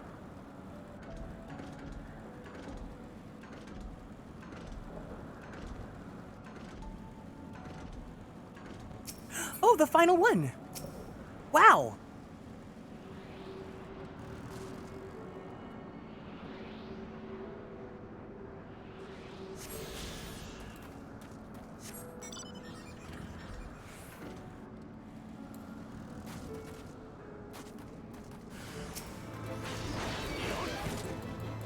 For sure, for sure, for sure.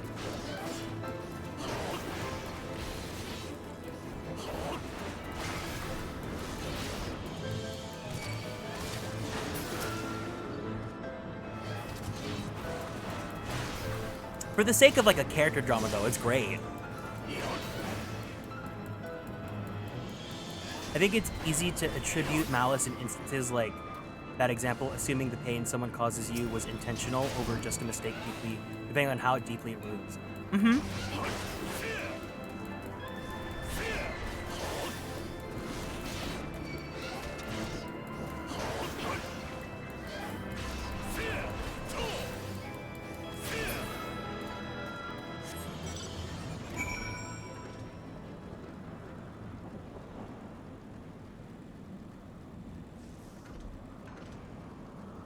Oh my god, us sitting here and like discussing this, it feels like a literature club or like having in like an English class where we all read the book and we can share our thoughts and like, you know, our interpretations and feelings and stuff. It's pretty interesting. I like it. It's like book club.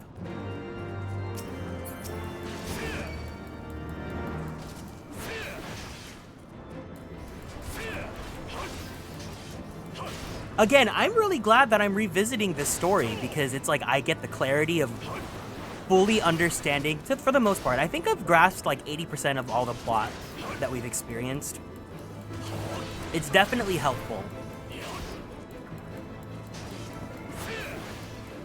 Will I remember it by the time we get to the next X-Pack? We'll see.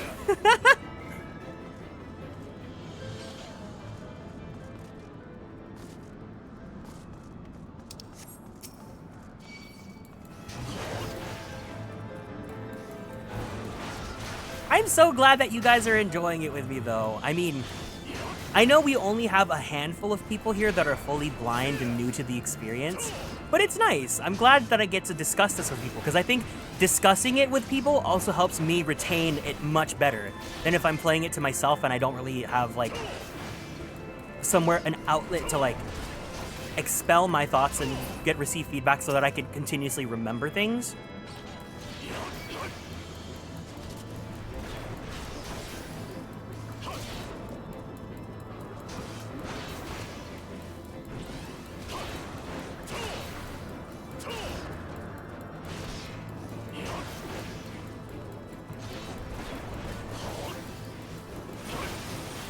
God, Warrior's so fun. I really like this class. Oh, flark. Get over here.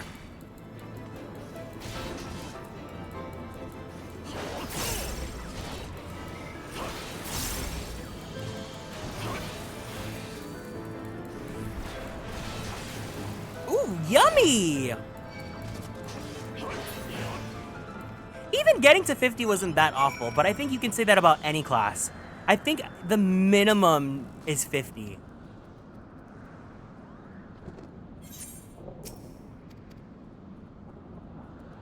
Just the slog from getting to 50 is kind of awful.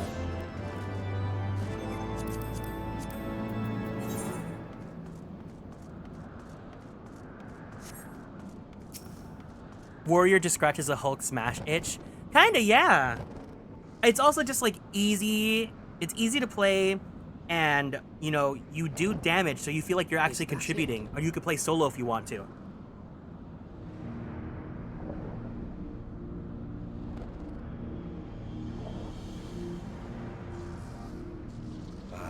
Or if you fuck up, would be the area. You know, if the healer like dies or something. I feel Nidhogg's presence through the eye. His caustic hatred gnawing at my soul. 'Twould seem the death of his consort has put him on guard. Mark how he wards his lair with tempestuous winds.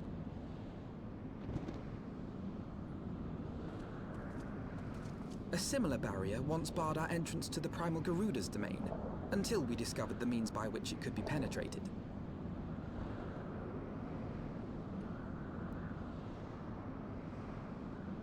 Mayhap it is time we called upon Master Garland.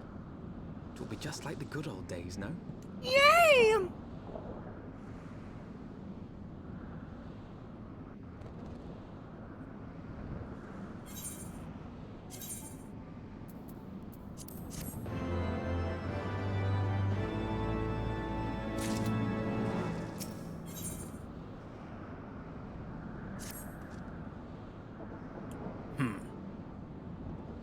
A force of sufficient power to break through the Primal's defenses might conceivably grant us access to the Eyrie. And I can offer no better solution. Pray consult this engineer friend of yours. Very well. Very well. On the condition that you swear not to lure Nidhogg from his lair in our absence. And steal all the glory for myself, you mean? Nay, I'm not so selfish as that. Contact me via Link Pearl when your preparations are complete, and we shall set forth from Ishgard together. Going through this blind, I think it's fun to actively discuss it because I don't have all the pieces, but have enough to logic out the motives of everyone and how I feel about it. Also about where Lev would stand. Ooh, there's a roleplay element to this. I suggest we rendezvous back at St. Raynet's Forum, Garrick. What I gleaned of the Holy Sea's decidedly ambitious airship project, Sid would still be in Ishgard.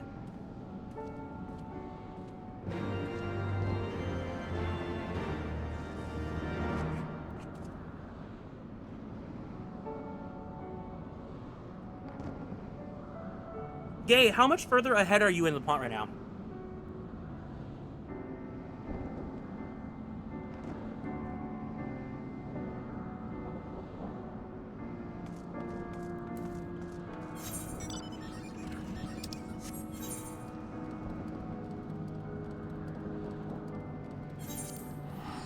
I'm ahead of you now? Okay, cool.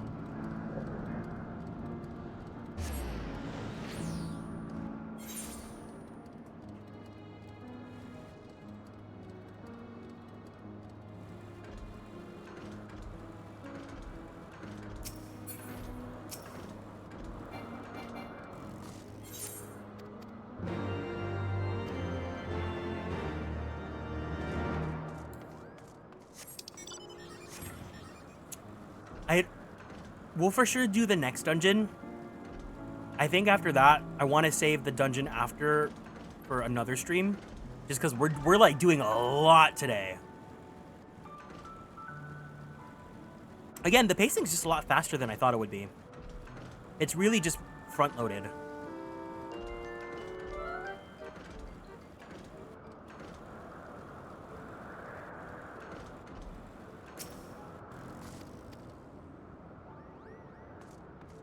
I wondered if these characters get tired of constantly fighting each other.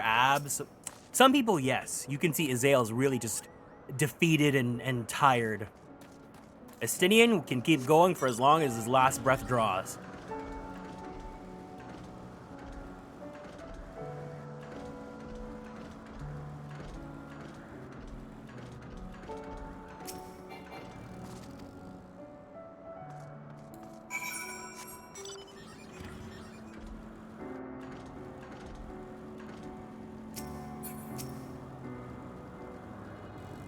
No, you're good.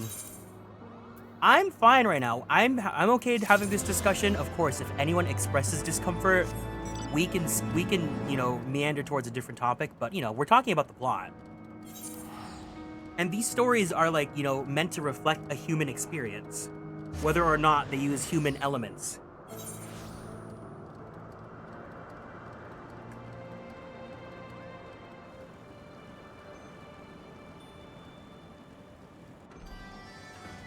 I personally think that's what's so awesome about these like games and shows and things like that, because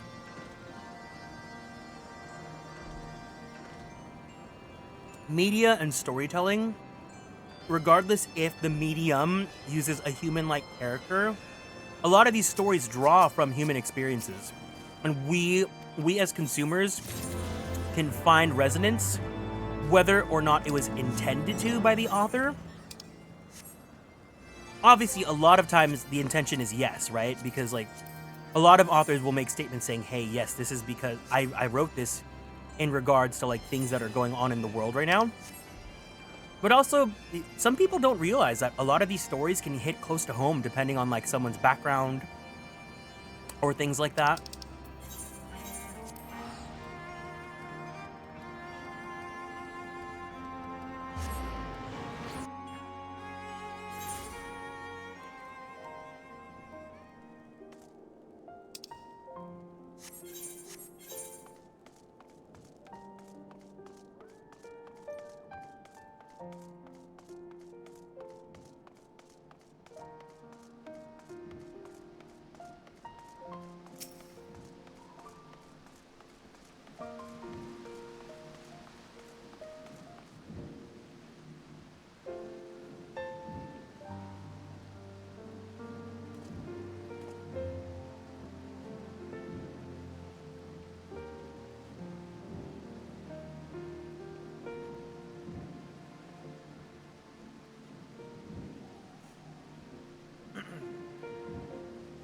One second, let me drink some water.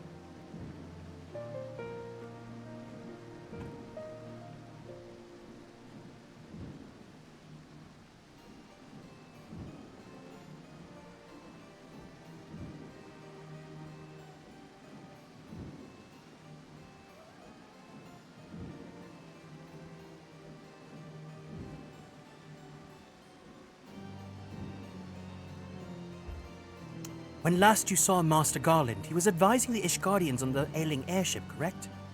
In that case, he still might be at Camp Cloudtop. Failing that, we could try the airship landing, or mayhap even the Skysteel Manufactory. But let us not waste any time searching aimlessly. Someone in the city is sure to know where to find him. The question is, who? Sir Emmerich would seem to be the obvious choice, but there's no guaranteeing he will be able to grant us an audience at such short notice. Ah, I have it! Count Edmond's youngest son prides himself on knowing all of the Holy See's juiciest rumors. Let us return to the manor and see if Lord Amanalain is about. How can we make Amanalain useful and quote-unquote redeem himself from his introduction? I know, let's make him the gossip.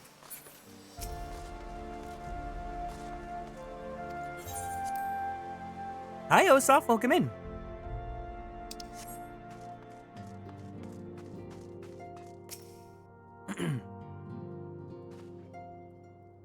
Ah, the hero returns! How goes the fight, old boy? Well, I trust? In search of a Sid Garland, you say? Oh, then say no more! The taverns are full of talk, and the name of said silverhead genius has cropped up more than often than most. I hear he's been tasked with getting that monstrous airship the Holy See commissioned to actually fly. It would seem the project has been plagued with mishaps from the first. In any case, Garland Ironworks employees are known to frequent the airship landing, and I'd wager their master does too. The airship landing? Yes, I thought as much. Come, Garrick. We must find Sid and trouble him for his expert opinion. That's so funny that they made us go to Amanalain for this, because wasn't Tataru's whole purpose to be in the bar so that she can get the rumors? Why are we suddenly trying to, like, give Amanalain a bone?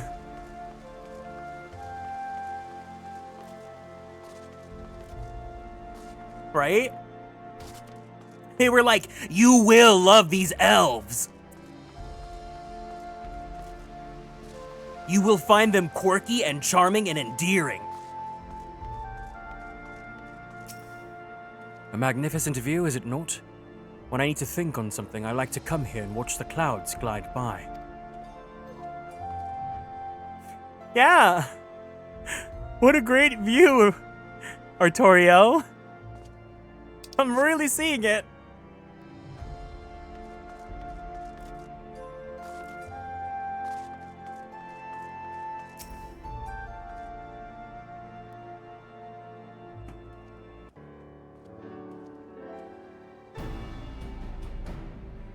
It is surprising to see how okay they made Artoriel. He was like only slightly antagonistic when you first meet him, but even mid his questline, he doesn't seem like, he's not as, like, they didn't make him to be as awful as Amanalain. They just made him to be like, you know, he's very much giving older brother, right? Cautionary older brother. Garrick, Alphino, how fare you both? Not terribly well, judging by your faces. Greetings, Master Garland. I'm sure it will come as a little surprise when I tell you we need a favor.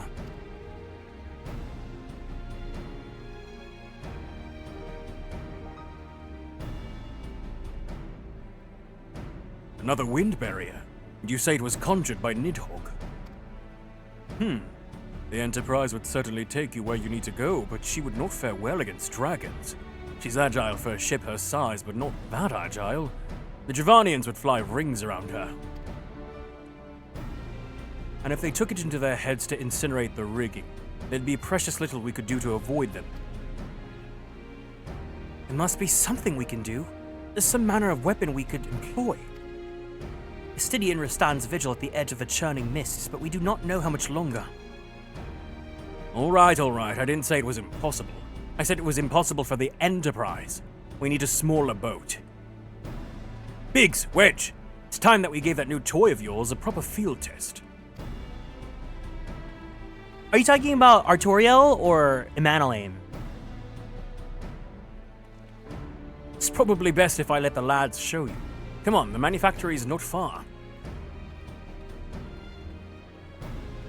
I think Emmanuel, they just wanted to make a boy failure, but it ended up being he was too boy failure that I think he just ends up being annoying. Artoriel, it's kind of like, I feel like he's the fake out where it's like, they make him distrustful of you and you think that it's gonna lead to like tension, but it's actually just like, oh, you know, he's being like cautious because you're new, he doesn't know you, he's never interacted with foreigners.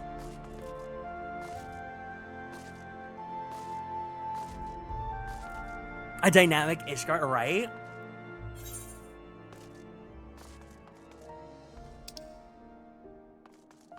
Yeah, I don't think they made I don't mean like he was like meant to be an antagonist. I think he was just distrustful of us because of his circumstances. Emmanuel's just piss baby.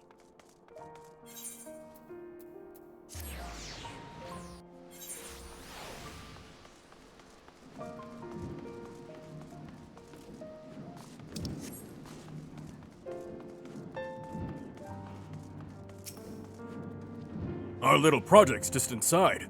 Oh, you're gonna like this one.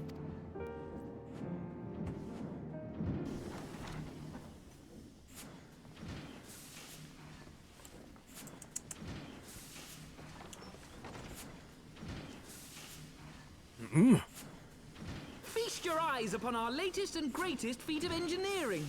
We call it a mana cutter.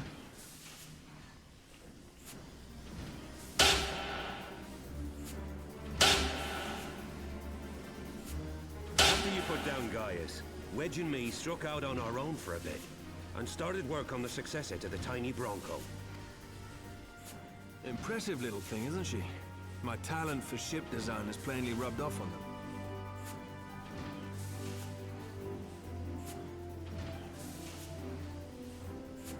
They've adapted the principles of corrupted crystal technology and constructed a mechanism which converts ether from its surroundings into elemental wind. Said wind is then harnessed by the specially engineered sails, providing the craft with propulsion and lift. All in all, a most elegant solution. I'm actually a little upset that I didn't think of it myself. The design does, however, come with one small flaw. The energy conversion ratio is bloody awful. To generate enough power to get you off the ground, you need to be in an area awash with predominantly wind-aspected ether. In other words, there are a few places you can fly, lots of places you can't. The new Ishgardian airship hasn't left the boys much time for tinkering, meaning it may be a while before this particular project takes off, if you'll forgive the pun.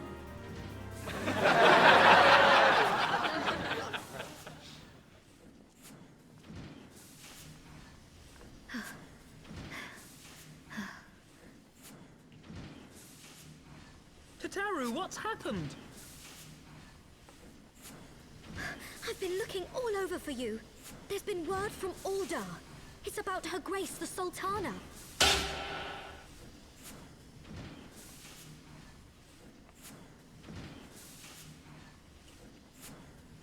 Seems you're required elsewhere. Leave the mana cutter with us. We'll see that she's airworthy and suitably equipped to slice through those winds.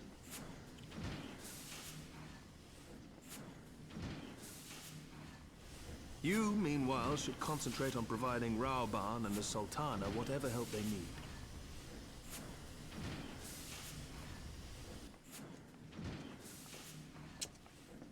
I loved Ishgard as a hub. It's the first major city that actually feels like a city. Limbs has like 4 buildings and 1,000 kilometers squared of planks. Gridania feels like a village and Ul'dah is just more like one big hall.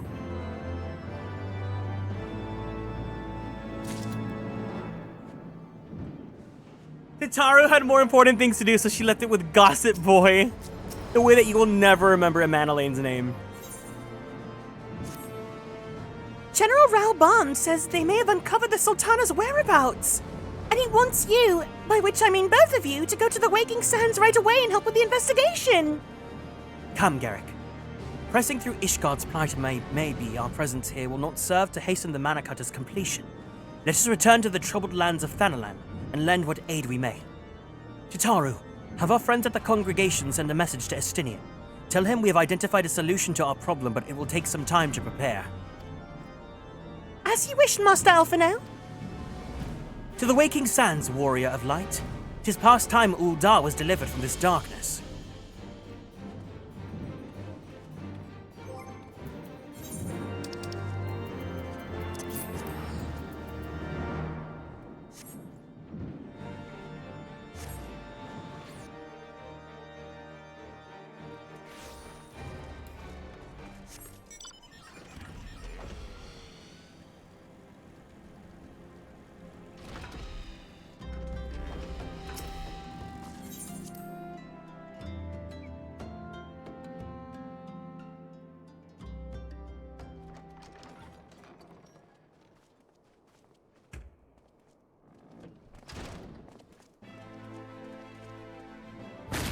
This is what a superstar looks like. No thanks are necessary, General. I trust your recuperation continues apace. I cannot complain. Thanks to Higirian administrations, I've regained much of the strength I lost during my imprisonment.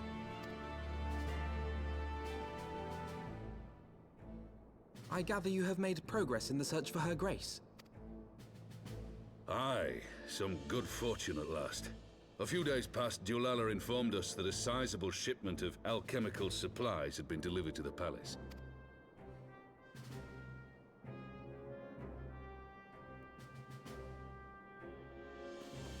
With Papa Shan's assistance, I set out to ascertain the source and nature of the shipment. My inquiries led me to Frondale's frontistery.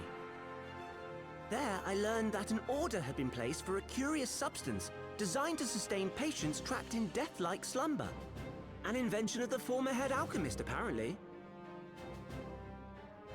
A death-like slumber? This cannot be a coincidence. It lends some weight to Dulala's claims, aye. Her Grace is likely somewhere within the palace, abed but alive. Before making any attempt to extricate the Sultana, however, it seemed prudent to learn what manner of substance was used to induce her torpor. To that end, I made inquiries as to the whereabouts of the one most like to have administered it, the lady in waiting, Meriel. We sent for you as soon as we learned of her location. All that remains is to apprehend the woman. We shall find our cat's paw in the Silver Bazaar. But we must tread carefully. The market is not the bustling place it once was, and someone is sure to mark our coming. Should they inform the monetarists, we'll have a fight on our hands. We must be prepared for the worst, and being short an arm, I thought it wise to take another in its stead. What say you, Warrior of Light? Will you lend me yours? Okay, you know what? If he's making the jokes, then Luke can make them too. Then I pity the bastard that stands in our way. Come, my friends, for Nanamo and for Ul'dah!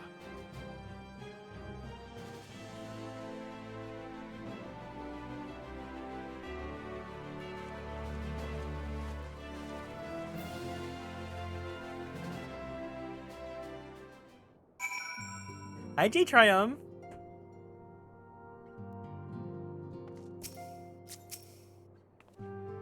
Our target is Mariel, the Sultana's former lady-in-waiting, a woman of Midlander heritage. I'm told the two of you have met.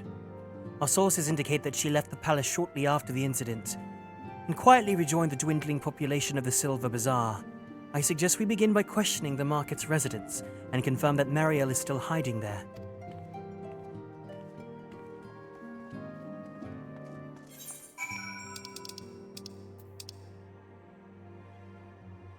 That entire time I was just like, Pippin's here! I like Pippin.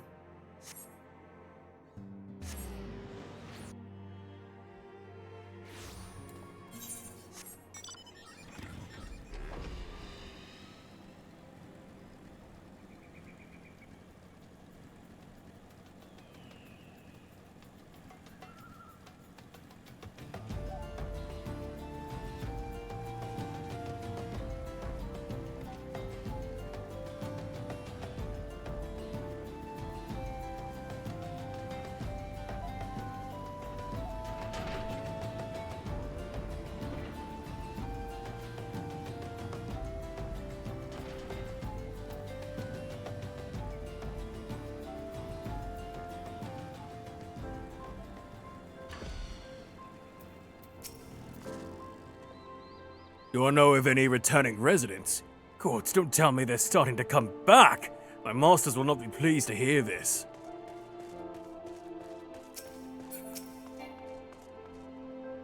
And what brings you to our lonely little hamlet? I believe the arrival of your entourage just doubled our population. Looking for Mariel, you say? If you're hoping to lure her back to Uldar, you may as well give up now. The girl's done with city life.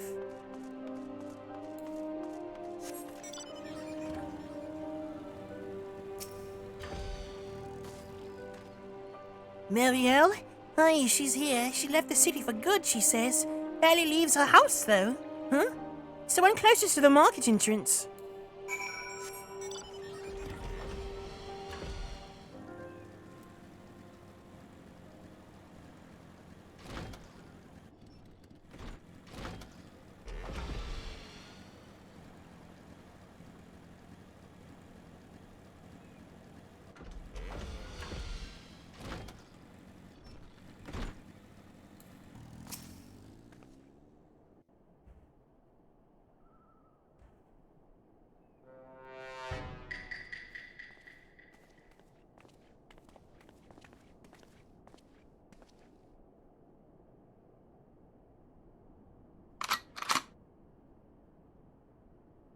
You are Mariel, the Sultana's former lady-in-waiting?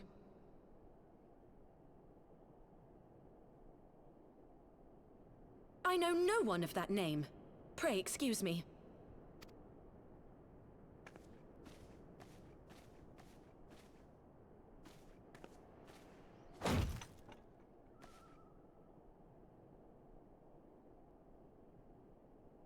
General Alden! You're under arrest for hurting a baddie?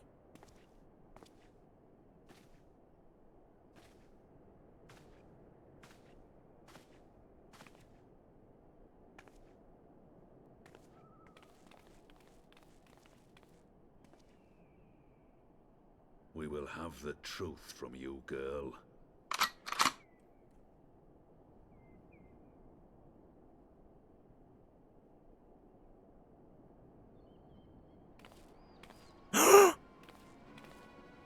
Mayhap it would be better coming from me.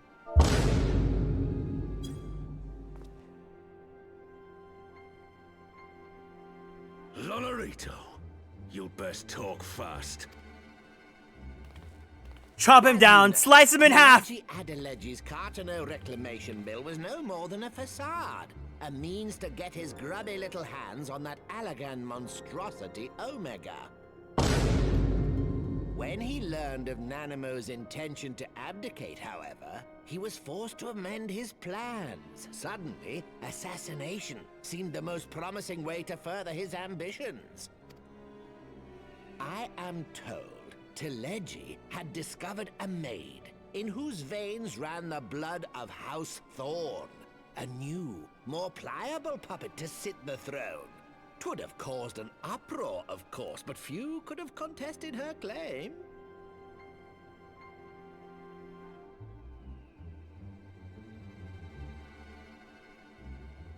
'Twas plain that Telegi's wild machinations had outgrown our ability to control them.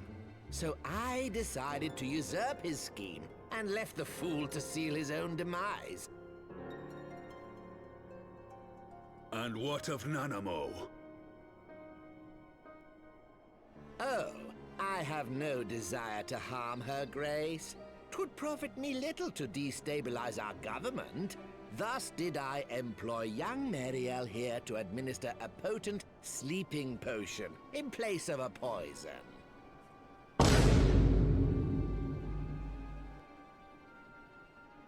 You should know, General, that your dear friend Ilberd was fully aware of my plan. I had him lie about the assassination as a means to prime your rage against Telegi. We weren't entirely sure how you would react, but things went rather better than expected. I told him he could say he murdered the queen. We weren't sure if you were gonna try to murder him, but you know, if you did, collateral damage. You conniving little worm. You had your claws in the Crystal Braves before their first recruit had sworn to serve! But of course, when a new game begins, 'tis only prudent to have a piece on the board. Ilberd was mine. Oh my god, they're so awful! Truth be told, a significant proportion of the Braves' initial endowment was also mine. With such large sums moving about, 'twas a rather trifling matter to disguise my own contribution. And money laundering! Ah, Ilberd. I secured his services with a promise to support his cause once my authority had been solidified. I swear, the man thinks of naught but prizing Alamigo from the grasp of the Empire. This is so scummy! Unlike you, General, the poor fellow seems quite unable to forsake the land of his forefathers. Mayhap that's why he called you a traitor to your people and a disgrace to your homeland, amongst other things. What was it he always compared you to? Oh, yes, an overgrown lapdog begging for scraps at the Sultana's table. Oh, how we laughed. I can feel the discomfort. If this was a real-life situation, I could feel this man's desire to want to just destroy this little piece of shit. Alas, Ilberd's entertaining little outbursts eventually gave way to wearisome tirades, and the zealous brute became rather unruly. I had no wish to see you executed, you understand, but he would not take no for an answer. Rest assured, his employment with me has long since ended. You know what's the worst part about all this? Is that, like, this is so likely to happen in real life with, like, these rich people. I literally was on Instagram and I saw this video of, like, a baseball game where there's this kid that is, like, asking to get the baseball player's autograph, and the baseball player offers to give his cap to the little boy. And then you see in the video that some CEO of a company snatches the hat from the kid, and the kid is crying visibly in the video. And then, yeah, the Polish CEO. And then they contact the Polish CEO, and then the freaking CEO has the audacity to say, well, if the kid had the reflexes to understand that he should have taken it faster, then maybe he would have gotten it. I was like, oh my god, these people do not live in the same grounded reality that we do! Which brings us neatly to the present. What say you, General? Both you and the Sultana are alive. We have one corpse and one fugitive, and preparations have been made to restore your good name. Shall we cry quits and start again with a blank ledger? Oh my god, the way that you guys are all bringing up these examples of just like, this is so sad that this is the reality of the world. I don't think everyone needs to be a perfect human being, but the fact that we have these real life villains that are literally acting like this and like so blind. It truly just like, and these are like macro examples, right? There's always micro as well, like on the smaller scale of just like the lack of cognizance. Whatever. Hi, Adrian. The hells we will! Do you honestly expect me to forgive and forget? After all you've done? You're guilty of high treason! Stay your blade, Master Alden. You yourself are not innocent. Or have you forgotten your own crime in executing Teleggi Adeleggi without trial? Kill every last one of them! Kill every last one of the Syndicate! Though you acted out of loyalty to the Sultana, such deeds are in violation of both the word and spirit. Oh my god, I'm sick. I am sick. I don't want. Get me out of here. Take me back to Ishgard.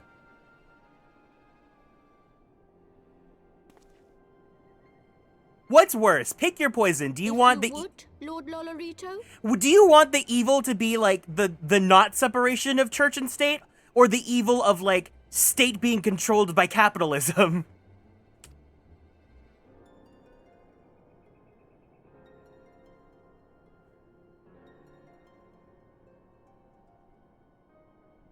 This potion will wake the Sultana from her slumber. Consider it a gesture of conciliation. Like, you think I'm gonna fucking believe that? You're giving me an even harder poison! You will find her grace resting comfortably within her private chambers. Should you doubt my word, I shall willingly accompany you to the palace as your hostage.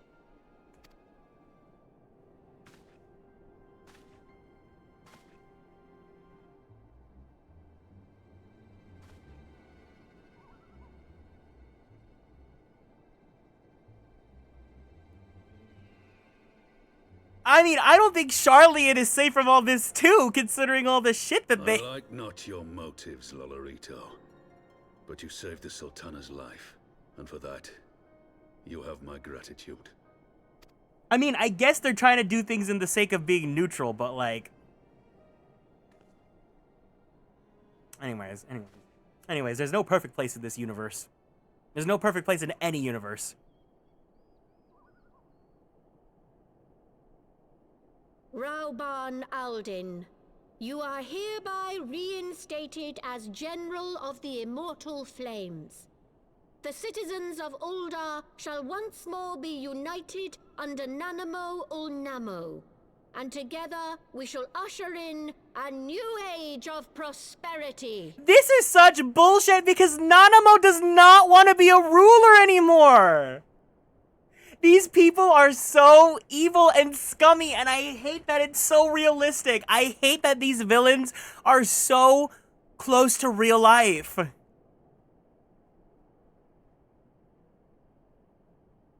He looks so happy to be reinstated.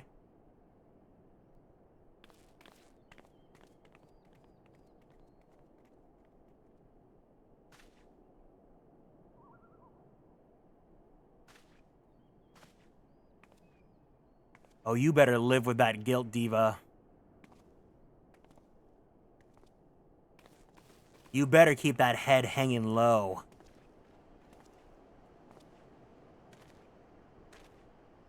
Oh my god, this cutscene was so hard to get through. Woof!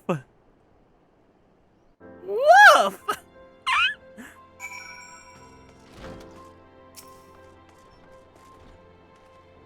By the 12th, I feared Lord Lolorito's arrival would herald another bloodbath. Little did I suspect that he of all people would gift us the means to rouse the Sultana.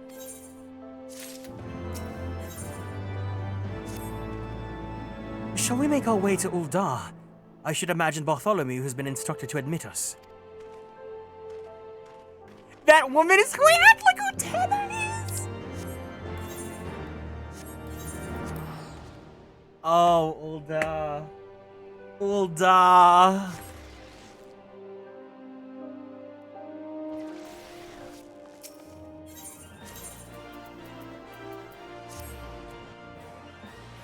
But like, I'm feeling these feelings because I am very heated right now. If we are feeling these strong feelings, is that not the show of like a great story, of great storytelling techniques for you to actually feel invested into this world and for you to be so enraged because the circumstances of this world are so greatly written on how fucked up they are? Flame General Rauban mentioned you might be coming. Please, this way if you will.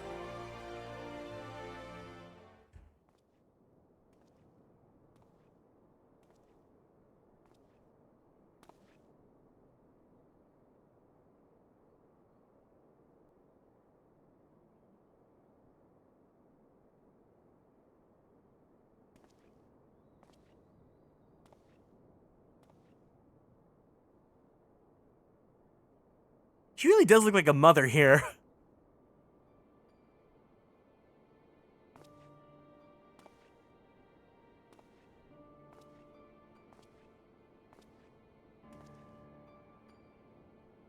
Everyone, let's give some light sticks and some Nanamo some healing energy.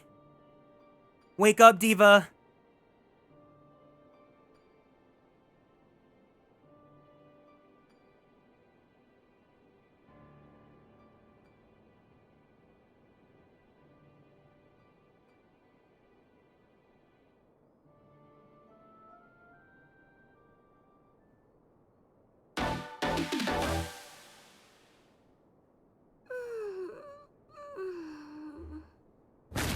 This is what a superstar looks like.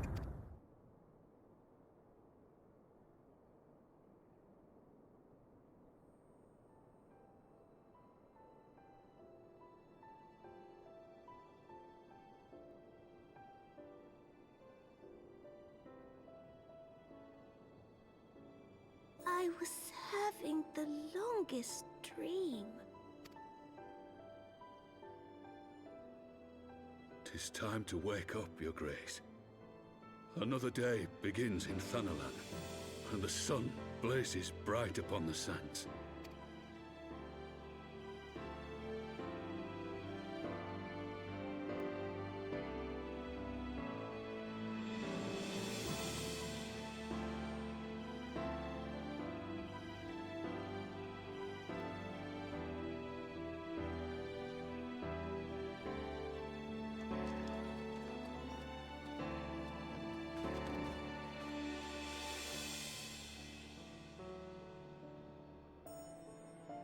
Her Grace is awoken. The palace physician assures me she's none the worse for her slumber.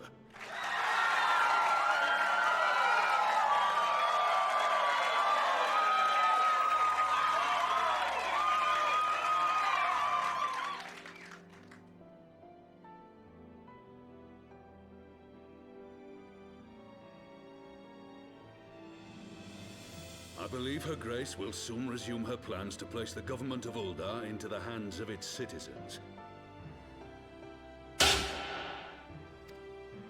Whatever path she chooses to take, I shall walk it with her. And we shall tread slowly, lest the nation be unsettled in our wake.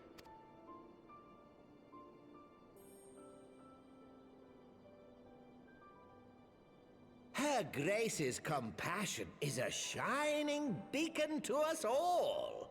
But what our city truly thrives upon is competition. This sounds like every college's theater and or business program. 'Tis in the struggle against our rivals that opportunities are seized and fortunes made. And with the Empire on the offensive once more, now would hardly seem the time to turn our system of government upon its head. Are you privy to new intelligence, my lord? I would hardly call it new. Remind me, what was the name of that enormous Imperial warship which met its end in Mordona? Wait, I have it.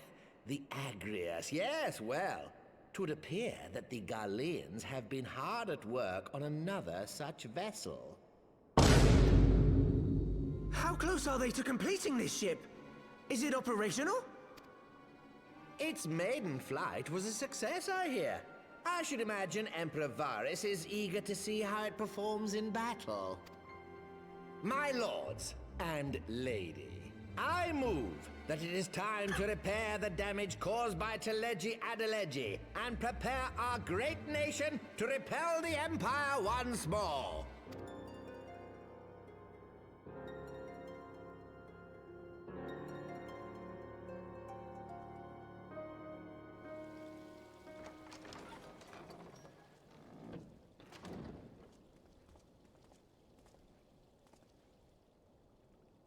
"'Tis well that the Sultana has awoken.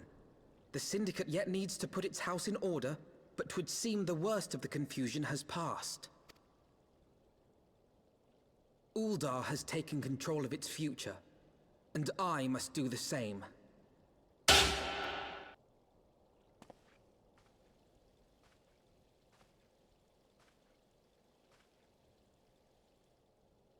I have decided to disband the Crystal Braves. I mean, yeah. Yeah. Among the recruits, there were those who supported our order's goals and convictions with all sincerity. 'Tis my hope that these loyal men and women will choose to remain our allies in the battles to come. I was kind of under the assumption that they would kind of just not exist anymore, because you're kind of gone. As for those who sided with the traitor, Ilberd, they shall be hunted down and held to account for their crimes. It is my earnest hope that they will surrender themselves peaceably when the time comes, though I think it unlikely. Ah, my all-conquering Crystal Braves. The model army meant to pave the way for a single unified Grand Company of Eorzea. That so high an ideal should be brought so low. I need not tell you how deeply the betrayal stung me. Yet I see now that it was mine own naivety and pride which allowed the Braves to fall prey to corruption. As ever, it is to your own shining example that I turn for inspiration. Like you, I mean to stand firm in the face of hardship and give mine all for the cause. Let us resume the search for our missing comrades, that we might come together to shine the light of dawn across the realm once more. I mean, that's great, but shouldn't we, like, fix the whole Ishgard thing right now? The role of Crystal Brave Commander suited me ill, and I shall play it no longer. Henceforth, I shall be no more or less than Alphino, proud member of the Scions. Yeah, we did see that yesterday, Amaranth.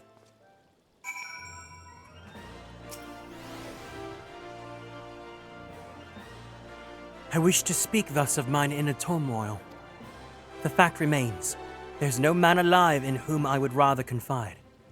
Were it not for your shining example, I might never have emerged from beneath the pool of my despair.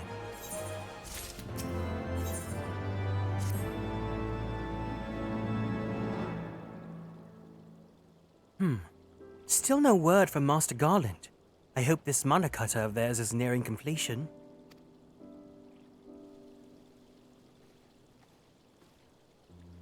I am assured that Her Grace will make a full recovery.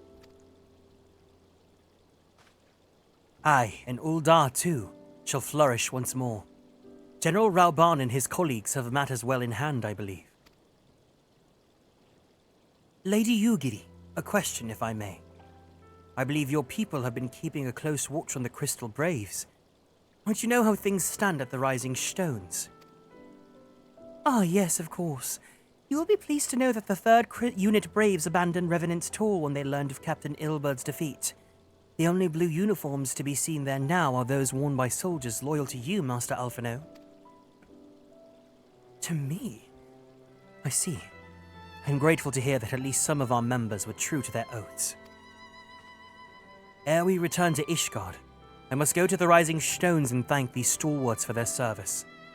It shall be my final act as Crystal Brave Commander. You join me, Garrick. You were there at the company's inception. It is only fitting that you be present at its end. And I would appreciate the support.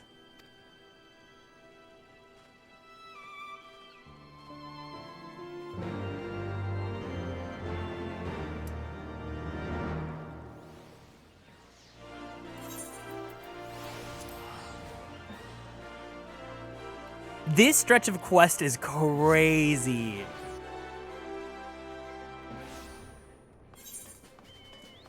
It's crazy, but it's even crazier because we have to like postpone the whole thing with Nidhogg and be like, hey, we'll be back in like 30 minutes.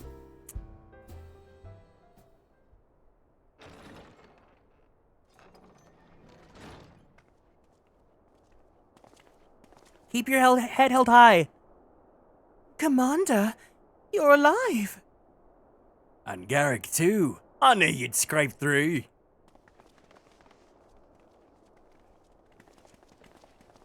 My splendid crystal braves, I have wronged you, all of you.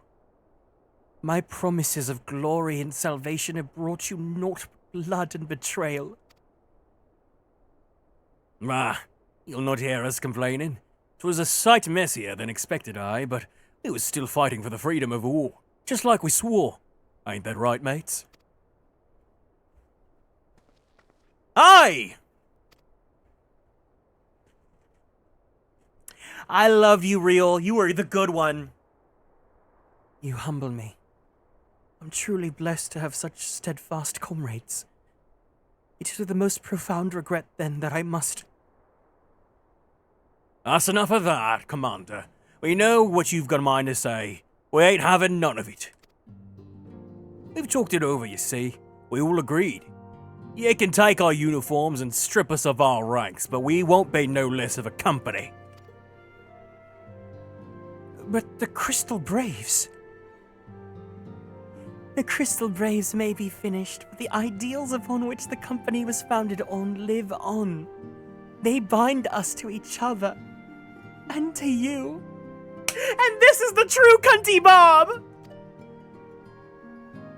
Commander, Alphino, our minds are made up, so you may as well get used to it. Let us help the Scions. Let us help you find Minfilia and the others.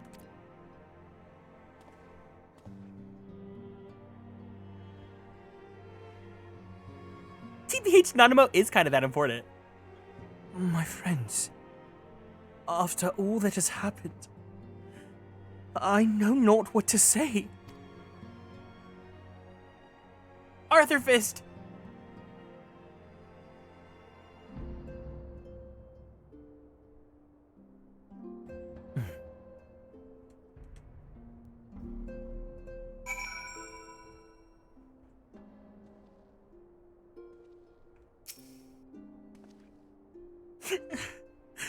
Pray excuse me. I thought my tears spent. My grandfather used to say that one could measure a man by the constancy of his comrades. Yet I'm the exception which proves the rule. Nay, do not protest.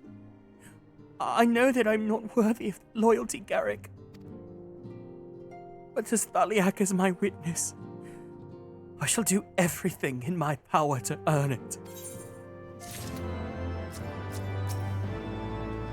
I don't know if you, but during that goddamn feast, Flamine got ambushed by some third unit curs over at Limsa.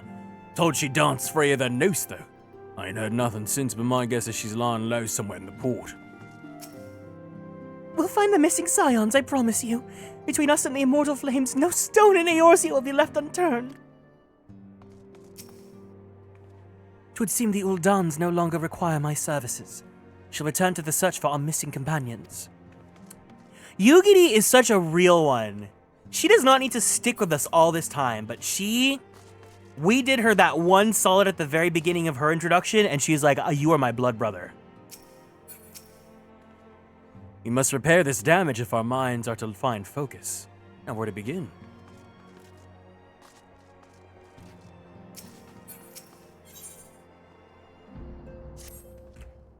I must speak of future plans with the remaining Braves.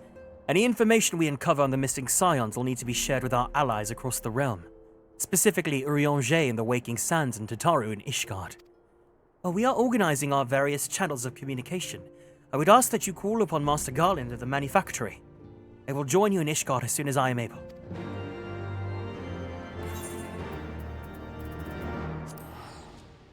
Yugiri is such a real one. And that's why she was mothered on arrival.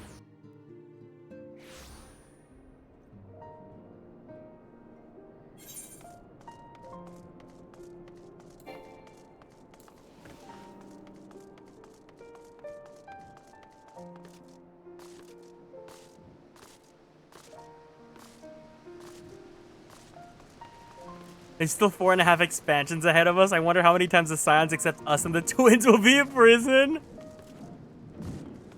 Gay, we have not even, we've barely scratched the surface of the game. There's so much more ahead of us. Oh, no, no, no. I don't want to become a machinist. I'm good. Garrick, how in the 7 hells did you do it? I was just about to send for you. We have but this moment completed the Manacutter's first successful test flight. Few minor adjustments and she'll be ready to go. While we see to the finishing touches, you might want to pay a visit to the Forton Manor. A dragoon by the name of Estinian was looking for you.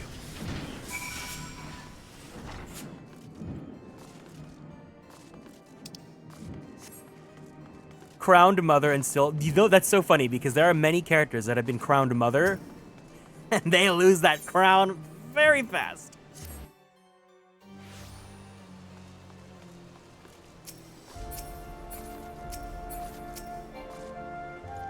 Welcome home, Master Arkwright.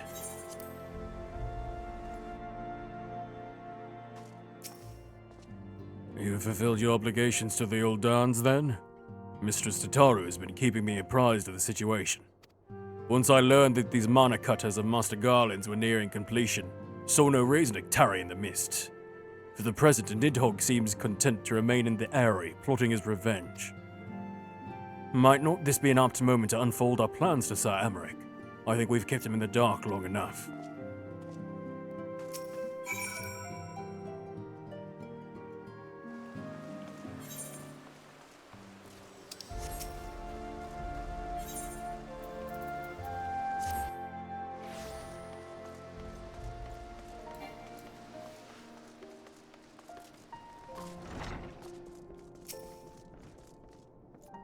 Sir Emmerich has been eager to speak with you. Pray proceed. Hi. Hi. Hi, hi, hi, hi, hi. All stands ready, Lord Commander. Ah, the moment has come then. Pray excuse my lateness. I paid a brief visit to the workshop to inquire about the mana cutters. The engineers assure me that they're ready.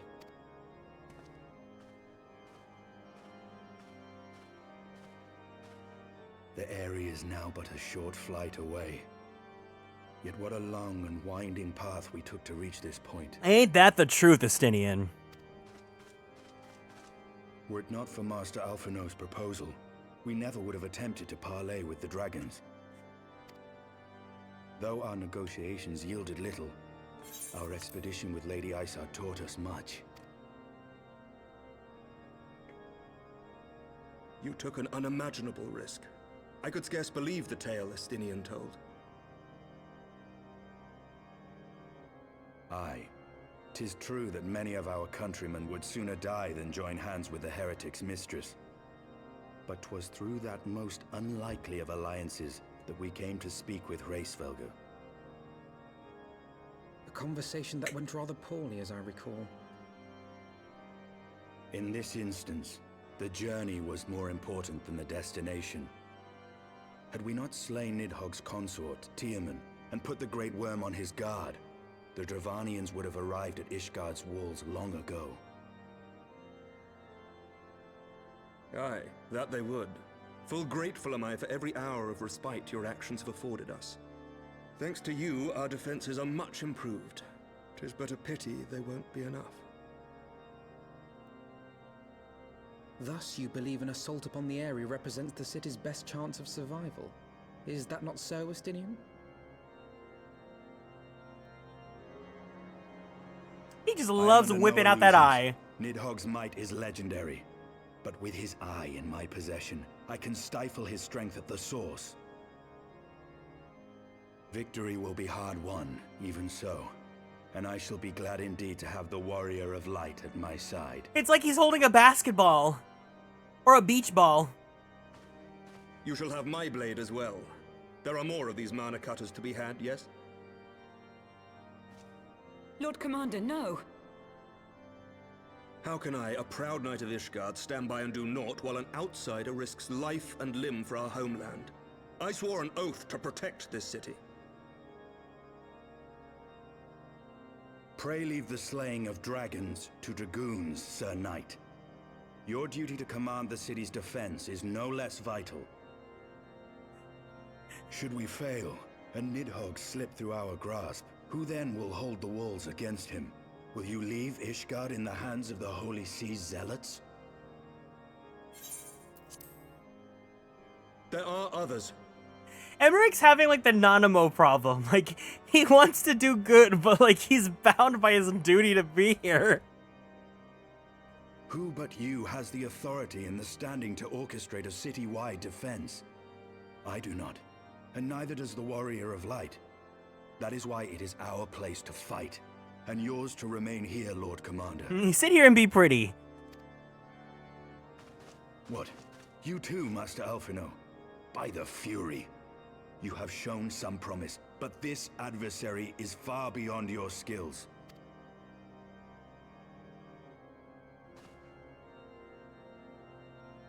The crossed arms!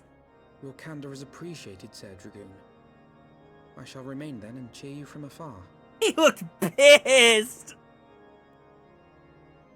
Well, my friend, it would seem I have discouraged the last of the volunteers, and claimed the task as ours alone. But if any alive can best this worm, 'tis surely we too. It is cute though. We start to see the Estinian kind of form. It almost looks like Estinian's looking out for Alphino like a little sibling.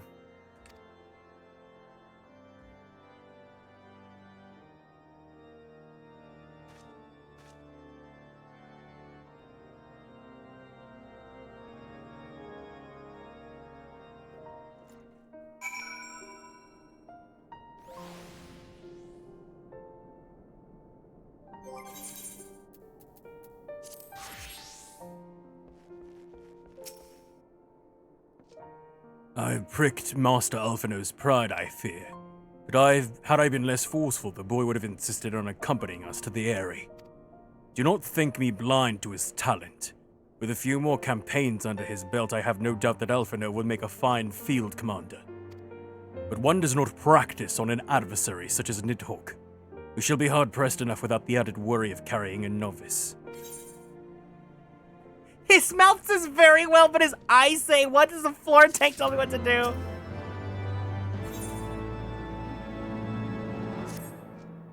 We've tarried long enough. Let's call upon Master Garland and take possession of the Mana Cutters. Alright. We're about to get there, so... who's gonna join on this journey?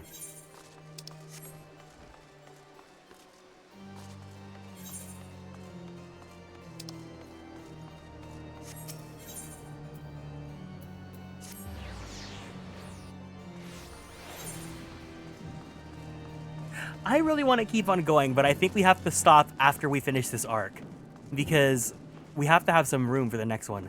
Honestly, I might just play more tomorrow because I really want to get to the next arc.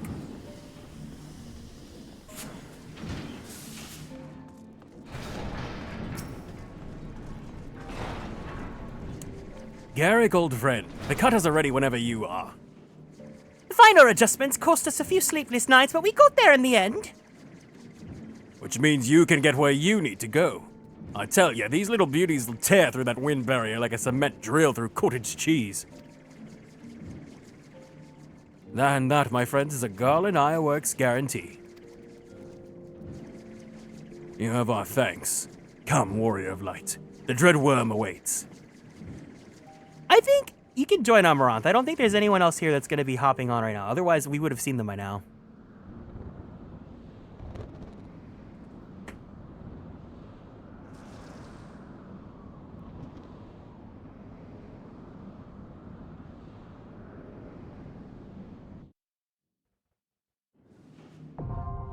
The Eyrie is now accessible.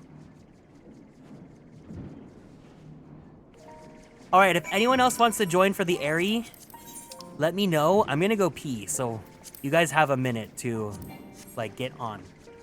I'll be back in a minute.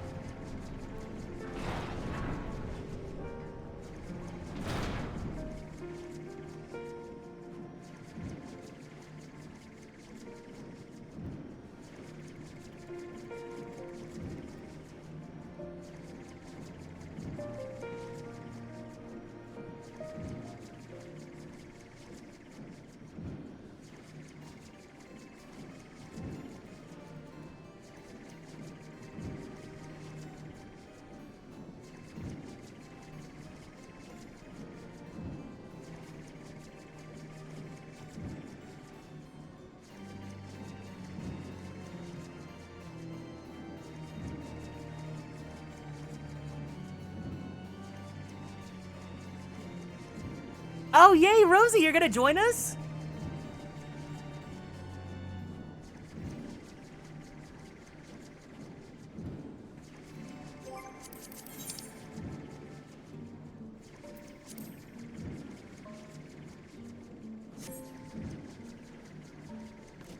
Yeah, I said I was gonna not play 14 tomorrow, but I really want to do the arc tomorrow.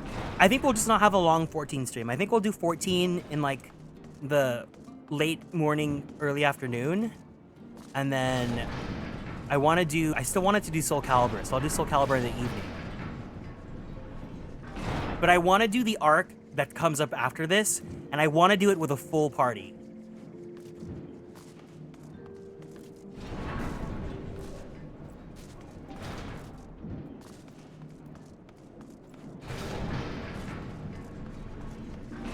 We still have room for one more. It looks like we have 2 on the way, so if someone else wants to fill the 4th slot.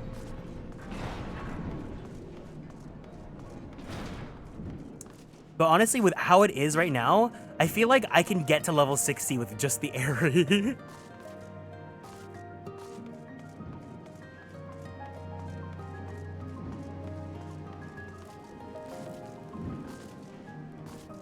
I do want to play Scholar as well. I want to get better at using it again.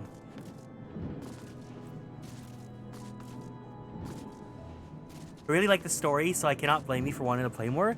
Shut in! If you're interested, you should download the game, because you came in the middle of the playthrough. So you should experience the beginning as well. Of course, if you want to, you could always just watch the VODs, too.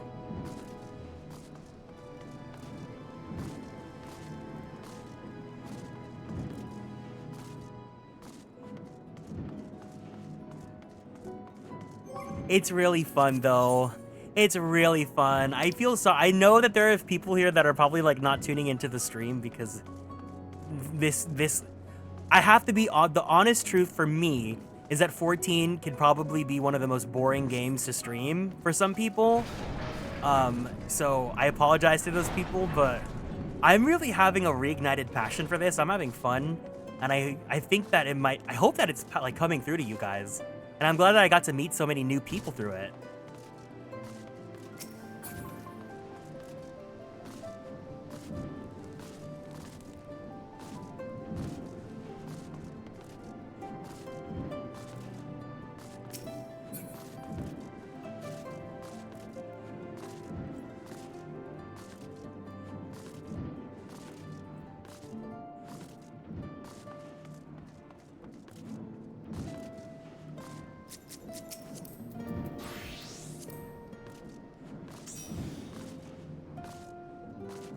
You got new emotes.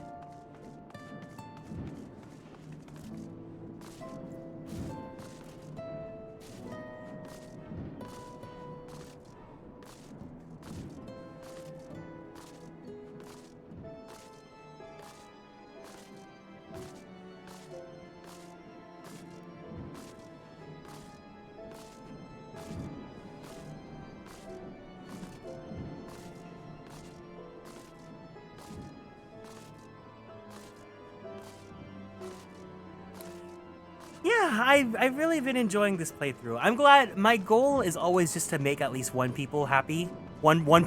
person happy with these.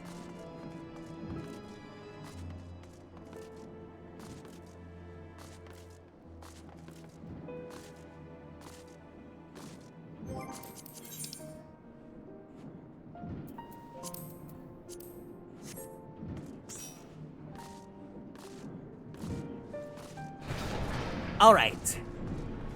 I guess this will be our party.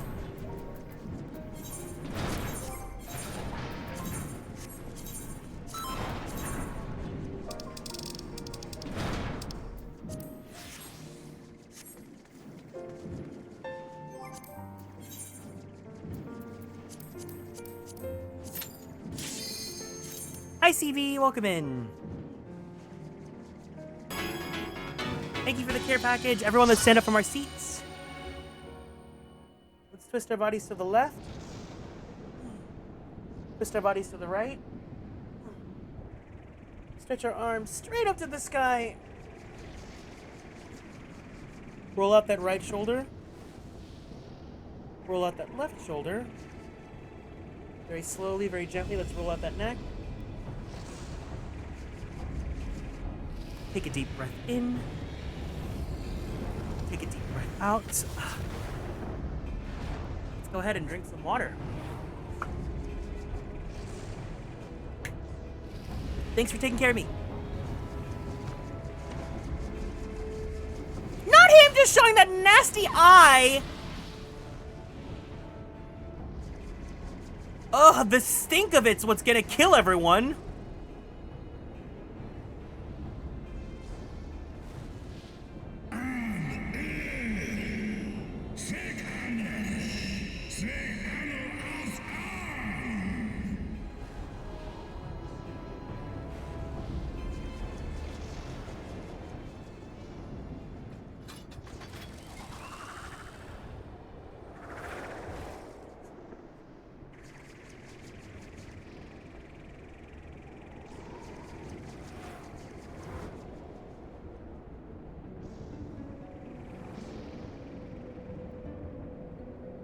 The Airy.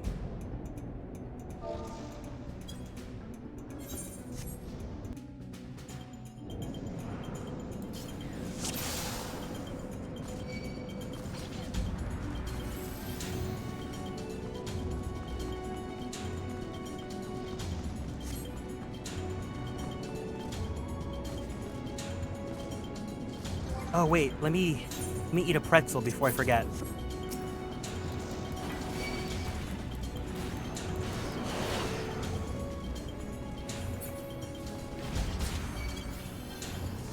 When does Warrior get their gap closer?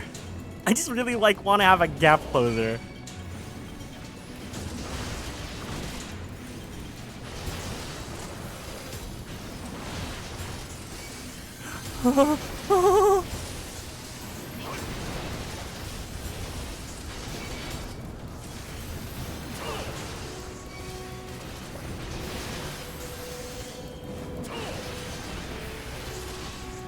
$62? Oh, okay, got it. Thank you.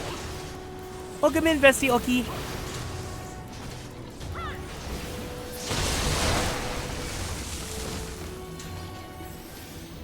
Ooh, hell yeah, let's do this. Catalyze? The true stink eye?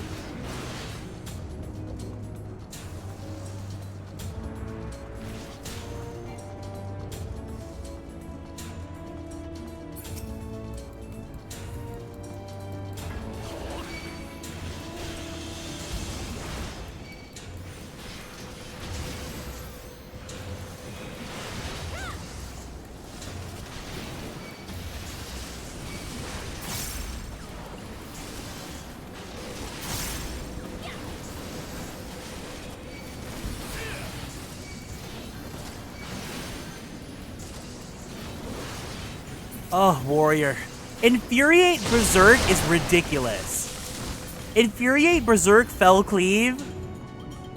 I get it. I get it. I get it. I was so blind. I was so blind to how fun this class is.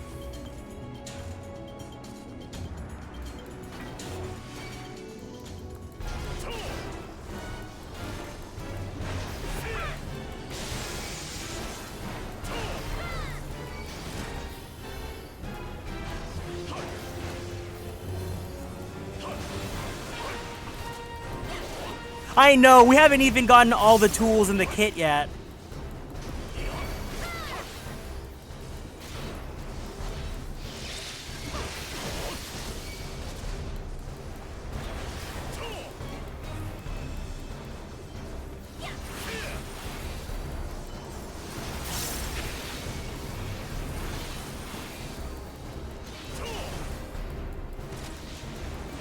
The real stink eye? Oh, it's you know, the system that has set us up to fail.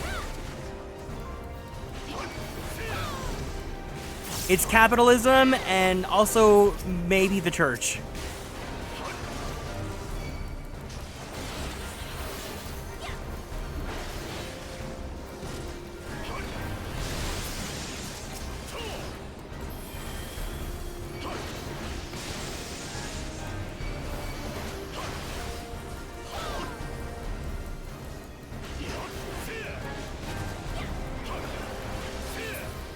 Nice!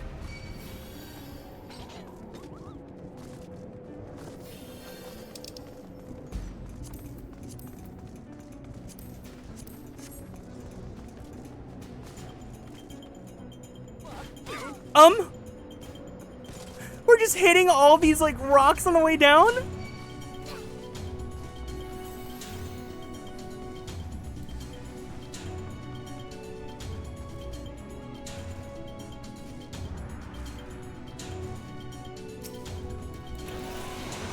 You can totally see, though, how they've streamlined the dungeon experience with this X-Pack. I appreciate it. Because pulling, like, four pulls at once is a little bit too crazy for my taste.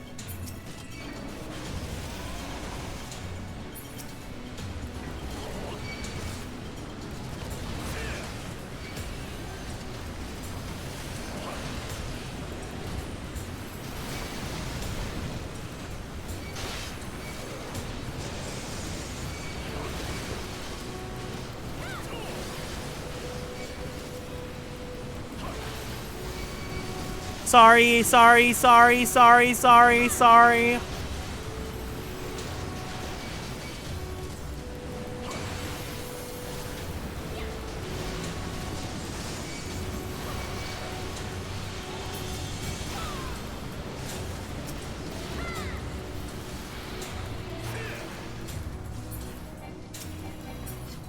Oh, we did that. Amaranth, you are awesome.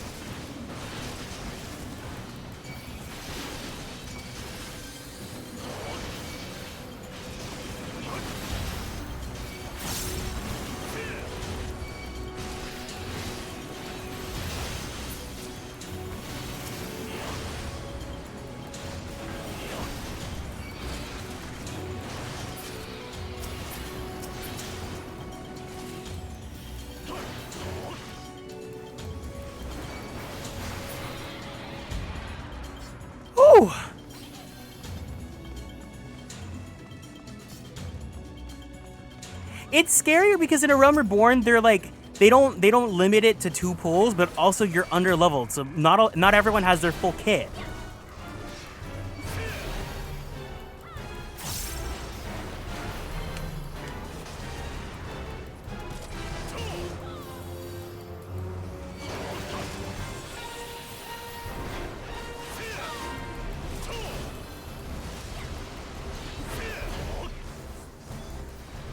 Ooh, flammable gas.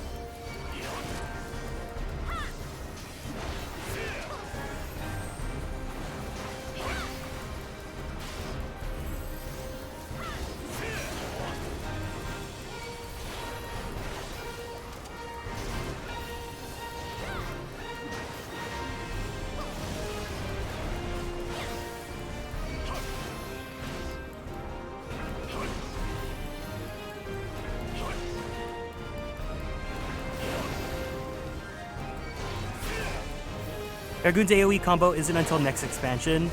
So yeah, lack of it. Yeah. Yes!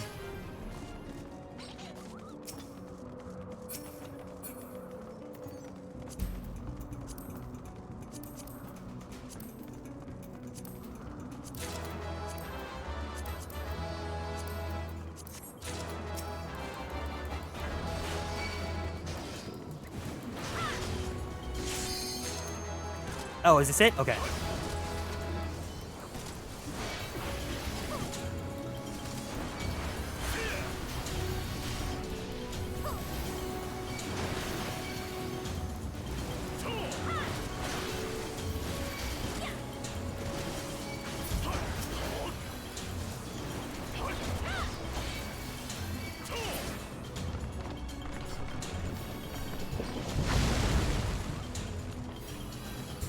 Hi, Aiko. Welcome in.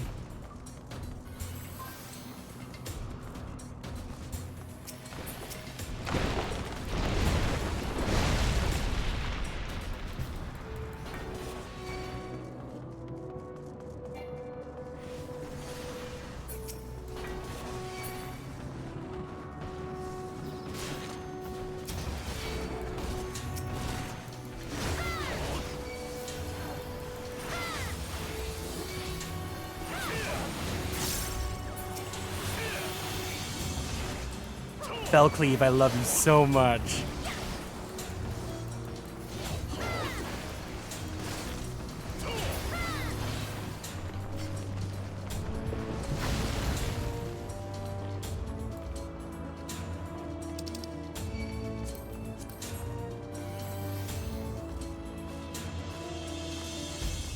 Dang, the area was really generous with their treasure chest this time around.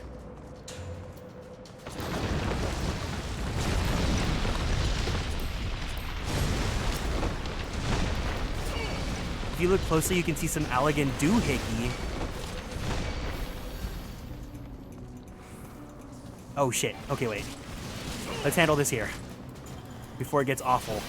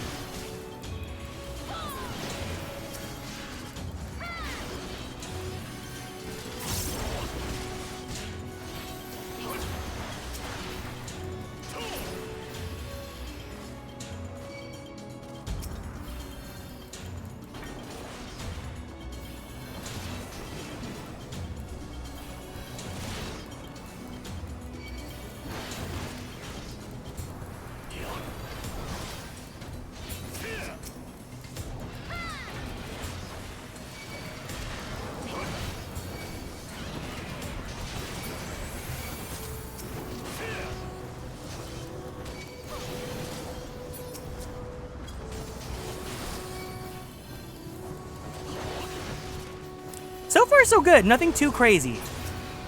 The beginning is always a little bit scary, but you know.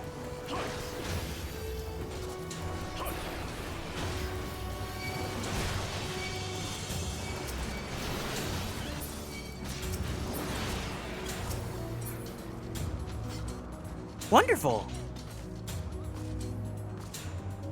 How's it going? It's going good. We're in a dungeon right now.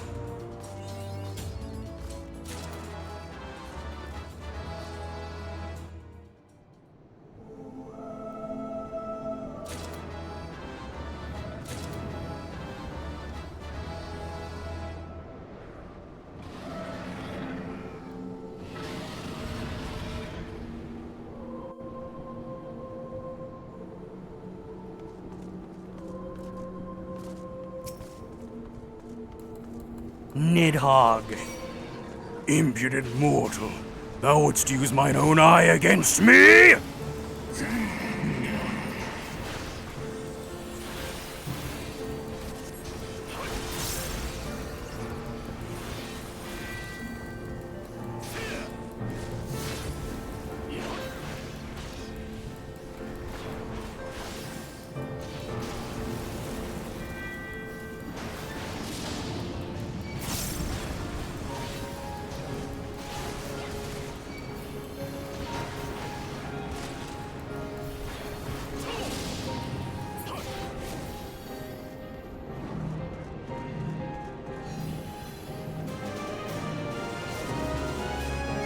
Cadra Lee, thank you so much for the raid. Welcome in, gamers.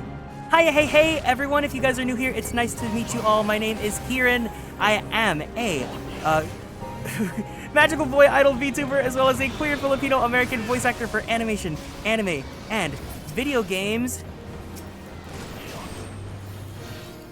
Yeah, let me give you guys, hold on.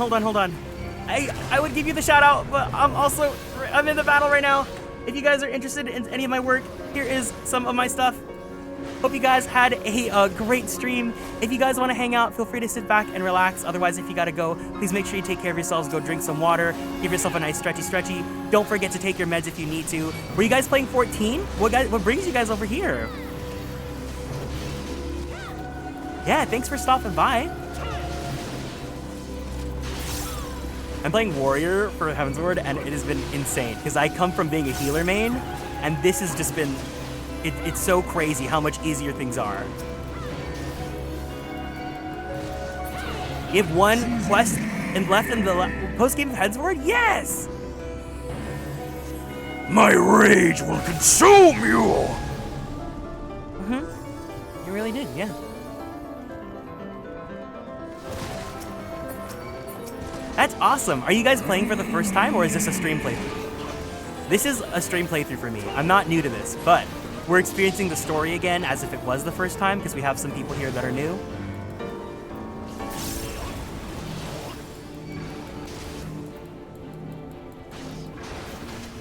It's my first time. I started earlier this year. That's so awesome. Are you enjoying the game? What race are you playing? What class are you playing? Please feel free to let me know.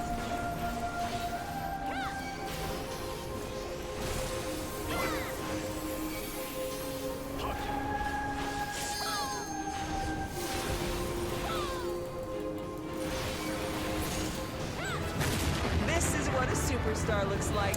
I love Felcleave. You're a Hure Bard, but you might Fanta and a Lalafell. Lalafells are so cute. And now I can give you your shout out.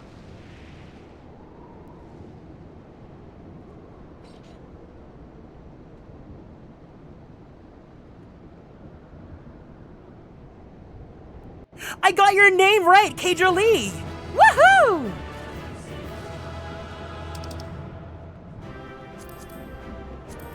So for this playthrough, what we're doing is I'm keeping a scrapbook of all the duties that we've cleared.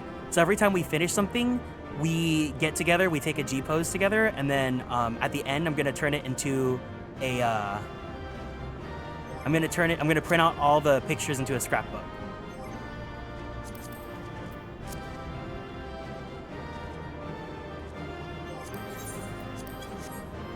Yeah, welcome in, Keija, welcome in. Let me see who else was here. Thank you for following. Welcome in Chaos Flame Games. Welcome in Mocha and everyone else from Keija's community. It's really awesome to meet you guys. I really appreciate it. If you guys want to play with us, if you're not tired, we're playing on Fairy. Otherwise, if you gotta go, don't let me hold you up. The bubbles look really good with this filter, actually.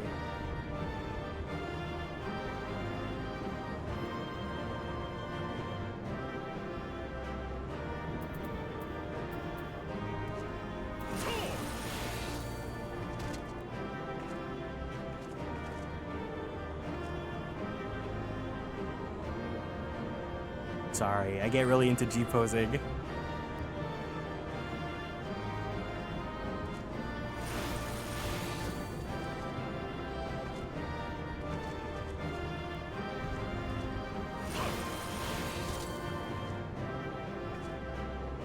Gonna decline now because I did almost not. Oh, yes, please, go get your rest. Go get your rest.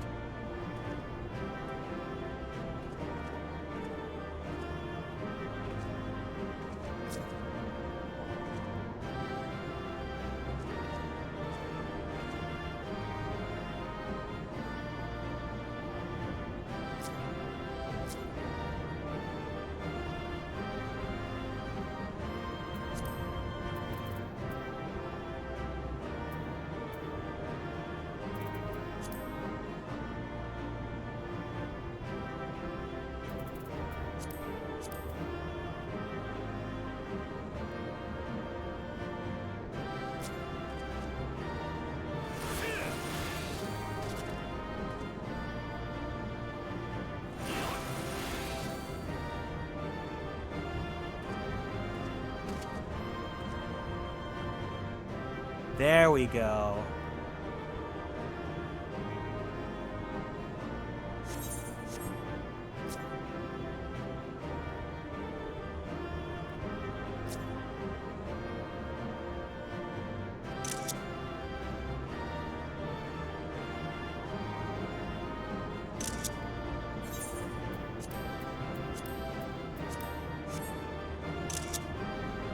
And we get a good view of Garrick's pits. Nice!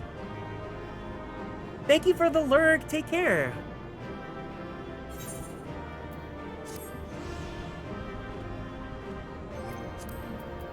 Again, if anyone needs to go, please make sure you take care of yourselves. Go drink water, give yourself a nice stretch, take your meds if you need to.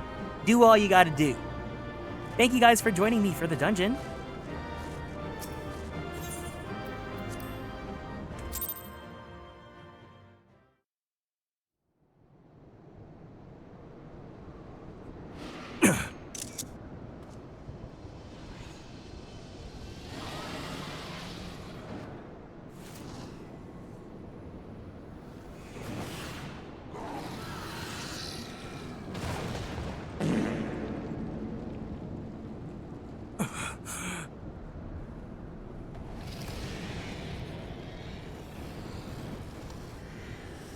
Thank you for having me? Of course. Thank you for having me. Had a rough couple weeks, so I thought I should treat myself, especially if I'm going back to play on NA more. Yeah. Thou would use my own eye against me? Time after not to dilute the kind's depravity. I have not forgotten thee, Dragoon. Mine essence claimed me once, and shall do so again.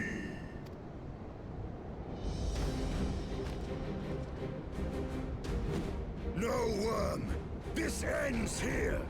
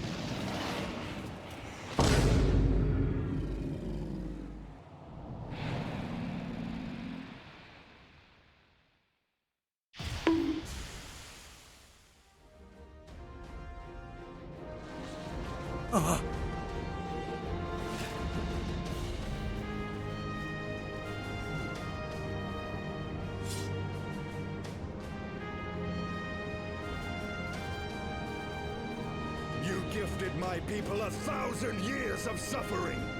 Now I gift you an eternity in darkness.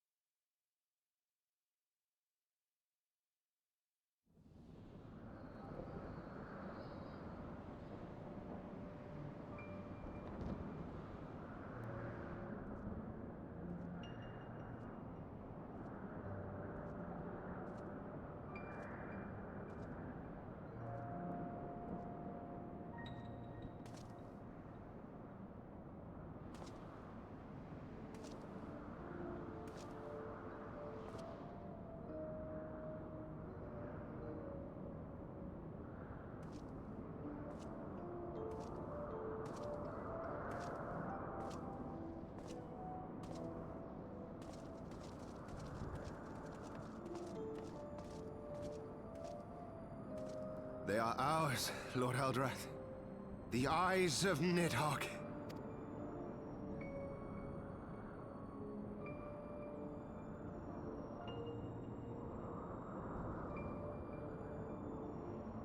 Aye. The worm lies broken and my father is avenged. With the wellspring of his vitality thus denied him, Nidhogg shall not linger long in this world. But behold the terrible price we have paid. My sire is dead. So many brother knights slain. We traded our honor for the strength which now courses in our veins. And still we are forced to make such sacrifice. But not in vain, my lord. Kreisvelga is the only great worm left in Dravania, and he dares not leave his lair.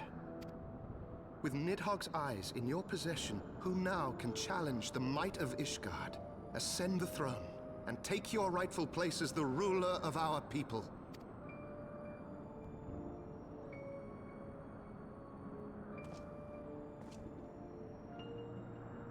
Nay, my friend.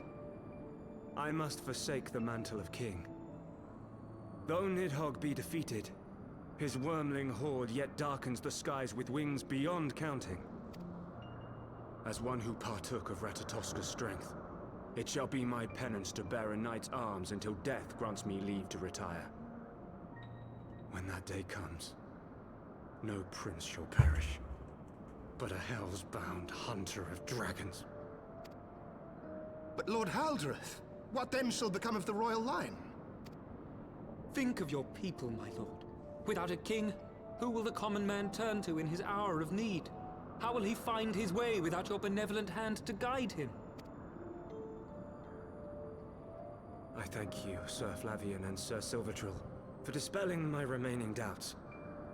With men of such wisdom and compassion in service to the realm, 'tis plain that Ishgard has no need of a king.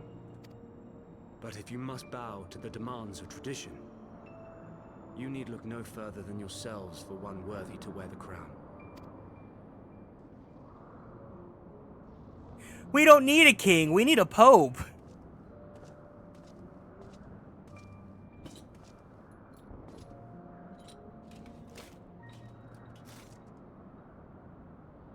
Fare thee well, my brother knights, my loyal friends.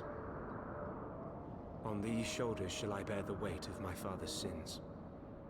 With this lance shall I repay the debt accrued through our misdeeds. We need a diva. Ishgard decides their next ruler with a baddies battle royale.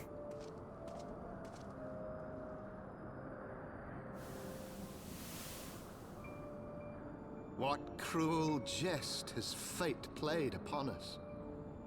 Have we seized this desperate victory only to lose a king? We can but act as our lord has bid. We few who remain must divide between us the rulership of Ishgard and her people.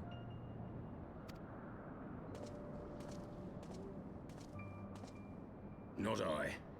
My oath was to Lord Haldreth and he alone. If he is not to be king, then I would hang up my shield as well. Oh, this is the guy from Chocobo City. Tailfeather. Will you abandon us too, sir? Why does he look like Astarion from Baldur's Gate? I would wash my hands of blood and betrayal and take up an honest trade. Mayhap I shall serve ale instead of sharpened steel.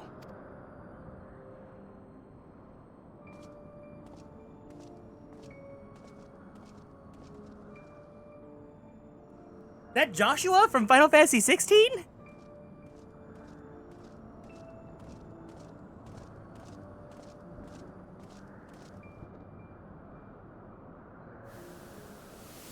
We four, then.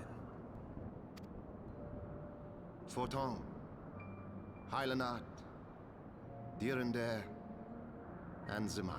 I keep reading it as Halianarte. Hylanot.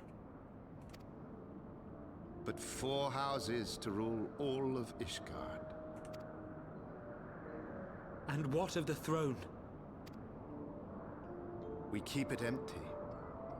Until the day a king rises once more. We must assume the role of stewards. We'll get to it in one bit. We shall shape our nation anew with a history of our own making. And let the truth of this dark day die here, upon the battlefield.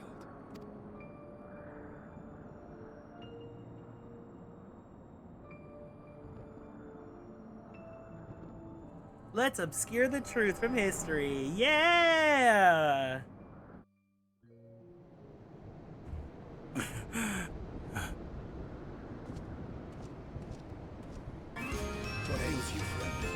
you wounded? Chaos, thank you for following and joining the Konstellations. Welcome in. All right, everyone, let's go ahead and stand up from our seats. Let's twist our bodies to the left. Ooh. Twist our bodies to the right. Ooh.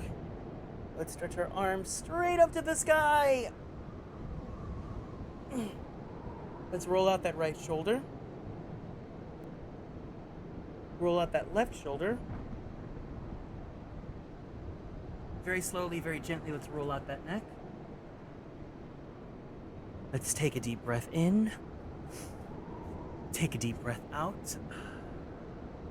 Let's go ahead and drink some water.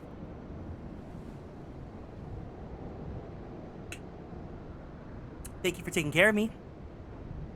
What ails you, friend? Are you wounded? Yes, I'm wounded by the smell of your armor because you...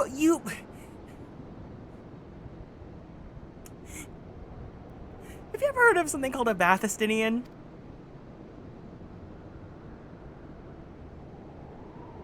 You have borne witness to history, to the culmination of the first battle with Nidhogg. The legend of Ishgard's founding tells that our ancestors were led to the land of Kurthus by the valiant King Thordan. In the midst of their journey, they came to a wide chasm, where they were set upon by a great worm, Nidhogg. A furious battle then ensued, with Thordan leading the van. Though the brave king was slain defending his people, his son, Haldrath, the first Azure Dragoon, fought on undaunted.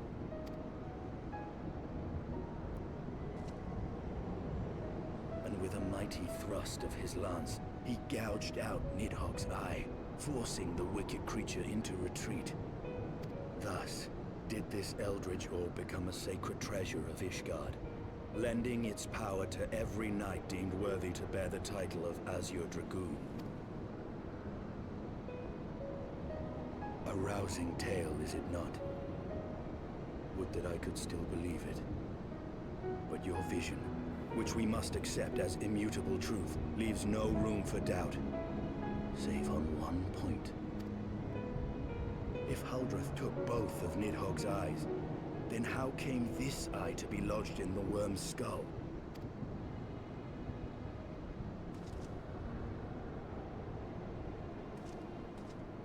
You're handing it to me? Ew! Beneath every answer we unearth, another question lies buried. You just pulled it out of him! It's not it's fresh! It's not washed!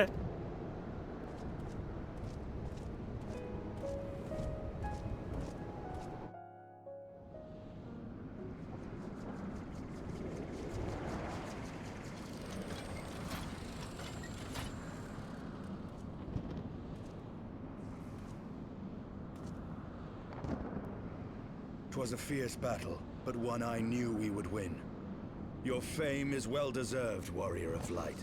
Full proud am I to have fought at your side. I would fain return with all swiftness to Ishgard to inform the Lord Commander of our triumph.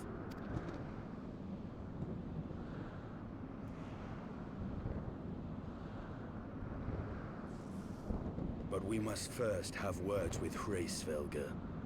There are parts of this tale that the worm has kept from us, and I would know wherefore. Where's my diva Azale when I need her?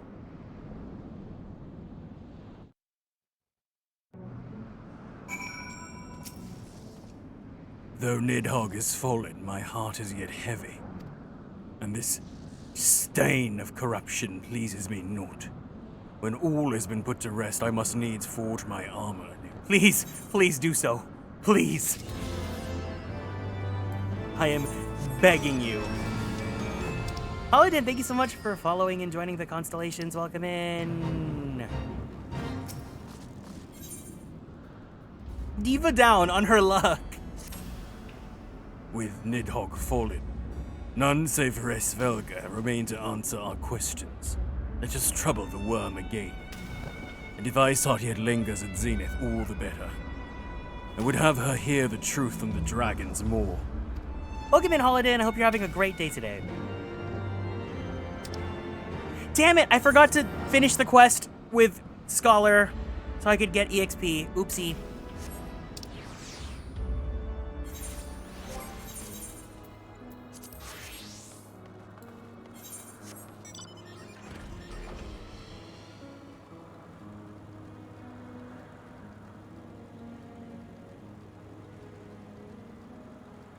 Izael? Diva? Boots? 'Twas you, was it not? The furious screams of the dragons carried far. You've slain Nidhogg. What more could you desire from this place? Will you not allow Hraesvelgr to mourn the death of his kin in peace? Spare us your sanctimonious judgment, Ice Maiden. We have a gift for the Great Worm, and a mystery that can no longer lie buried. Lady Iceheart, the Dragonsong War has all but consumed your life and claimed many of your followers. It is time you learned the truth of its beginning. The whole truth. That we may at least bring this bitter conflict to an end. Sound the horn, warrior of light. I just realized it clicked, it clicked, it clicked, it clicked. It clicked, it clicked on me, it clicked for me, it clicked for me.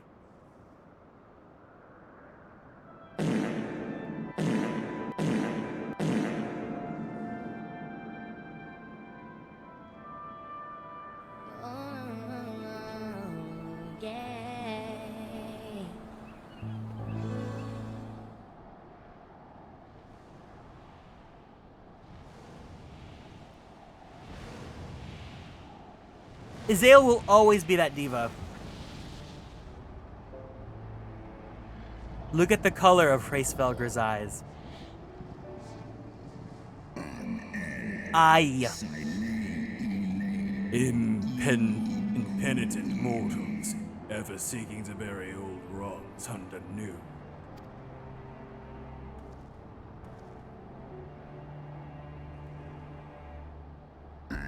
I did sense the moment of Nidhogg's demise. You mean the moment I prized your eye from his head?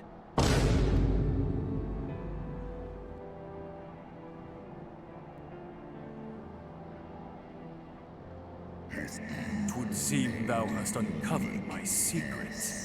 Aye, unto the blinded Nidhogg did I yield one half of my strength.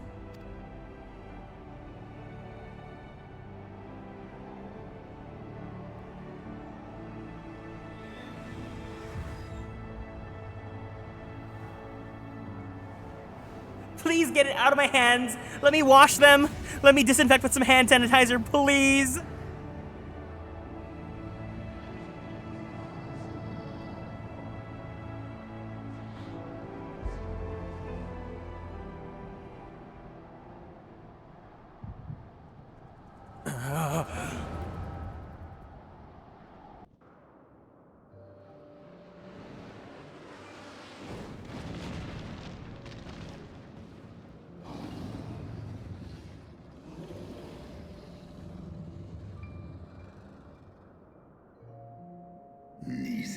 Nidhogg, what hath befallen thee? We are undone by covetous mortals. They did take Ratatoska's eyes and glut their appetites upon her essence.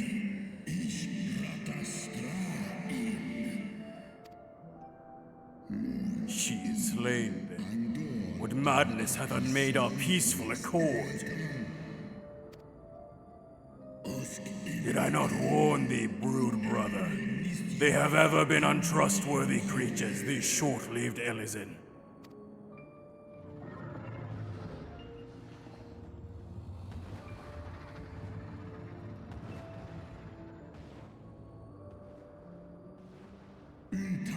But thou wert enchanted by thy mortal mane. Thy folly hath cost Ratatoska her life, and me mine eyes.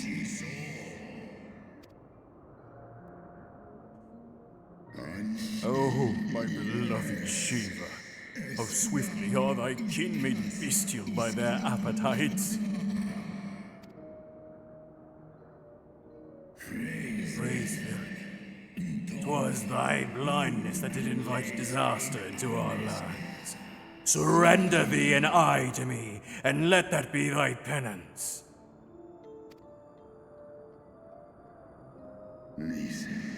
Nidhogg. They bested me once, but I was reckless. I shall need but a single eye to inflict enduring torments upon these traitors and every child of their line. Yield to me thy strength, brood brother!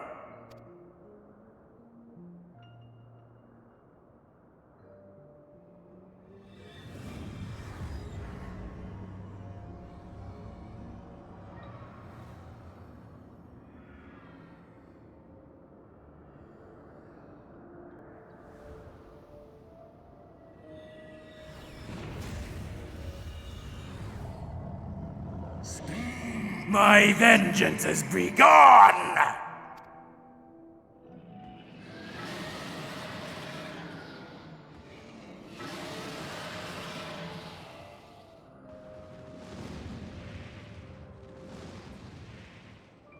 Yes, that is exactly it.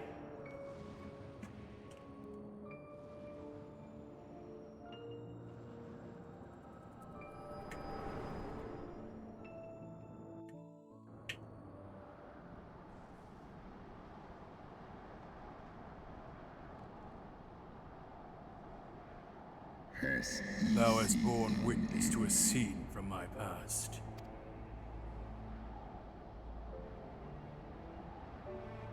It was yours. Your strength that sustained Nidhogg all these years. Would that Haldreth had dealt the worm a killing blow.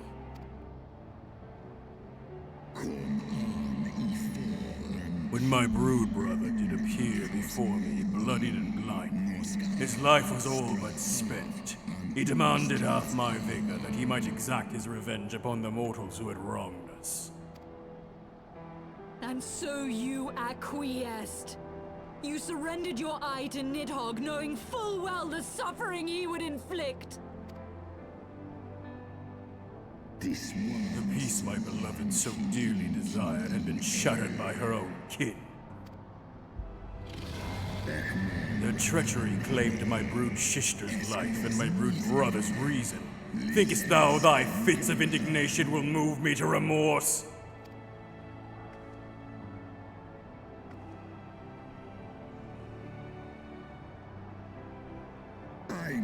Go, mortals! Take your unruly passions and leave this place. Your presence here spelleth naught but misery. Were it not for Shiva's soothing embrace, I would slay you where you stand. Woe betide you should the bond we share ever weaken.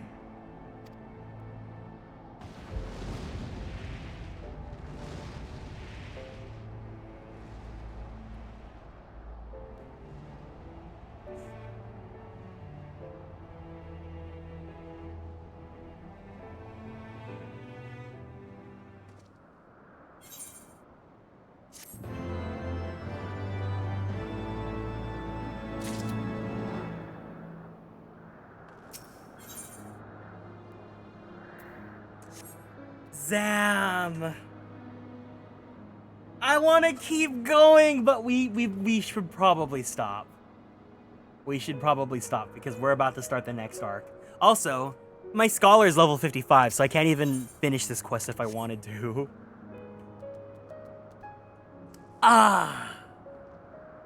That was crazy! He'd be moody like, yeah! Yeah!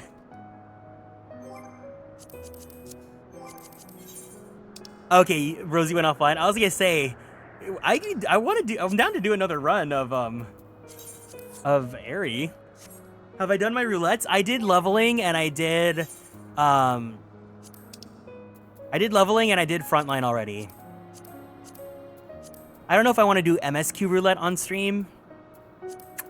But I am down to do, I kind of want to do Aerie again to level up Scholar.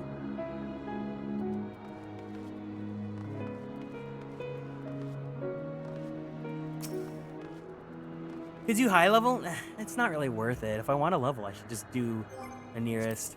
But I'm assuming you're home now and you can do a roulette.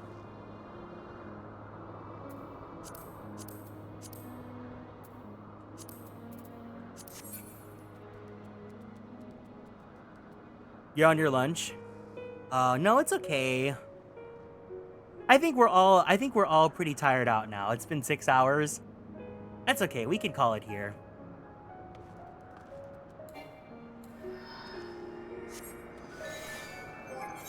Damn, I can't believe I didn't... Warrior is so much fun. I honestly might get Warrior to 60 by tomorrow. But anyways, I think this is a good part to call stop on MSQ, because the next arc I really want to do with you guys, but I want to make sure we have sufficient time, that we're energized, and that we have a full party for. So I will save this for tomorrow. I think what we're going to do is we'll do the next arc tomorrow in like the afternoon, like late morning, early afternoon. And then we won't go too long. And then in the evening I can do Soul Calibur or something. But yeah. Ooh, this arc is so crazy. It's so fun. It's good. I'm glad we had a lot of good discussion about it too. I'll get to here. Yes, Gay, I would recommend, I know you like to go a little bit ahead. I would recommend do not go past this quest. Once you see the quest, Unrest in Ishgard, do not start it.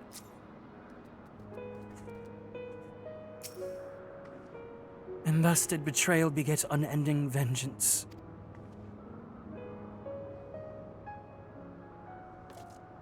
So yeah, we can go ahead and call it here for today.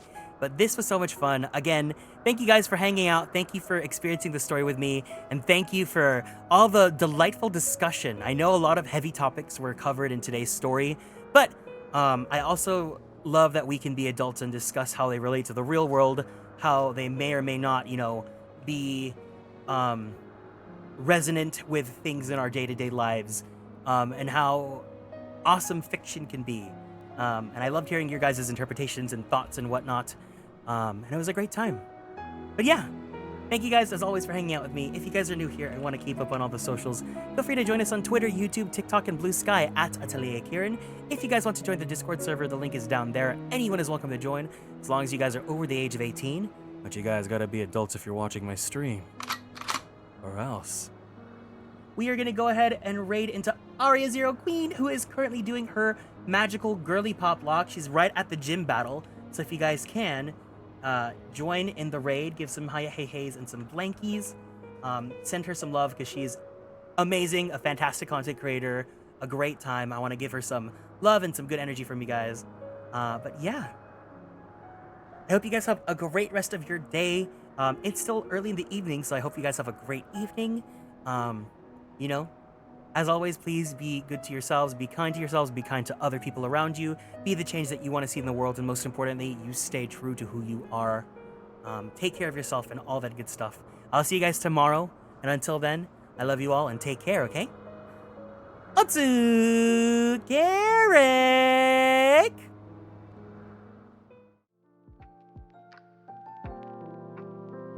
Bye-bye! Bye-bye, bye-bye, bye-bye, bye-bye, bye-bye, bye-bye, bye-bye, bye-bye!